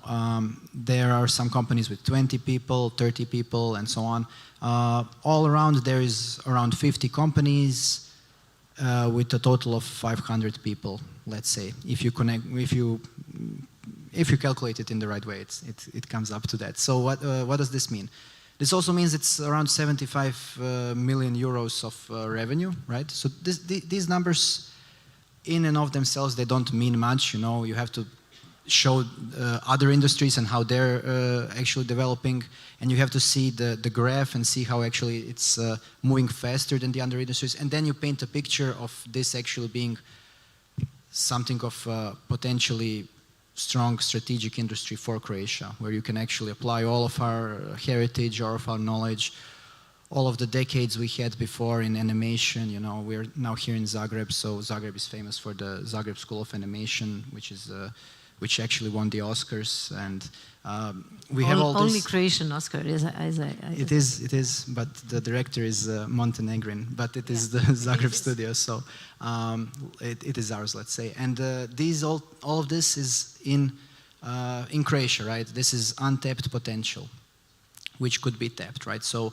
it's important when reading the data not to just read like raw numbers, which I can say more raw numbers, of course, but it's important to give a perspective, the growth and the potential. Also, the past few years, as Krešimir mentioned, were really great for state aid. So before 2017, I guess we would all agree there was like a wasteland in nothing in terms of state aid, but then the Ministry of Culture stepped in, helped a few studios. They received continuous small assistance, but this adds up, you know, and these studios became normal self-sufficient studios that actually produce some kind of a product that is an export for Croatia, you know. So this is great. This is something that we can be proud of. They are also artistic, so all of these studios are not picked out because they are revenue makers, but because they're revenue makers with a good story, with great art. So they always win awards, and this is also important. There's also SIMORA, which I'm not going to mention now because this is something that I'll leave to the colleague panelist. But the things that started happening around 2018-19 have really given a very nice safety net for people who want to try and do something maybe crazy, maybe very innovative, you know, and they know that they'll have some kind of support to try this, you know, and maybe some of this will work. So this is really rare, I think, when we have the private sector actually praising the public sector.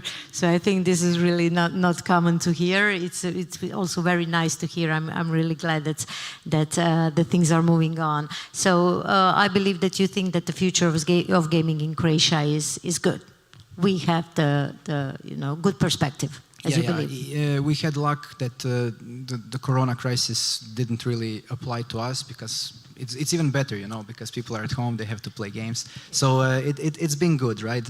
Hopefully it will keep on being good, but you can't actually predict the future. But we're building strong institutions now, and these people will have something to show. And obviously you have the support in the Croatian government. Thank you very much, Alexander, for your interesting answers. And now we are moving on to tourism. As you probably all know, tourism is a huge industry in Croatia. Actually, I think more or less 20% of our GDP comes from tourism industry. And today we have with us Mr. Ivan Bilagic, who is a Director of Revenue Management at Maistra, part of Adres Group, with a history of working in the hospitality industry. So you're skilled in business planning, pricing strategy, yield management, so all of these important things, but you're also in charge of digitalization in your company. So today we asked you to come to join us to present us what is the situation like in your company, but also in tourism about digitalization. How does it work? Can you tell me, actually, for the start, what's the situation like in your company, and how did it all start, actually? How did you start? Well, thank you for having me. First and all, about us, obviously we want to be as much digitalized as possible. I think it's better to start first with the whole industry. I would actually praise tourism because I think you would agree that when you think about hotels and tourism in general, it's not like the most sophisticated industry, like gaming, for example. But then if you think a little bit more, then you'll see that you probably have booked a room online 10 or maybe 15 years ago, while you shop your clothes online maybe 2 or 3 years ago. So tourism is behind in a lot of ways, but I think in terms of, let's say, digital distribution and sales online and stuff like that, it's actually quite advanced. And now I'll jump to our cases. We also had, let's say, one additional idea to add to that first idea that tourism in general, not in general, but in some parts it's very advanced. And one other idea that we have is that, as you mentioned, tourism is, it's about 20 or 20-something% of Croatian GDP, which is very unusual when you compare to the Western advanced economies, let's say. And therefore, what that means to us, that means that the biggest tourism companies in Croatia are among the biggest companies in the whole industry, actually. And what that allows us? That allows us that we actually work with the best talents and best teams in the whole nation or in the whole region. And that's something that is really, really hard to do if you are, for example, in Germany or England or the United States. For example, if you are best student in Cambridge, it's very unlikely that you work in tourism or for hotels. You are probably in big banks or Google or some company like that. And we realized that we can use that our economy, let's say, disadvantage to our advantage. And actually we started hiring a lot of, let's say, scientists, primarily data scientists. And that's our strategic goal, to have a strongest scientific team in the whole region, and maybe even globally in terms of a hotel chain company. Because as I say, we think that other companies in the rest of the world, their brightest talent works in different industries. So we started to do that, and the results proved us right from the very beginning. Yeah, that's really nice also to hear. And which digital solutions did you apply by now? And do you see any difference from before? Did it speed up your processes? Did it generate some extra revenue? How does it look like right now in comparison to before digitalization? Yeah, obviously you want to digitalize pretty much everything, but you want to go a step further to have some predictive analytics behind it, so that can not only digitalize the process, but can actually execute part of the process. And what is happening when you are able to do that is that you free your employees' time to, to be more creative and to go work on the tasks that add even more value to the organization. So I think basically that's the goal. It's always about the people, and the whole idea for you is just to give them better tools. And digital tools, tools with some kind of, I hate that word, but machine learning or artificial intelligence are better tools, more sophisticated tools. And what happens is basically that you free up your people, times, energy, and creativity. And you become basically a better company. So you would say only positive things happened once you introduce digitalization into your business?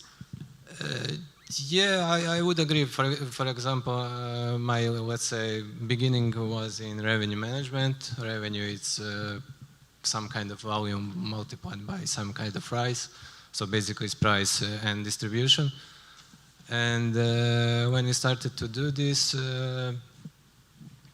what I saw, what I liked the most is that, as I told before, you free up your people time, and you see them grow much faster than before.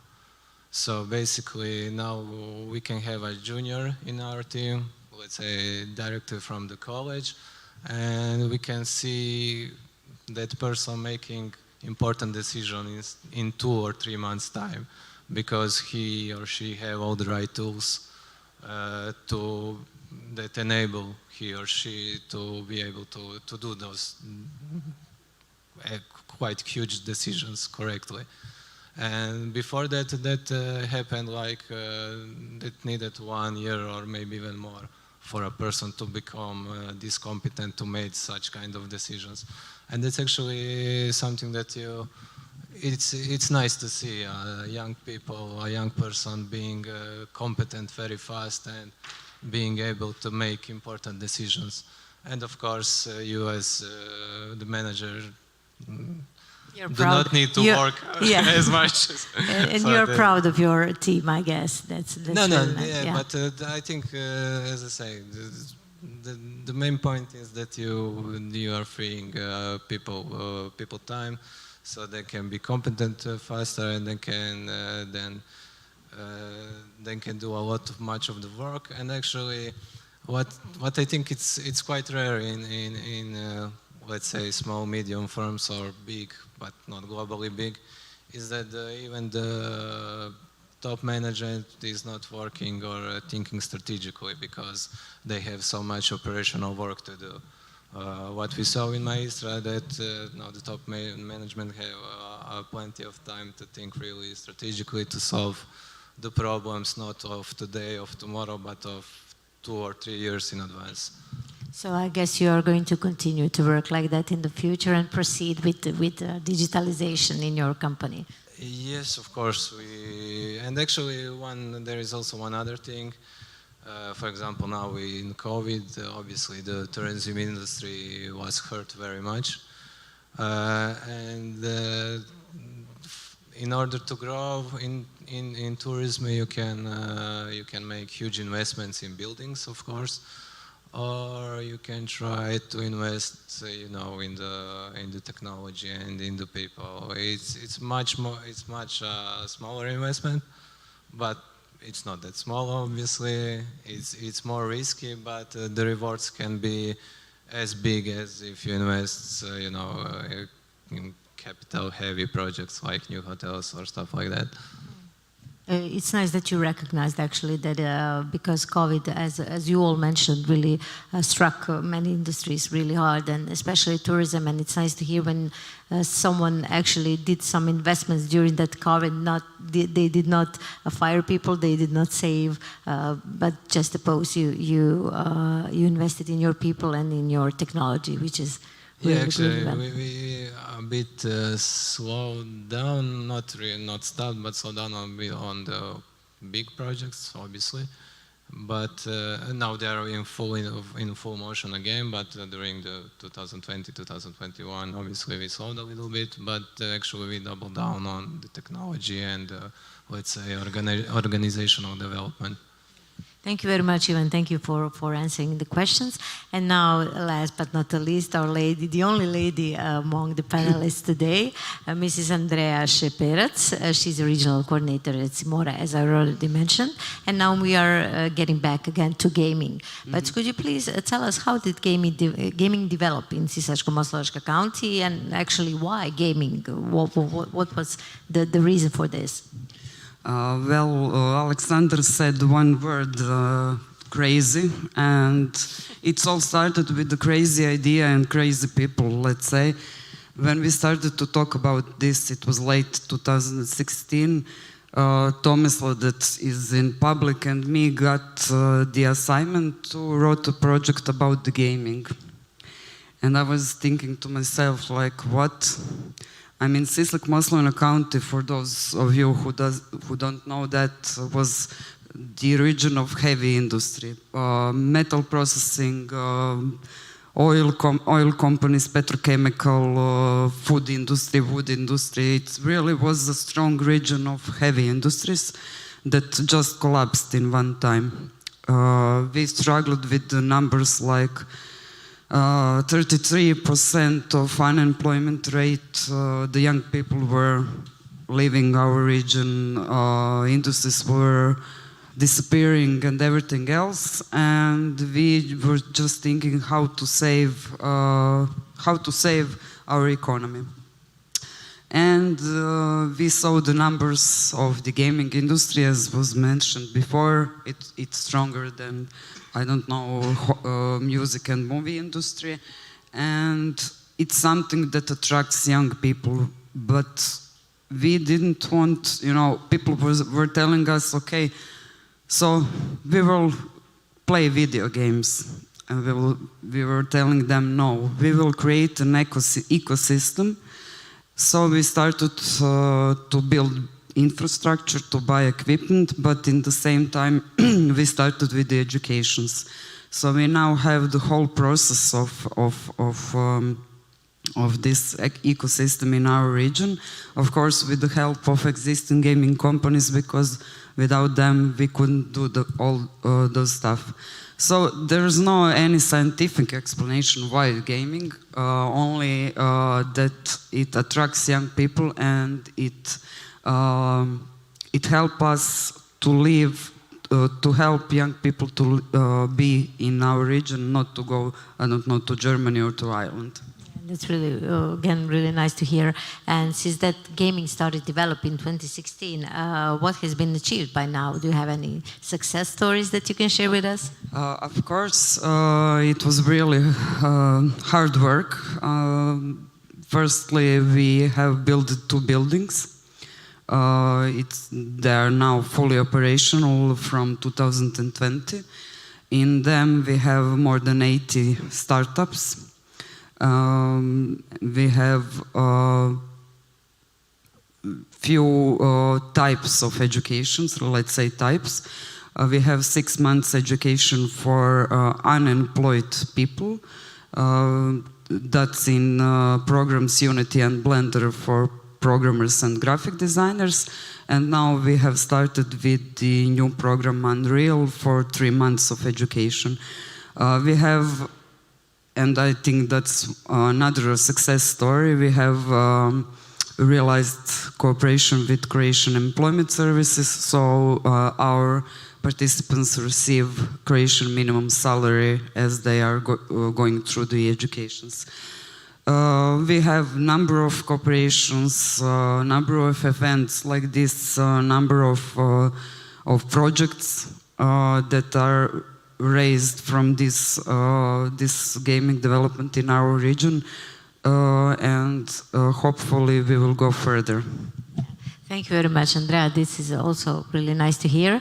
So before we wrap things up, we can give the chance to the audience to ask some questions, if there are any. Come on, don't be shy. Yeah, we have one brave lady here in the front row. I'm curious to ask to the entrepreneurs how and if you think it would be useful to have in the surrounding an ecosystem facilitating your work. So which are your suggestions to public administration, to regional development agencies in order to facilitate your work? I guess this is going to Mr. Alexander or Mr. Venturi.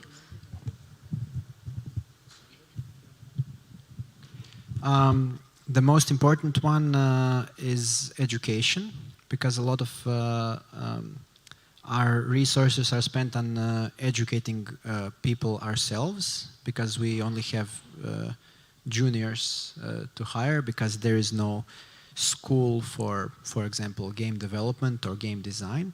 And this is where the incubator in CISAC actually helps, because people get out of there with 6 months of formal educational experience in Unity or Blender.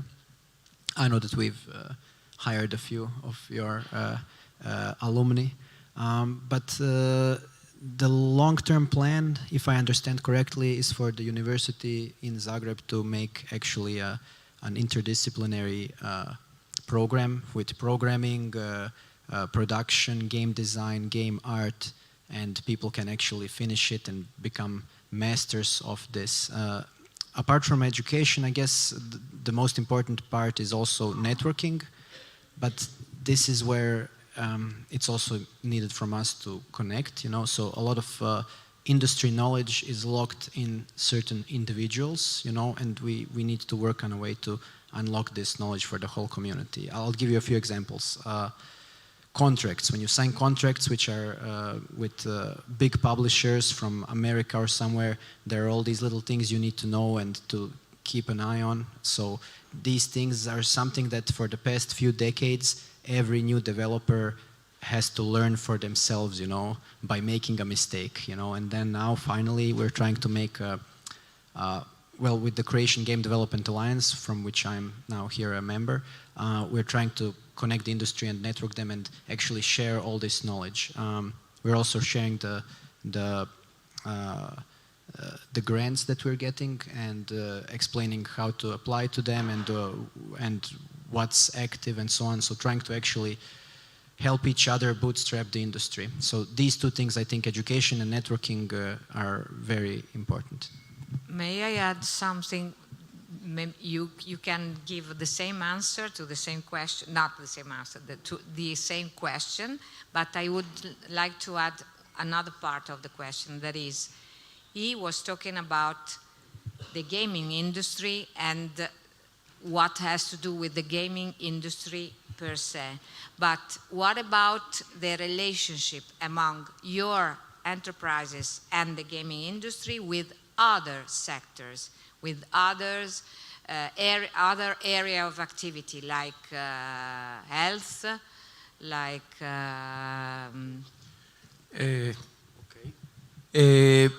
okay, but here we have to do a specification. We are talking about video games, but video games are just it's just saying paper, for example. Paper can be like this or maybe an encyclopedia. Video games is a too wide word.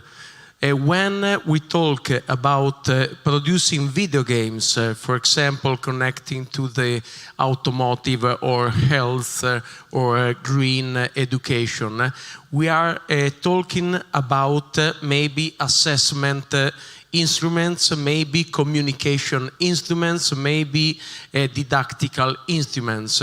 And the budget structure of this kind of games is completely different, is another kind of company, because there is a client who set the budget and a developer producing the game for the client, not for the public, not for the audience.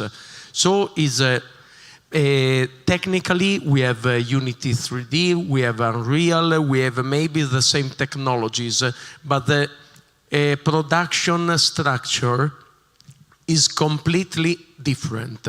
So it's very important, but is one part of the gaming industry. But this part of gaming industry have to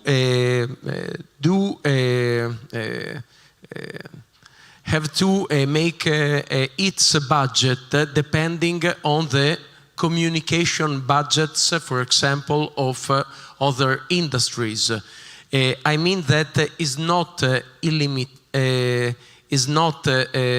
limitless, and is most of the time very local. Because if I produce something for,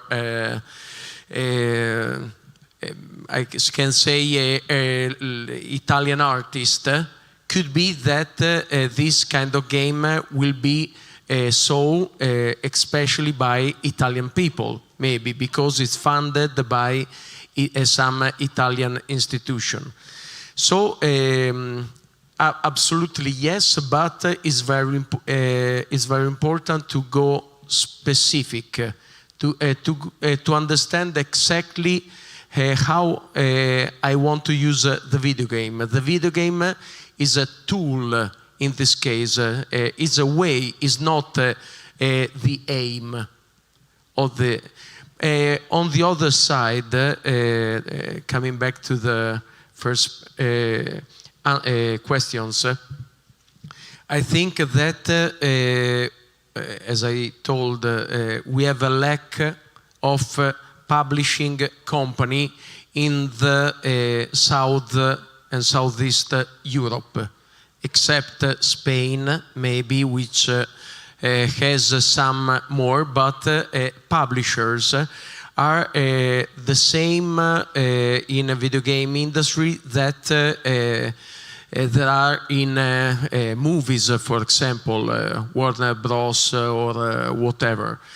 And without this, what it means that me as a game developer, I invest in the pre-production of my video game. Then I start to do international exhibitions like Gamescom in Colonia, Reboot Develop in Dubrovnik, or Game Connection in Paris, Game Developer Conference in San Francisco, and so on. And I have to find a publisher who will give me the money to produce my game. I would like to find an Italian publisher, for example. And now this is a bit hard. This for a PC and console video game. Mobile gaming is completely different industry because it's very expensive. And is I absolutely agree what you said about formation, but mobile gaming is also digital marketing, data analysis, slightly different way to design the first part of a game. It's a business process. But I think that institutions can really help to make this part of the industry grow, because it's big and very expensive, so it's very hard that a small team, a small company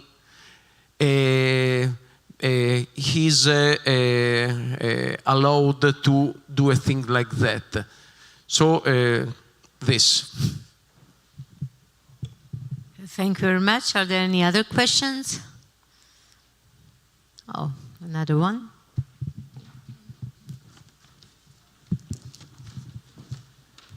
Thank you. I was thinking to address my question to Mr. Alexander Gavrilovich, but then I realized that it would be better if I ask anyone of the panel. So I would like to describe, Ms. how your perception about the use of video games and, in general, digital applications in the sector of tourism. Are we going to leave it to Mr. Bilanjic, who is a representative of the tourism sector? All right. Okay. Although it would be very interesting if the other guys would have a word. Yeah, okay. Okay, for us, one of our best-selling hotels, it's Family Hotel Amarin in Rovinj, and this hotel is particular because it has so much stuff for kids to doing, a lot of educational stuff, and it's very popular among young families. And obviously we want to push our program further and to involve some kind of, more immersive attractions, maybe some more or smarter educational stuff using technology or video games. We had a few talks in that direction, but so far we didn't find the right fit. So basically it's something that obviously we are interested in. We think that it's something that actually it's quite hard to do in the right way, obviously, because we like to have great standards. So we are not willing to compromise on them, at least not much. So yeah, I think there's plenty of room, because what we saw during the last few years is the best products, best hotels are very focused in some niches. For example, like this hotel, it's for young kids, for young families with small kids. And obviously, the more we have is the better. Of course, kids love technology and we want to give them in order for them to be happy, of course, but we want to give them the right technology and the right materials and the right type of entertainment, let's put it like this.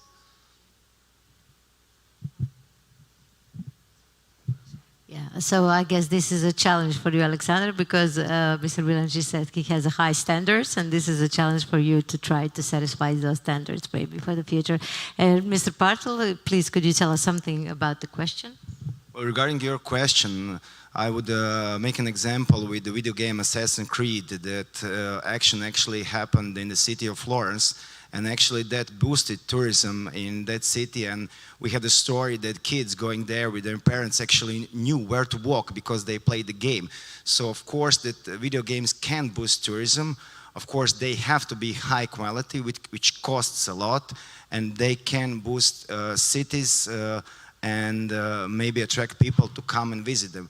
We know that from the movie industry, because Croatia has an incentive program which brings big production studios to shoot in Croatia. We had Star Wars in Dubrovnik, Game of Thrones. We have a big blockbuster movie shooting now in Zagreb, and all of that attracts tourists in Croatia. And I think that video gaming can actually do the same for the sector of tourism. Since I have the microphone now, and I don't know if I will get it again, just 3 things that I wanted to mention that our panelists said.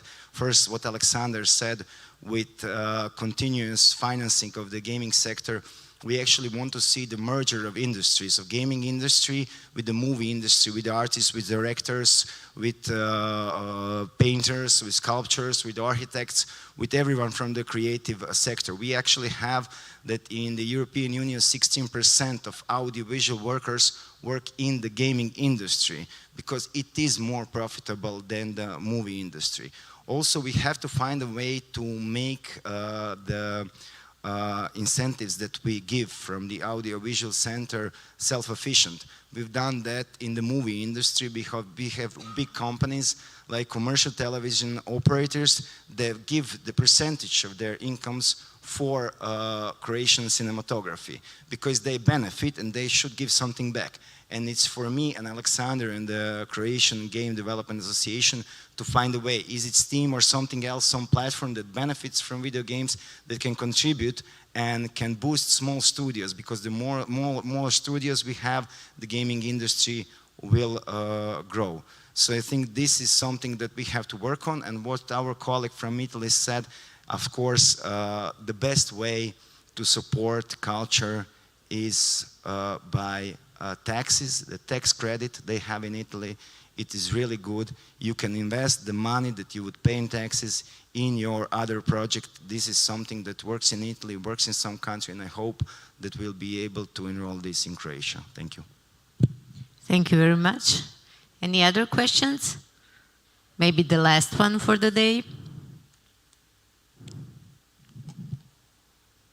No? Okay, so I'll ask you for a conclusion. I'll ask you for the takeaway. So obviously we've said a lot. We said about the present, we said about the future. But Mr. Parzul, can you tell me something about the CCI industry in, yeah, you can take the mic. CCI industries in Croatia. What is your personal experience, and do you see potential of, as you said, merging with other sectors? And are you optimist? Actually, are you an optimist for the future? Yes, I am, and actually this was my closing statement that I gave a minute ago. Okay, perfect. So, Mr. Venturi, could you tell us something more? Are you planning some international cooperation with Croatia, maybe? I hope that we will find ways to collaborate in some way, because there are instruments to do these things. We have an accelerator in Bologna, you have an accelerator in Novska, and we have to share experience. We can share knowledge and tool and system building. So, and we have wonderful countries to visit. So it's worthy. Yeah, thank you very much. Alexander, what about gaming in Croatia? To add something to everything that's already been said, the main word is consistency. So it has been going okay for a few years. Nothing is that fast, you know. Things are already being witnessed, which are great, right? For example, in the incubator in Pismo, which has been operational for a few years, you have now some success stories that you can show. I love the horror game that's big in Japan, and some other games which are really, what is it, Go Home Annie? Yeah, so, but these things take time. And this is very important. It's very important to just stay on the course and just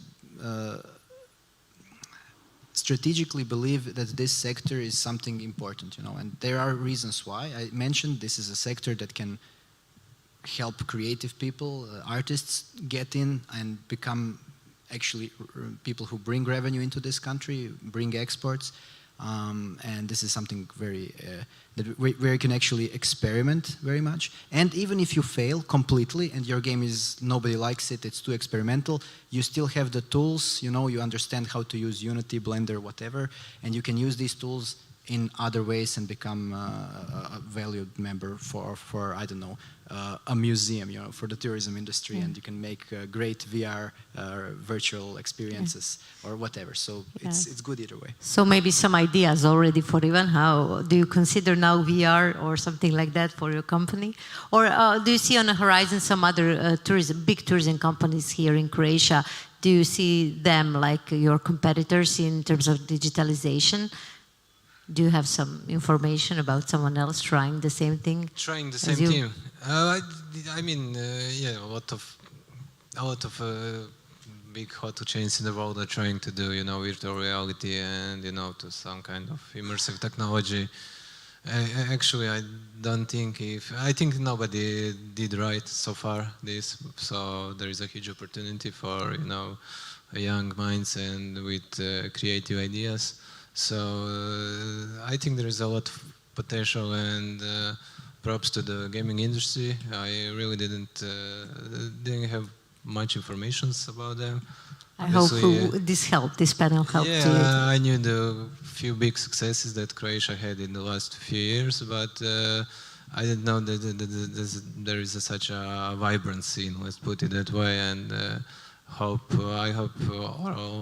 or I believe that there is a lot of space to collaborate with the tourism industry. Yeah, now you can network, you can exchange your visit cards, and maybe try to have some cooperation in the future. Andrea, what's your opinion? Do we have enough, let's say, SMEs or startups in your county or in Croatia ready to start this trip, to start this journey in gaming? Are you optimistic? I am really optimistic, and we will talk, let's say, in 5 or 6 years when we build the gaming campus, if we will have white hair and everything from the troubles of construction. But yes, I'm an optimist. We are now hopefully next year starting to build up our incubator in Novska, and we will have their university and e-sport arena and everything else connected to accelerator and everything. We now have 80 startups. It's now time to help them grow, as Mr. Ventura said, but also to help studios to have more and more educated people. So yes, I'm a big optimist, and I agree with Alexander. We need to stay persistent, and consistency is a big word. Okay, thank you very much. Thanks to all the panelists for wonderful words and sharing your knowledge today. I think that the future looks bright, at least according to your statements. And that would be it for today. Thank you very much for staying with us, and let's have a round of applause for all the panelists.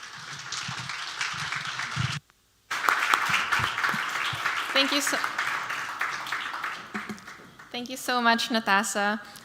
So we saw the experiences and examples mentioned by our panelists really show an interesting interplay between sectors and how digitalization, gaming, and AI can be applied to sectors like CCI and tourism.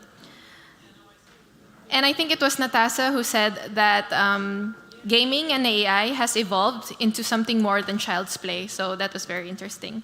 And as we come to a close today, we'd like to thank everyone who joined us on day one of this conference, both in person and online. We have prepared more interesting discussions for you tomorrow, so we hope to see you here as early as 9 a.m. for registrations, and we will begin at 9:30. Tomorrow we will also have the site visit to Pismo. It was mentioned by Andrea earlier and by one of our speakers. So it is a gaming incubator here in Croatia in order to understand firsthand the practices that they are implementing. But please be conscious of your time, because as we have mentioned in our reminders, there will only be one bus leaving and returning to Zagreb, and lunch will be served on site. So Jerome, do you have any other words? Yes, actually.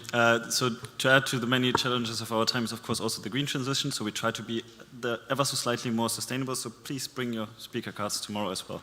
We won't have new ones for you. But that's all from our side. Thank you very much for being here today. See you tomorrow.